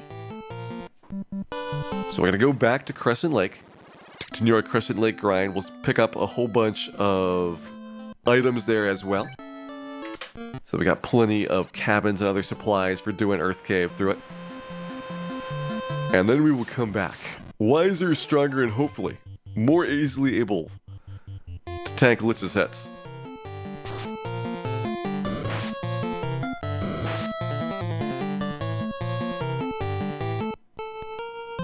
What level does the Black Mage start to feel really strong? Never.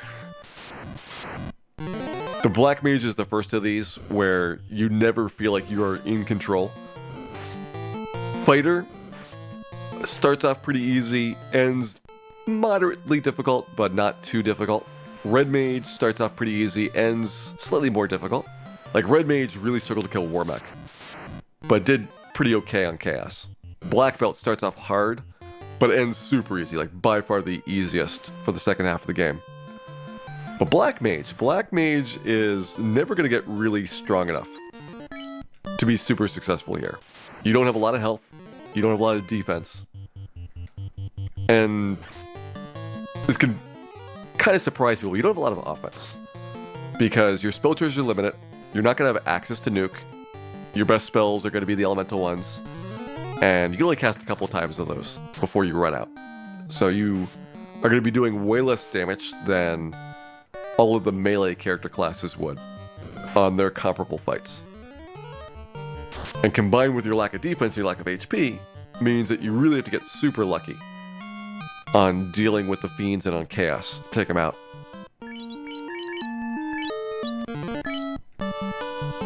No XXXX, well,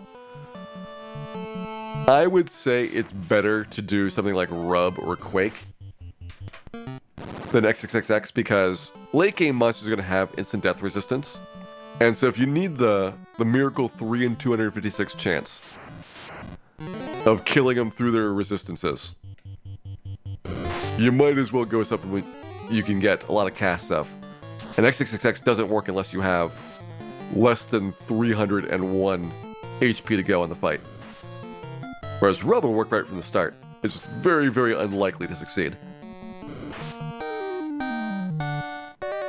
Is White Mage going to be better than Black Mage? So White Mage, you have the benefit of a lot of defensive spells in addition to healing. You've got no offense at all. So it's super slow killing things. But in the boss fights, I feel like White Mage has actually got some really cool strategies to be able to turtle up and just kind of chip away at the boss's health over time.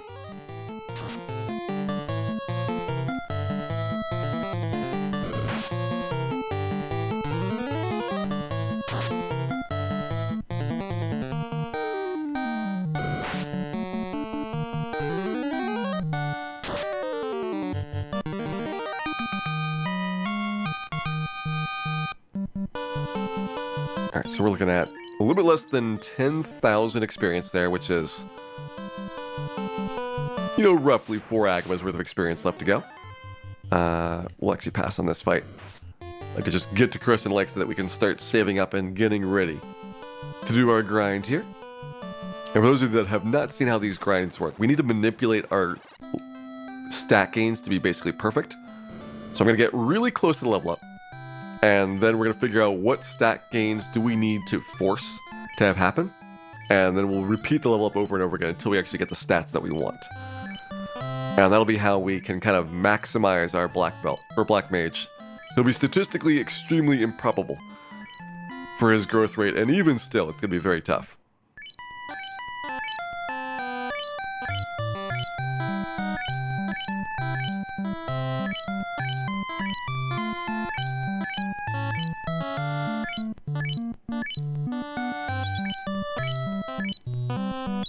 Lit up on cabins here. No point really getting the cheaper tents at this stage of the game.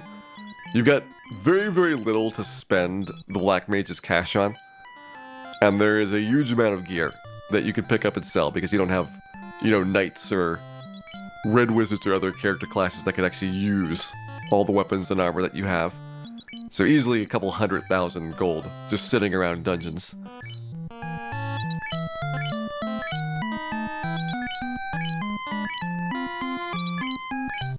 Alright, that should be a good start here. And let's get out. To our Crescent Lake ride. Would a White Mage plus Thief be interesting at all? So, Thief is by far the worst character class. However, if you class change that pair, you'd have somebody with fast, defense, healing, and not a lot of AoE offense, but a little bit.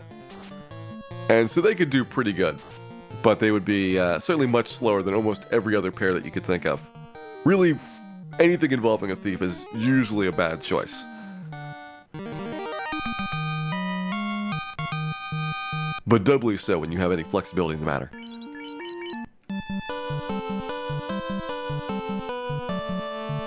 Two Thieves, yes. That would be even worse.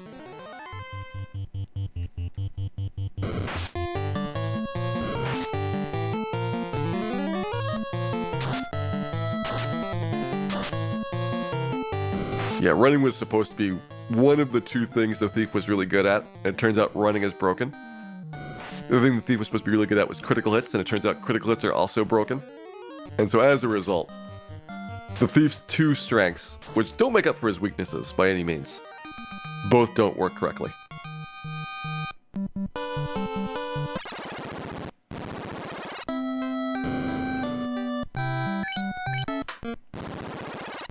Go ahead, save up there, and let's go. About 8,000 experience. That's probably in the range of 7 or 8 battles here at Crescent Lake. You get experience a little bit faster at Peninsula Power, but it's a long journey over there. And you don't have nearly the same convenient facilities to do saving. I was doing Peninsula Power earlier prior to having the canal. And without access to this area, Peninsula Power is your only choice. But it was like every 8 or 10 fights is one that we could take. So it was a very tedious process getting the XP there. We start jamming houses now. We are getting close to the point where houses are no big deal. But I still think we'd have a bit of a trouble dealing with stuff like the Quad Giant or the Quadruple Zomble. We'd almost certainly be able to take all the Frostwolf battles. We've had nice little bit of HP since our last time up Peninsula Power. Tyro we couldn't do. Wyvern we could do. Wyvern I think would be still on your threshold, like about as difficult as Giants, but in the range of doability. So like if you didn't get the high-end extreme rolls in the formations, you could do most of the fights. Well, this is some rude trolls here. Hopefully Dan gets a turn in and can take him out with Fire 3. There's one, and that should be close. 74 survivable.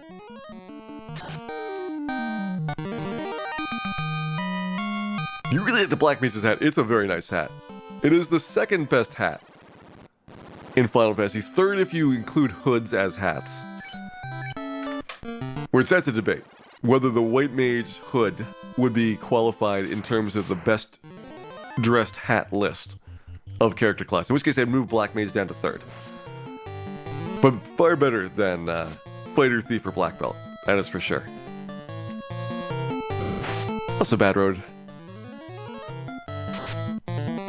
Have a good night. Shay Wolf, have a good night. Hope both of you are going to have some pleasant dreams today. Dreaming of Dan the Black Mage and his further adventures. To grind and to win.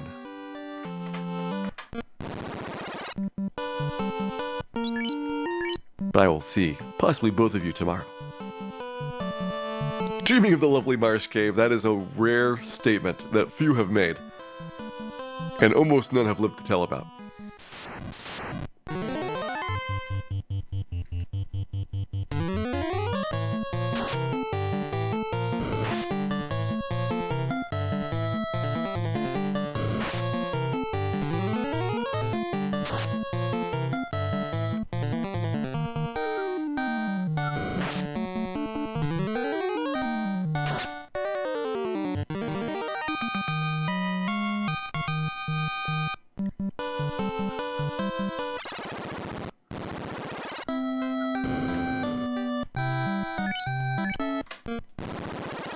Here we are within one fight away. So there's going to be some battles where I get level 23 now. Some battles where I can actually tuck away some more of that experience. Like this one should be less than the threshold for 23, even if the bugs don't run. So then we'll be even closer to pulling this in. And then once you get to the point where even the smallest fight is enough to put you over the top.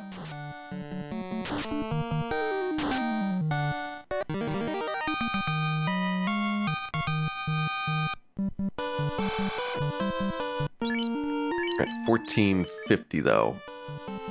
We can maybe squeeze one more, like a Giant's 879.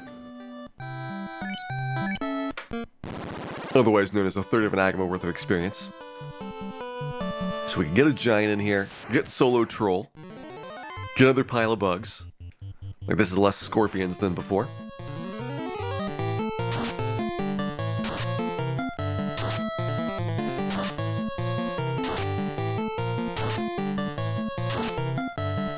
Let Dan sing. He's had some really great vocal solos over the course of this adventure.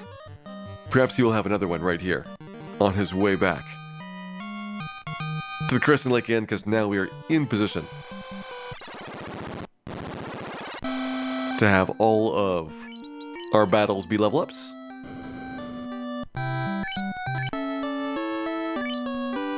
Save up. I'm actually going to tent in the overworld stretch right here. This makes it a little bit faster to get walking again every time that we get a reset on this. And let's begin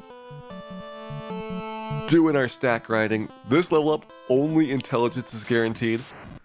So we're going to have a 1 in 16 of getting our strength point plus vit point, which is what we want. HP is going to be fixed because it's not a strong level up. So HP, we're going to see the same amount every single time. Don't worry about that score. Just look for strength up at the start and then vit up after the intelligence gain.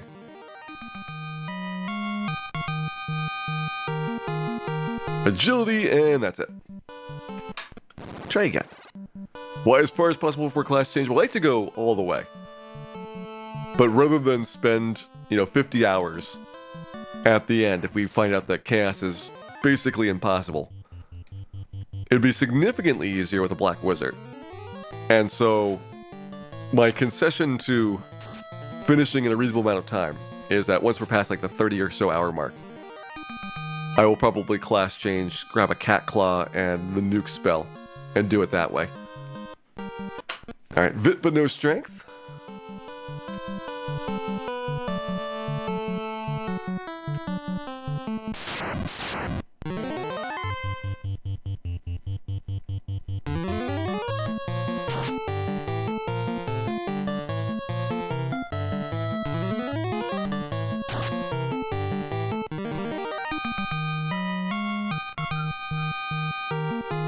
Strength, agility, and no vit. Agility would be my third priority, but it's not that important compared to the strength and vitality points. Strength I consider super important, so that we can do more damage with the Mazmune, team at 2 into Chaos. Vit gives us more HP, and that's really important. And agility, it kind of helps our dodge rate. It's one of those slight, moderate,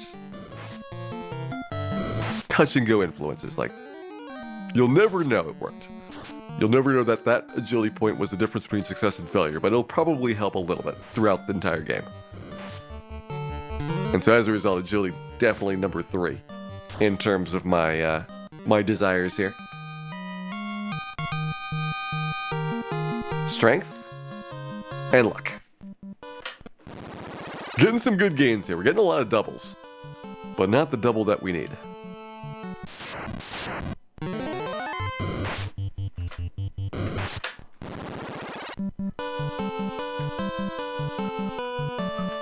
Good news is next level up, you get guaranteed agility and vitality, so you just need to get a strength point out of it.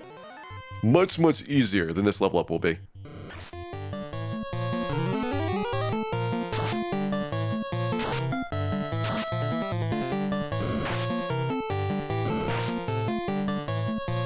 Hey Xanth, welcome in. I've got some good news for Dan. He has defeated Marsh Cave, Astos, and Vampire since you saw him last. Gotten some good levels. And is working right now on his grind to be able to defeat the Mighty Lich.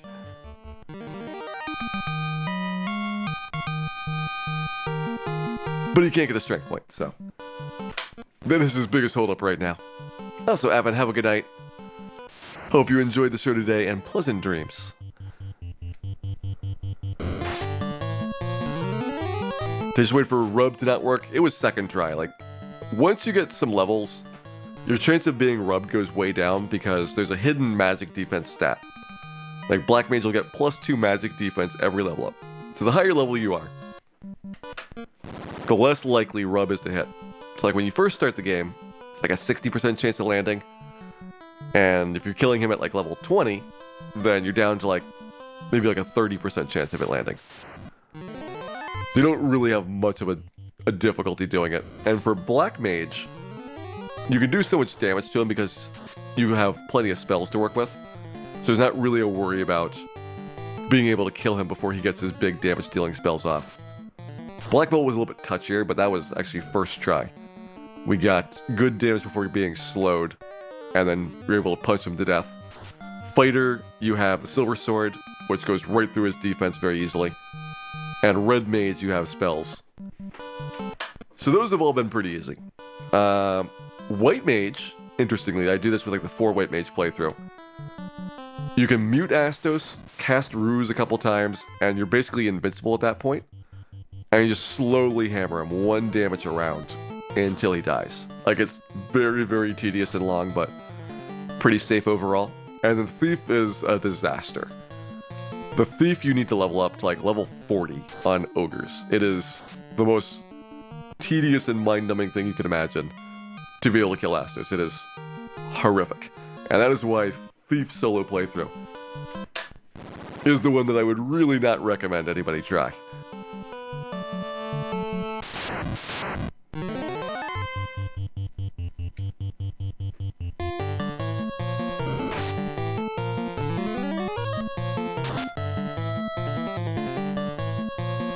Well, I get Quake for Lich or Lich 2. So Lich 1, Fire 3 is going to do a lot of damage to him. I think with Fire 3, not really a worry about damage overall. Wizards are Lit 3. So there's a separate pool in there. That was Strength Agility, by the way. No Vitality point.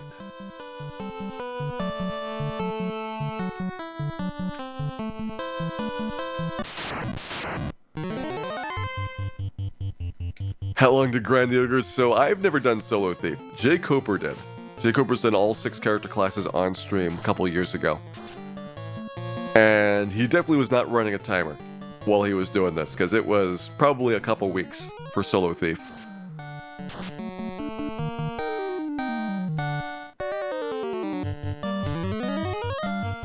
What is Ogre? 195 experience. So it's not as bad as that, but it's bad.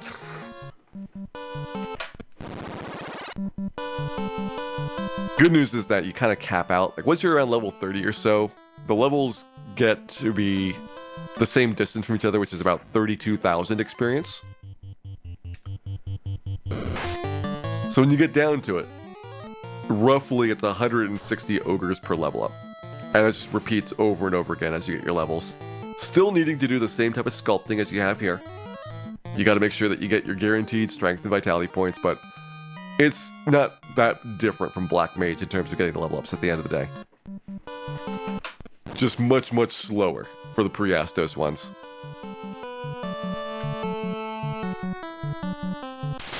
And does Quake actually work? So, funny thing is, despite being the Fiend of Earth, Lich does not have Earth resistance.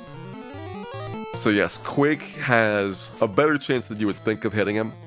It's not very good, but it is a possibility to try.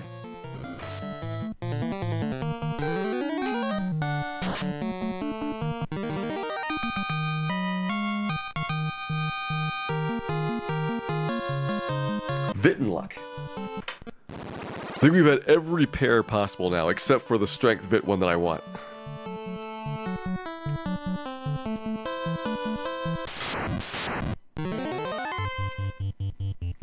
Alright, BDJVP, have a good night. Thanks for the good wishes there, and pleasant dreams. May you dream of Dans for days to come. Which will probably be what we do for Final Fantasy. We'll probably have a lot of Dans for the next couple of days.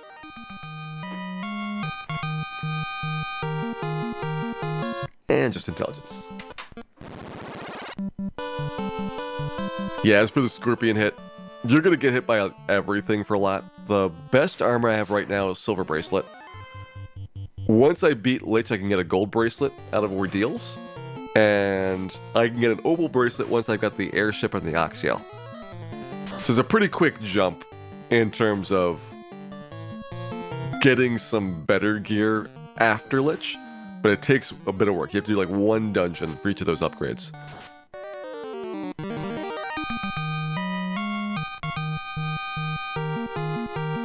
Just int.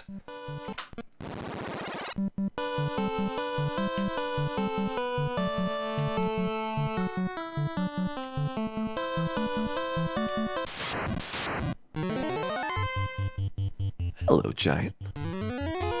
Should probably just always use Lit 3 on him. Giants don't have any elemental weaknesses, but Lit 3 will do a little bit more damage than Fire 3 will. For first and second tier, Fire and Lightning are the same damage range, but the tier 3 ones actually gave them a bit of separation. It's roughly 20 damage separate between each tier up that you go for your spell charges. Alright, Strength and Luck. It was close.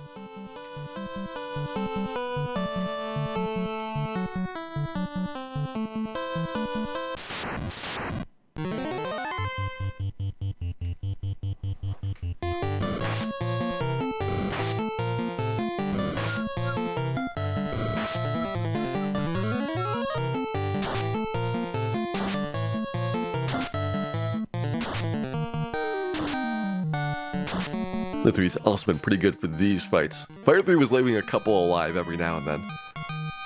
Much more consistent there, and nothing. It's a real shame. The only guaranteed stat up on the Black Mage intelligence does not work at all. Not even the slightest bit of functionality. And on top of it, the Black Mage has probably the worst total number of stat points.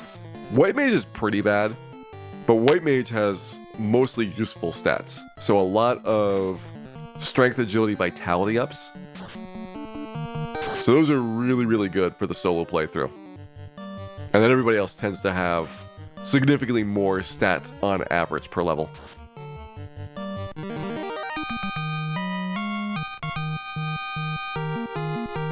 And just intelligence.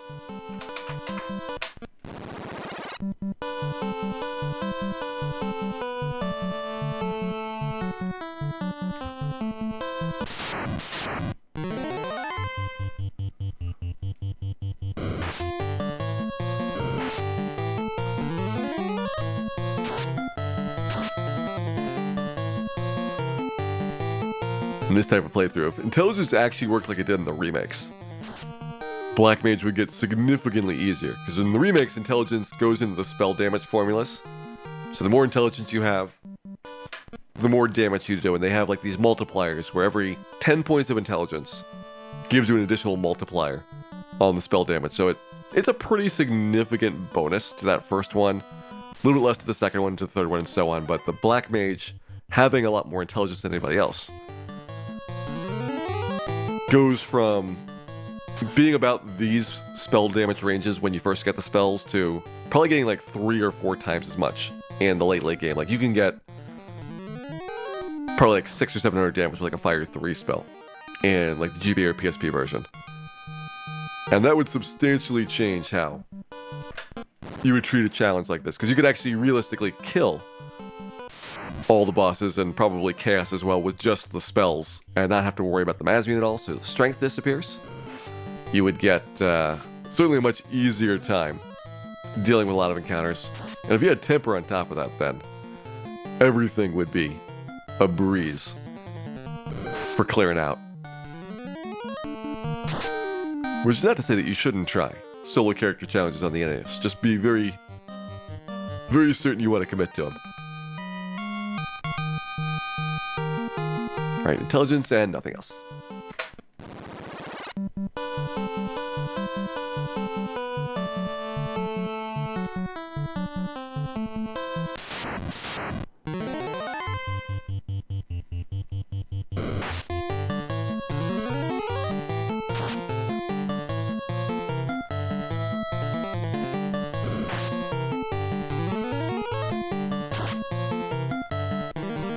Are there any items with stat boosts? Not in the original version. The remakes add a bunch of stuff from later Final Fantasies, like stat gains, Phoenix Downs, elixirs, all kinds of great stuff. But the original Final Fantasy was super bare bones. You have a small number of items that cast a spell when used in battle, but they just do normal spells in the game. So like Mage Staff casts Fire 2, Zeus Gauntlet casts Lit 2, and so on. There are no bonus stats, and in terms of healing and recovery items, all you have is heals, pures, and softs. So you're very limited in terms of how much healing that you can carry. Like even high potions would be enormously valuable in the NES version, because then you'd be able to get through something like Temple of Fiends without running out of healing along the way. That's something the Black Mage is really going to struggle with, is that I'm going to have a heal staff and a defense sword, and I have to sit in battles, defensed up, and just using the heal staff repeatedly so I don't use as many heal potions while traveling through there.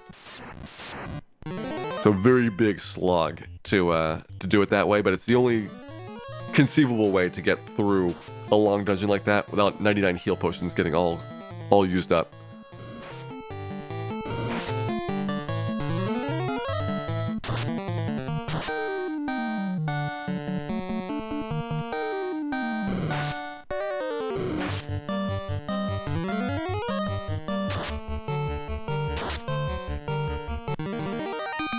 Good giant fight there. Let's see what our level up looks like.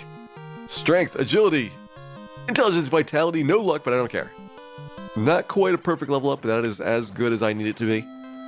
That is level 23 done. Alright, next up, 24. We need slightly less than 20,000 experience points.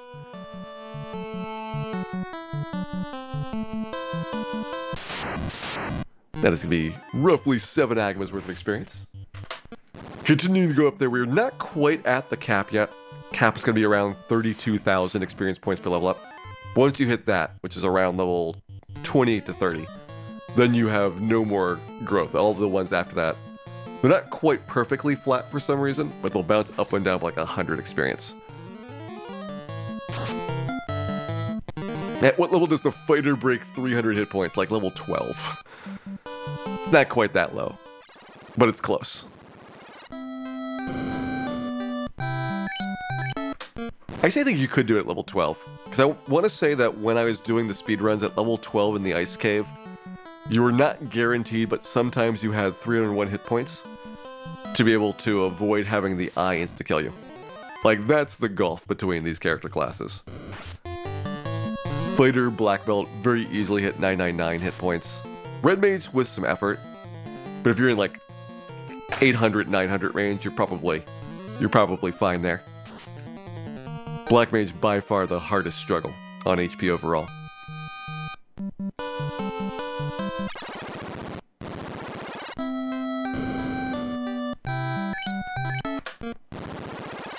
A question about, are there any black magic spells that subdue the enemies?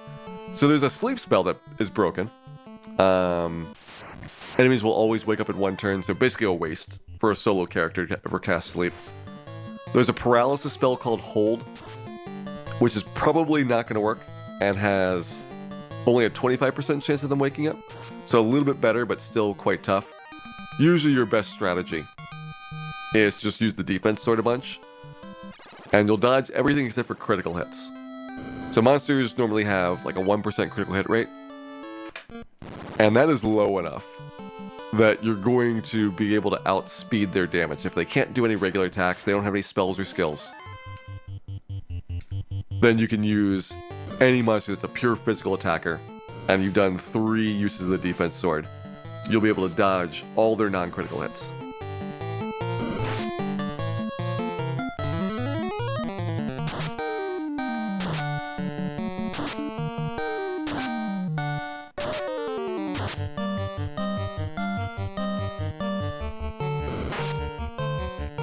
Alright, Scorpion, chill.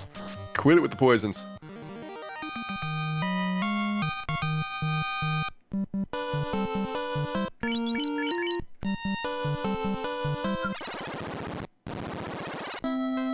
Again, this level coming up, guaranteed agility and vitality.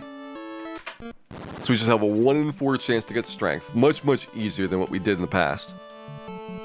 So that one's kind of a slam dunk for getting.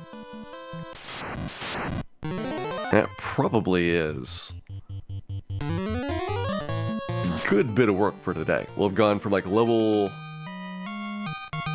13 to 24 at that point. Got a good bit of the quest done. I'm especially proud about getting through Marsh Cave and Astos. That was really my objective for today. Vampire was a little bit of a bonus. And Lich was kind of my stretch goal, which Lich at level 26 I think is going to be at least a reasonable setup for it. But I'd rather have heal walking armor or high potions. Assuming you could buy the high potions 10 at a time, I would definitely get the high potions. Because in Final Fantasy games, usually high potion is like 100 healing. And so you're, with 99 of those things, going to be fairly well set for any conceivable scenario. That's more than quadrupling the healing that you have right now in Final Fantasy 1. So that would be enough that you would never really worry about running out of healing. In dungeons, you wouldn't have to do any special tricks with heal staffs or things. You'd be able to just kind of plow through, do all the fights, and be good to go. And that's really all you really want to have. And in battles, 100 HP per round is so much better than 30 that you'd actually conceivably be able to use that as a trick to feed more heal potions to somebody. Killing by the high potions half a potion at a time. I think it still comes out ahead.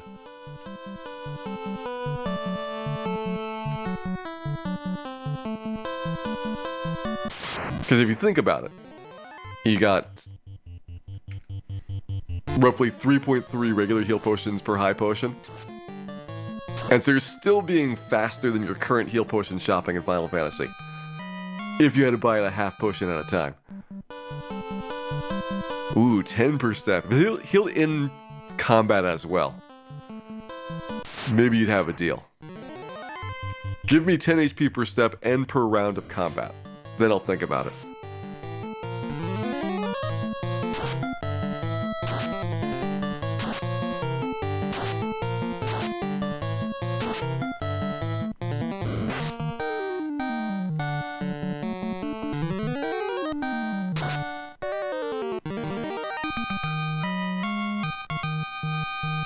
Alright, another 1,000 there, so we're about 11,000 away. So unless I see a big group of peds, we got a bit of time before our level up's gonna happen. We'll start counting down.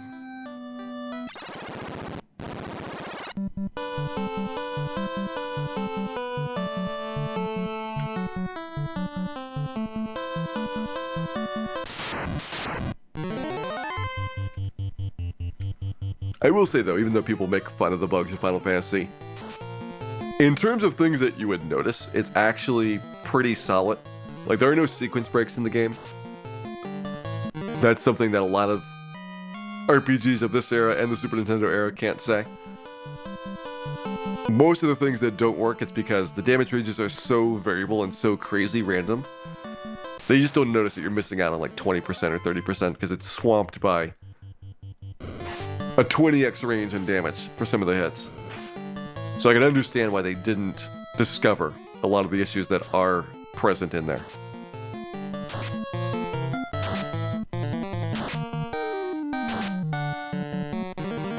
And from a design perspective, it's actually pretty solid. Like, there are some games with some very questionable design issues that make sense in, like, isolation.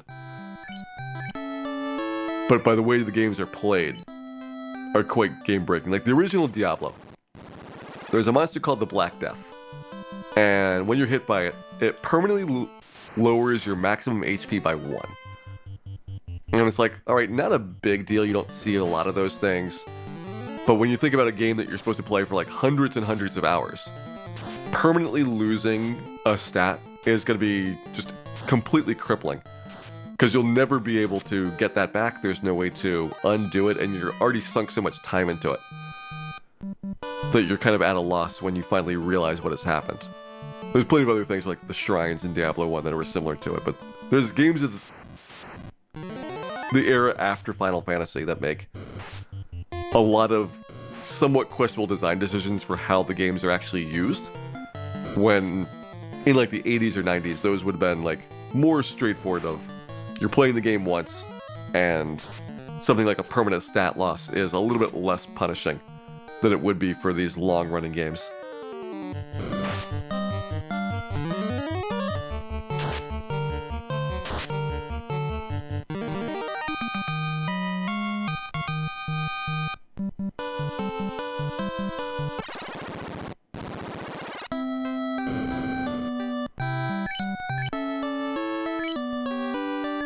Oh, I can definitely understand the party composition one. That's one where, like, the thief, it's terrible. And if you picked a thief, well, you're basically losing a character slot. On the other hand, like the black belt starts off really bad, but gets really, really good late on. And so you might not realize that there's such a big swing in value depending on who you pick, or really what kind of mix of skills that you need. But again, for a game that, even playing this casually, when it came out without a lot of hints and tips, it's probably like a 40-hour game at most. That's something where people were more willing to replay games of that length and try out different things. Whereas today, you get through a game and unless there's some compelling reason to do like a new game plus or DLC or extra chapters or things, often like you play a game once and you kind of put it down because you see everything during that playthrough that the game has to offer.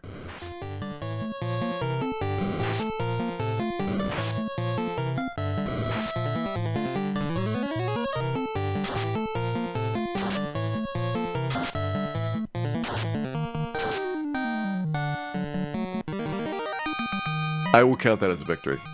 I consider that success. We did win. All the monsters are gone. I won't say how it happened. I won't say why it happened. All I know is Dan was victorious.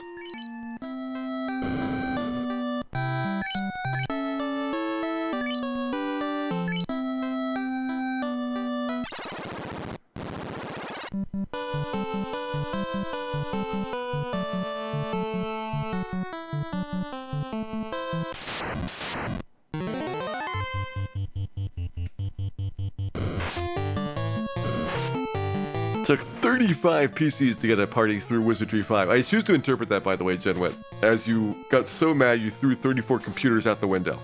But your 35th computer, that's the one that survived you playing through the game.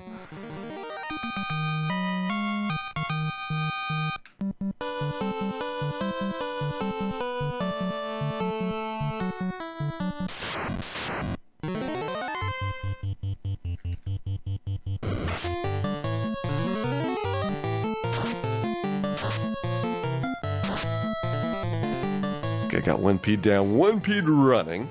And this might put me into a really good spot for my experience here. I hope that we don't get the level up right now. But let's see. Okay. We are 745 away from it, which is most of the encounters here. There's some rare encounters that are going to be less than that, particularly with the bugs.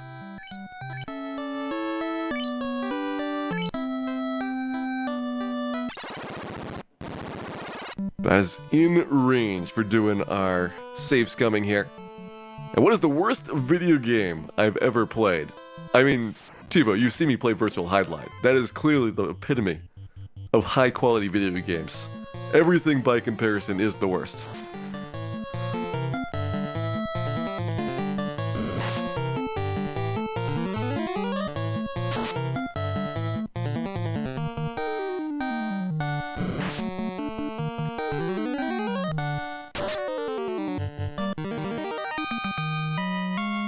Alright, here we just need a strength point on this level up. We're now like 130 away. Like, even if we get like a single Cobra, it's probably enough.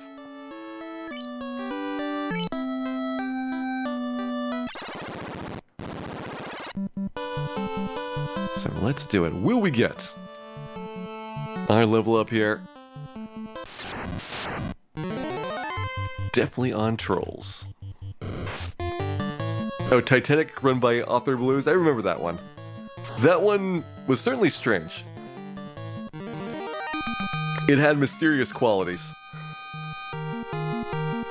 Agility, Intelligence, Vitality, no strength point.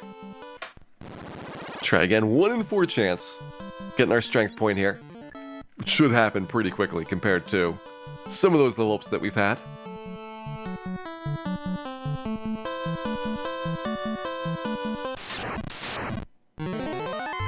Hello, bugs.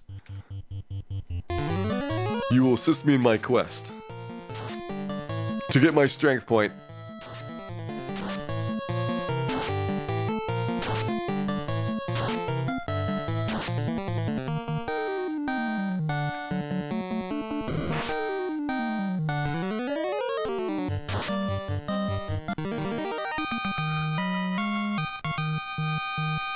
And Agility, Intelligence, Vitality, no strength point. Try again. Hey there, Hefe. Yeah, we've got, tonight, a solo Black Mage challenge. This is actually night number 2 of working on this. We have 1 Black Mage and a dream to one day defeat Chaos and the forces of evil, but for right now, we are working on our leveling and trying to get in position for being able to take out the mighty Lich. Vampire's down, so we got the rod already. I'm going to probably get a couple more levels here and then see if we can take Lich out at that point. Agility, Intelligence, Vitality, no strength point.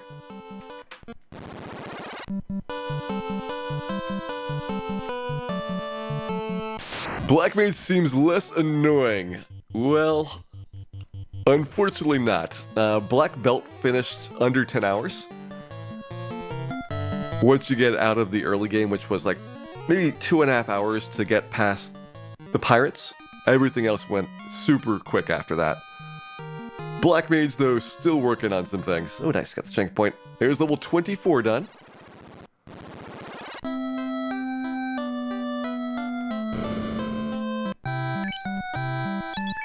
Did Dan club everybody else and take their orbs? It was a bit of a comedy to get it started, because I'm not allowed to get any experience points or attack or anything until the other 3 Black Mages are dead.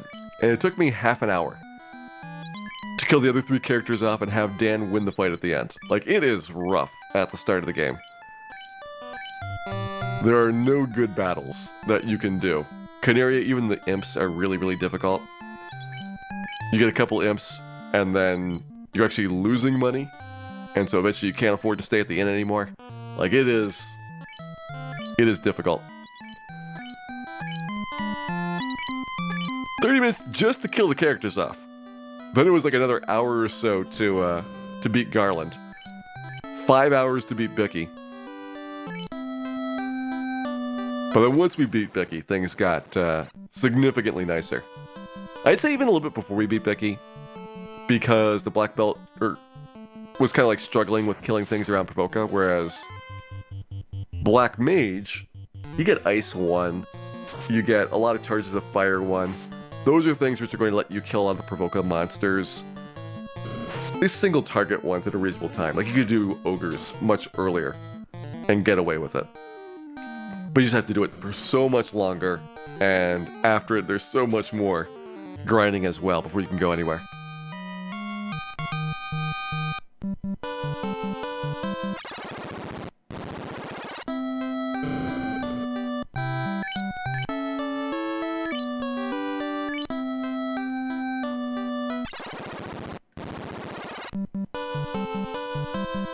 much XP do we have for this level up? 21,000 more to go. Alright, so that's about 21 fights. We'll model it with 1,000 experience points per battle here. To a point where I can do 2 battles per in-visit. It depends on how much damage I take during the fights. Really, it's so fast to do the end that I don't want to lose experience during this. And if you wanted to get more experience per minute, you could actually do Peninsula Power again. I did Peninsula Power briefly. And by briefly, I mean a couple hours for getting to like level 11 to 15. But the problem there is that you still have a lot of fights that are going to kill you, whereas here you can win almost every single battle. And you got a lot of travel to get to Peninsula Power and back. So since I was only going to do like 4 levels, I felt like this was a better place to try it out. But if I wanted to do like 10 levels, then Peninsula Power would be the better choice. Who was the easiest to solo? Black Belt was the fastest. Black Belt starts off really slowly, but the last 2/3 of the game are basically free. Like, they're by far the easiest. Almost no complications, if not no complications at all. Fighter was the second easiest. Fighter starts off really easy. Gets a little bit harder in the late game, but you have a pretty decent attack. And so you can deal with all the single target monsters. You got a lot of defense, a lot of HP. Red Mage was the third easiest. And Red Mage started off a little bit slower. Mid game was really good, but the late game was pretty hard. Like, Red Mage struggled a lot more on things like War Mech compared to Fighter and Black Belt. Fighter and Black Belt both kind of breeze through War Mech, who in many ways is harder than Chaos to kill. Whereas Red Mage needed a couple tries on it. Black Mage, don't even bother. He is not going to win. Thief is the worst. Thief is so bad that I probably will never do it. And I got Black Mage now. That'll probably be enough challenge runs for the intermission between Final Fantasy Seasons 3 and 4. Because after this I have to work a little bit on the single segment routing and get ready for Season 4 of Final Fantasy. Where I do randomizer as well as speedruns, together with a Final Fantasy League. And Dragon Warrior 4, of course, which has been taking up a lot of my non-streaming days. Working on my route for Dragon Warrior 4, currently in late Chapter 5.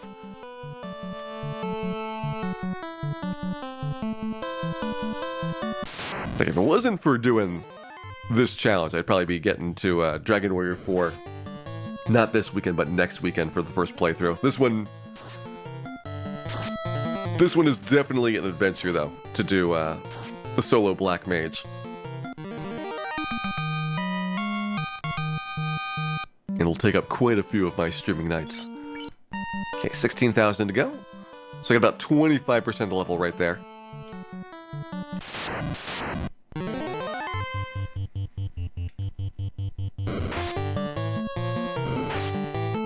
I could maybe argue going for a Fire 3 first. It does less damage, but is the Troll's weakness. To have a higher chance of the Troll dying, and a lower chance of the Bulls dying.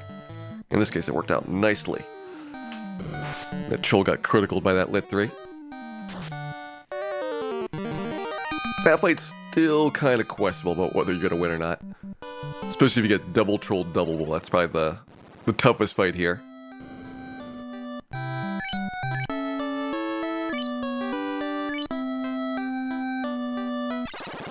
Not the most lucrative, which is 4 Ps, but the toughest.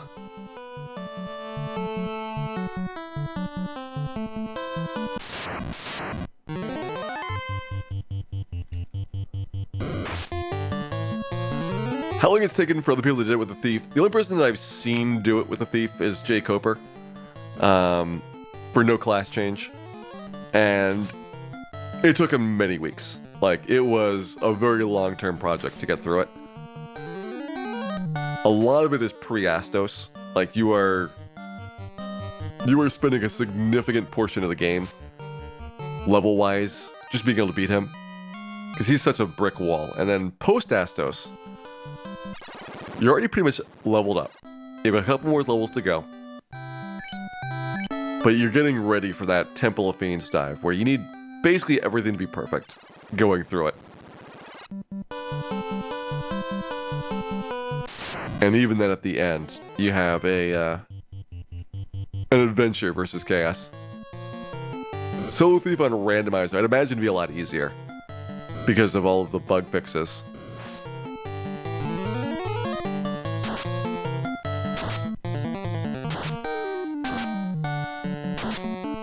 Easier with class change. Definitely with class change is a lot better with an out class change on Thief. The ninja is not great, but you would have a credible chance of, you know, with fast, being able to double attack with your katana. Till you get to the Masbean, of course, but katana's a reasonable weapon. Like, that is no slouch when it comes to damage output. It's in that same tier as kind of like Sun Sword and Defense Sword.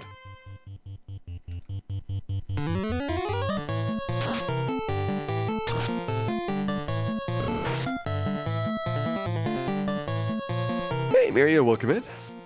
Hope you're having a wonderful late night tonight. We're doing a little bit of Final Fantasy Solo Black Mage Challenge, trying to work on getting our levels up. Probably gonna do one more level right here. I've got 2 more levels and then Lich is doable, but that'll probably be for tomorrow night's stream. This one we got 11,000 experience points, and we need to manipulate out the stat bonuses.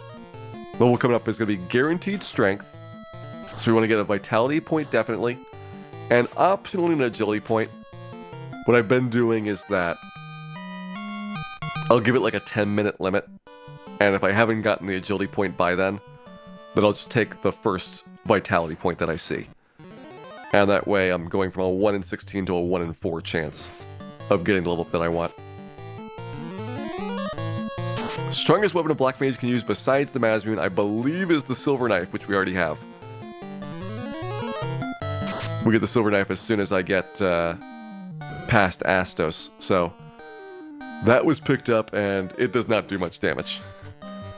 It is still a very sad thing when Dan attacks.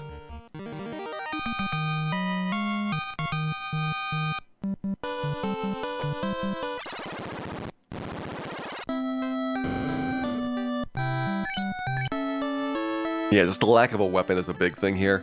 If you class change, you get the Cat Claw, which is also pretty bad, but better than the Silver Knife. Okay, 9,000 to go. Hey there, Bessengastigo, welcome in. Currently working on a Final Fantasy Solo Black Mage challenge here. Trying to get some levels pre-lich before we call it for the night here. Good progress tonight.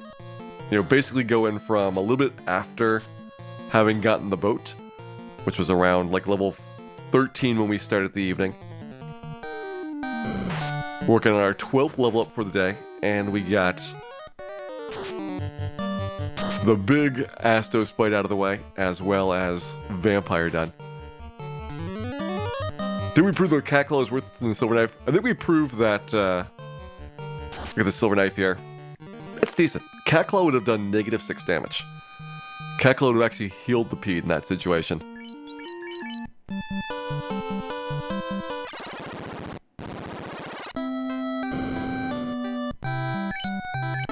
Are there any magic resistant enemies? Yes. There's certainly a lot that resist elements. In the early game, there tends to always be one element that you can use. But late game, there's plenty of monsters that have very high magic defense, which means you're not going to get criticals, and block all of fire, ice, and lightning. So the Black Mage is going to have really a hard time doing damage. Fortunately, one of the big ones, Tiamat, has a weakness to poison, so we can kill her instantly with the Bane Sword. About a 1 in 7 chance of that working, and a lot better than trying to get through all 1,000 HP that she's got. Then you get Temple of Fiends. Temple of Fiends Revisited, where you're doing all the Fiend fights again, as well as Chaos. That is where the rubber really meets the road when it comes to the Black Mage. That's what I've kind of reserved the possibility of. I definitely want to get there. I think that I will be able to get to Temple of Fiends without class change. But if we have to, Like if I give it a good solid 10 hours at Temple of Fiends, then I think that I would probably fall back on class change, so we'd get a little bit of weapon upgrade and the nuke spell, which both help out quite a bit. And warp. That's also pretty big, because you could get the Mazmune, warp out of Temple of Fiends, and then redo Temple of Fiends with the Mazmune, so that you're not using all your spell charges on the way down. And you basically get to Chaos with like 9 nuke spells. And that's enough to almost burn through his 2000 HP.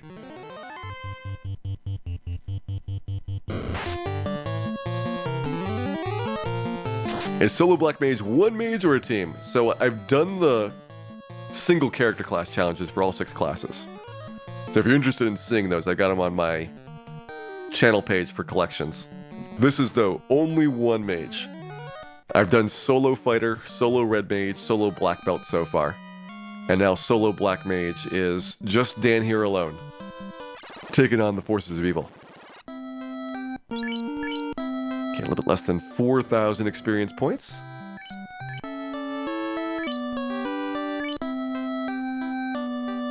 So I'll park as close as we can to this level up so I can start trying to manipulate the stat gains. I get a strength point and a vitality point, or at least try to every single level up. Because otherwise the Black Mage's stats are not good enough, even at level 50, which is the level cap to win.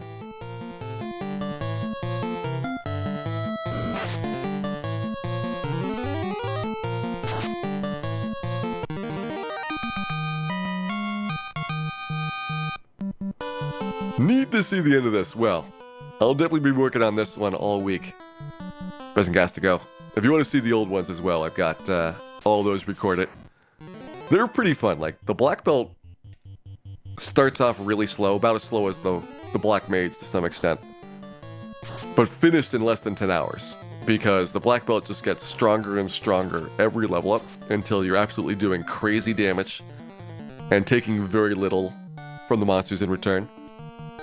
Whereas this is the first one that I've done where it's consistently hard from start to finish. And there's no easy spots for it.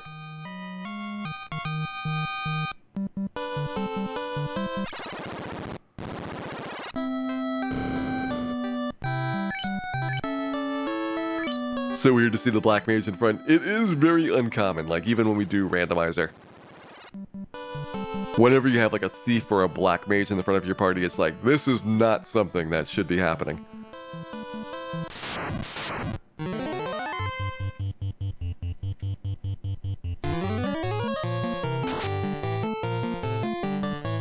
Hello, Giant. You're gonna get me super close to this level up here. I don't think you put me over,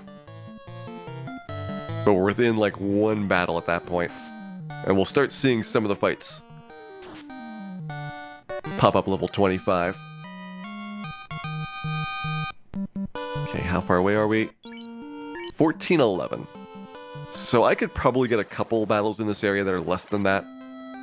So likely I need to get one more fight saved up, and then almost every single fight at that point would be a level up. So let's try that. Anything except for probably Peds here is okay. This will be like 400 or 500 depending on how many run.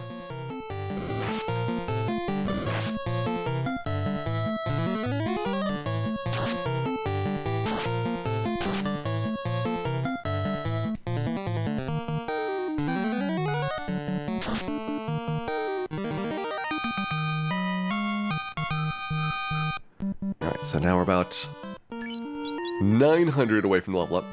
We could still squeeze in a lot of fights, so Troll's less than that, Giant is less than that by just barely. All the Cobra Scorpion fights for the most part are going to be less than that. Double Troll will be a level up. So this one we have to reset if we don't get our stat gains. But let's see what happens. Guaranteed strength point. I would like agility, vitality. I'll give it until 11:30 on the clock to get an agility point in. I'll give up and just do vitality at that stage. So strength, intelligence, luck, that's it. Try again.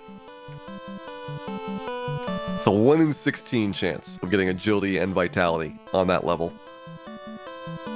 We drop down to just vitality, it'll be 1 in 4. So a reasonable chance of happening in short order. The 1 in 16 is kind of rough, but the 1 in 4 is usually not too bad.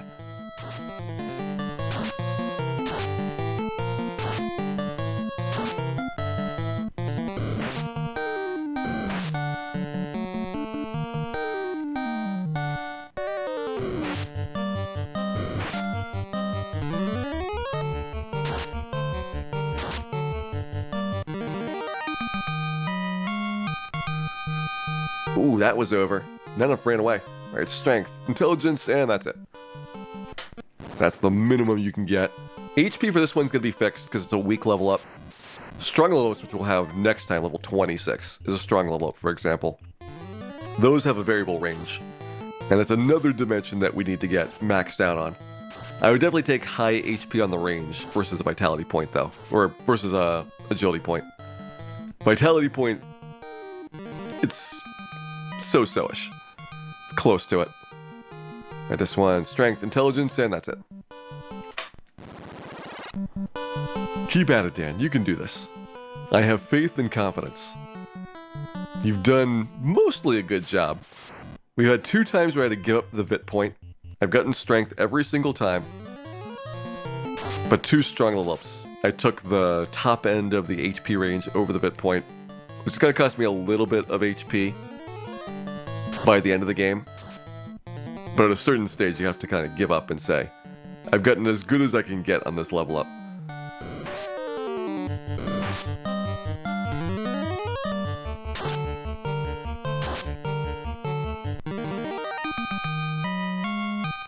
And we have strength, of course, intelligence, and vit.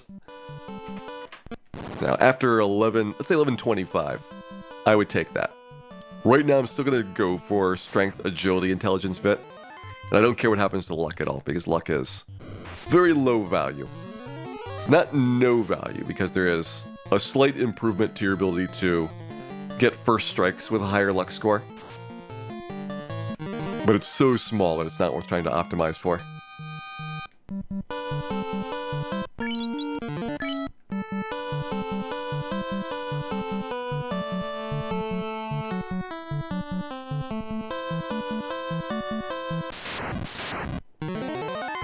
Hello, troll.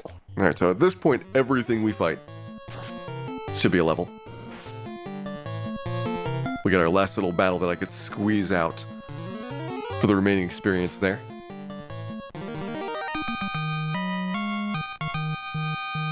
This one is another strength vet.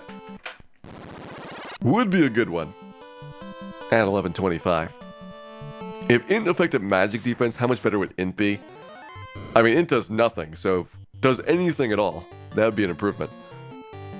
If it affected magic defense, that'd be really good. I'd rather have it affect magic damage than defense. But even magic defense here, like say you got 1 point of magic defense per point of intelligence. It almost puts the Black Mage on par with like the fighter in the late game in terms of magic defense. 2 points would have put him on par with the Black Belt. Strength, agility, intelligence, luck! No, we didn't get vitality. We missed the important one.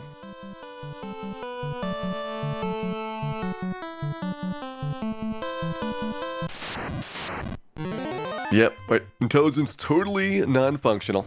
Not even like a bug, it's just like there's nothing for it to do. They didn't even try to have anything there. And the remakes, they did change that. So the remake of Final Fantasy 1, the more intelligence you have, the more damage that you do, or the more healing that you do for your spell casts. But the original version, absolutely nothing.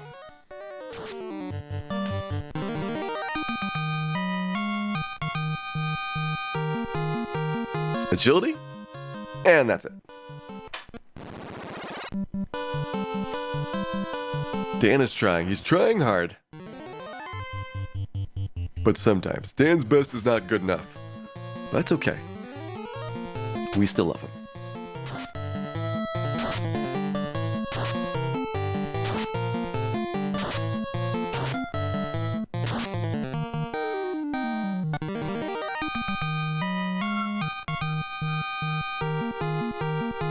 And just strength intelligence. Alright, 4 more minutes to go, then we give up on our agility point. I've only gotten a handful of agility points over the course of this, because most of the time you need to get strength and vit, or you get strength or vit plus the agility, and you give up on the agility at some stage of it. But I feel like I at least made an effort by putting like 10 minutes or so on the level up before switching over to the easier one. And of course, once we do that, we get no more vitality points showing up, I bet. Alright, here we go. This is gonna be it, Dan. This is gonna be it. Strength fit. It would be at 1125, but not yet. Not yet.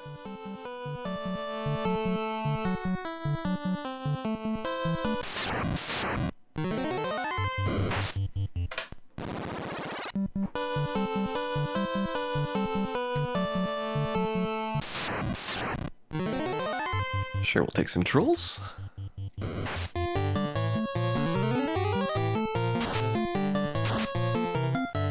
There's one, and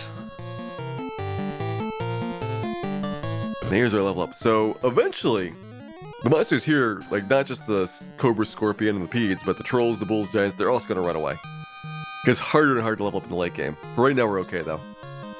Strength, Intelligence, Luck.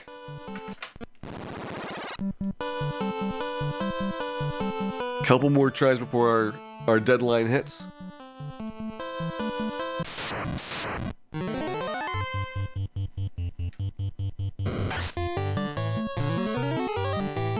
And Dan's level ups turn into a pumpkin.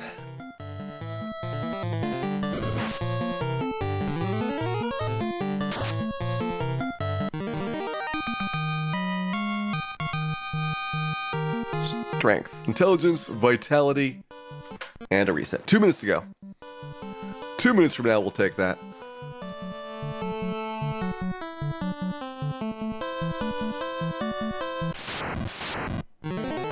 Yeah, the formula that this game uses for damage causes extremely high variance values. So for spells, it's typically a range of 4x from the lowest to the highest.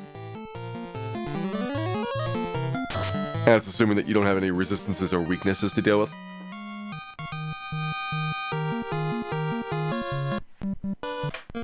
For melee attacks, it can be much larger because this game will quickly clamp you down to 1 damage, but then go crazy once you're past kind of the minimum threshold. Whereas a lot of games, even games of the same era, like Dragon Warrior, they clamp both the low end and the high end. So below a threshold, you're doing 1 damage or 0 damage, depending on how the game system is implemented. But on the high end, there's also diminishing returns. And that's something Final Fantasy doesn't have. It doesn't have the diminishing returns side of it. So you go from 1 to a little bit to crazy really fast, instead of going kind of like a gradual ramp or having a cap where it's no longer just completely embarrassing for the monster or character to be destroyed.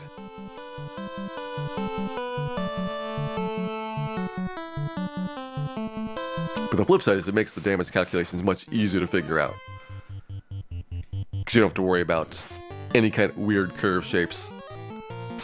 All just a bunch of linear calculations and multiplications.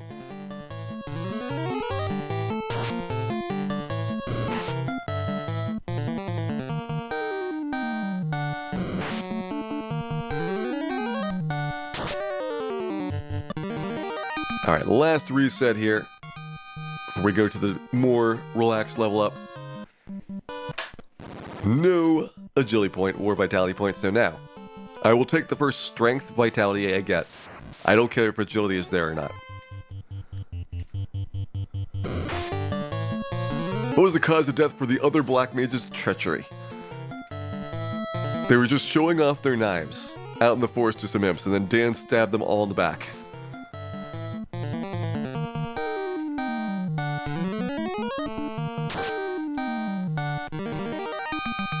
The culprit may never be found. Alright, Dan. Strength, agility, intelligence, but no vitality. Yeah, this is a solo Black Mage challenge, which means I have to beat the game from beginning to end with only 1 character. So we killed the other 3 characters off before the game got its first battle done. and we have not revived them, touched them. They have 0 experience points. I can carry items on them, not that it's a really big deal, but they'll never be used in combat. No vitality point.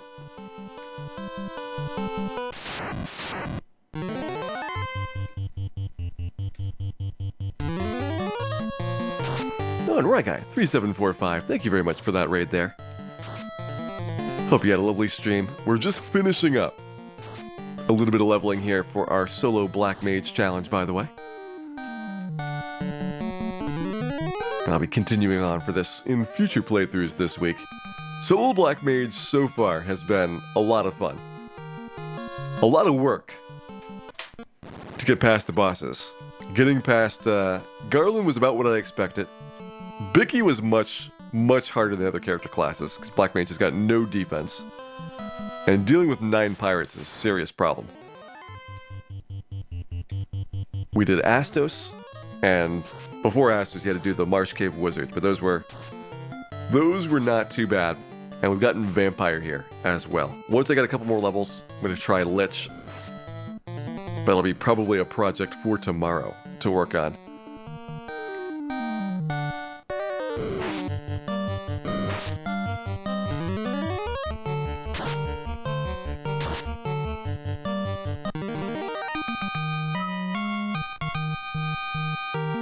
Strength, agility, intelligence, luck, no vitality point. I was about to say, is this going to be the level up of dreams? Do we get all 5 stat ups? But no, vitality point being shy.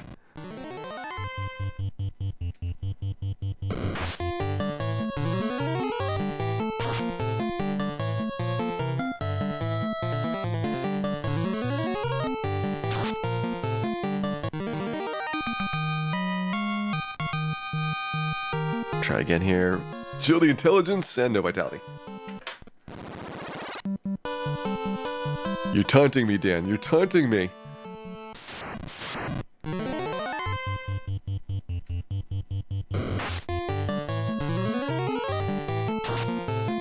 Just want to see that nice vitality point so that we can go to bed.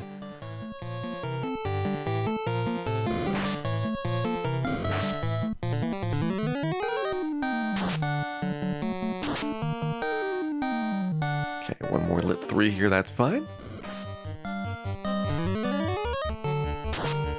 Plenty of spell charges to work with. By the time we could even get a lot of these spells, we had multiple charges at those tiers. So it's a bit of an unusual experience. Almost always when you're playing Final Fantasy, you get to the spell shops either without not enough money or very early on having the charges. Like you might get there just before you get your first charge or 1 charge in. But getting to a shop and having 3 or 4 charges already was a bit of a different experience for almost any other category that I've done on this before.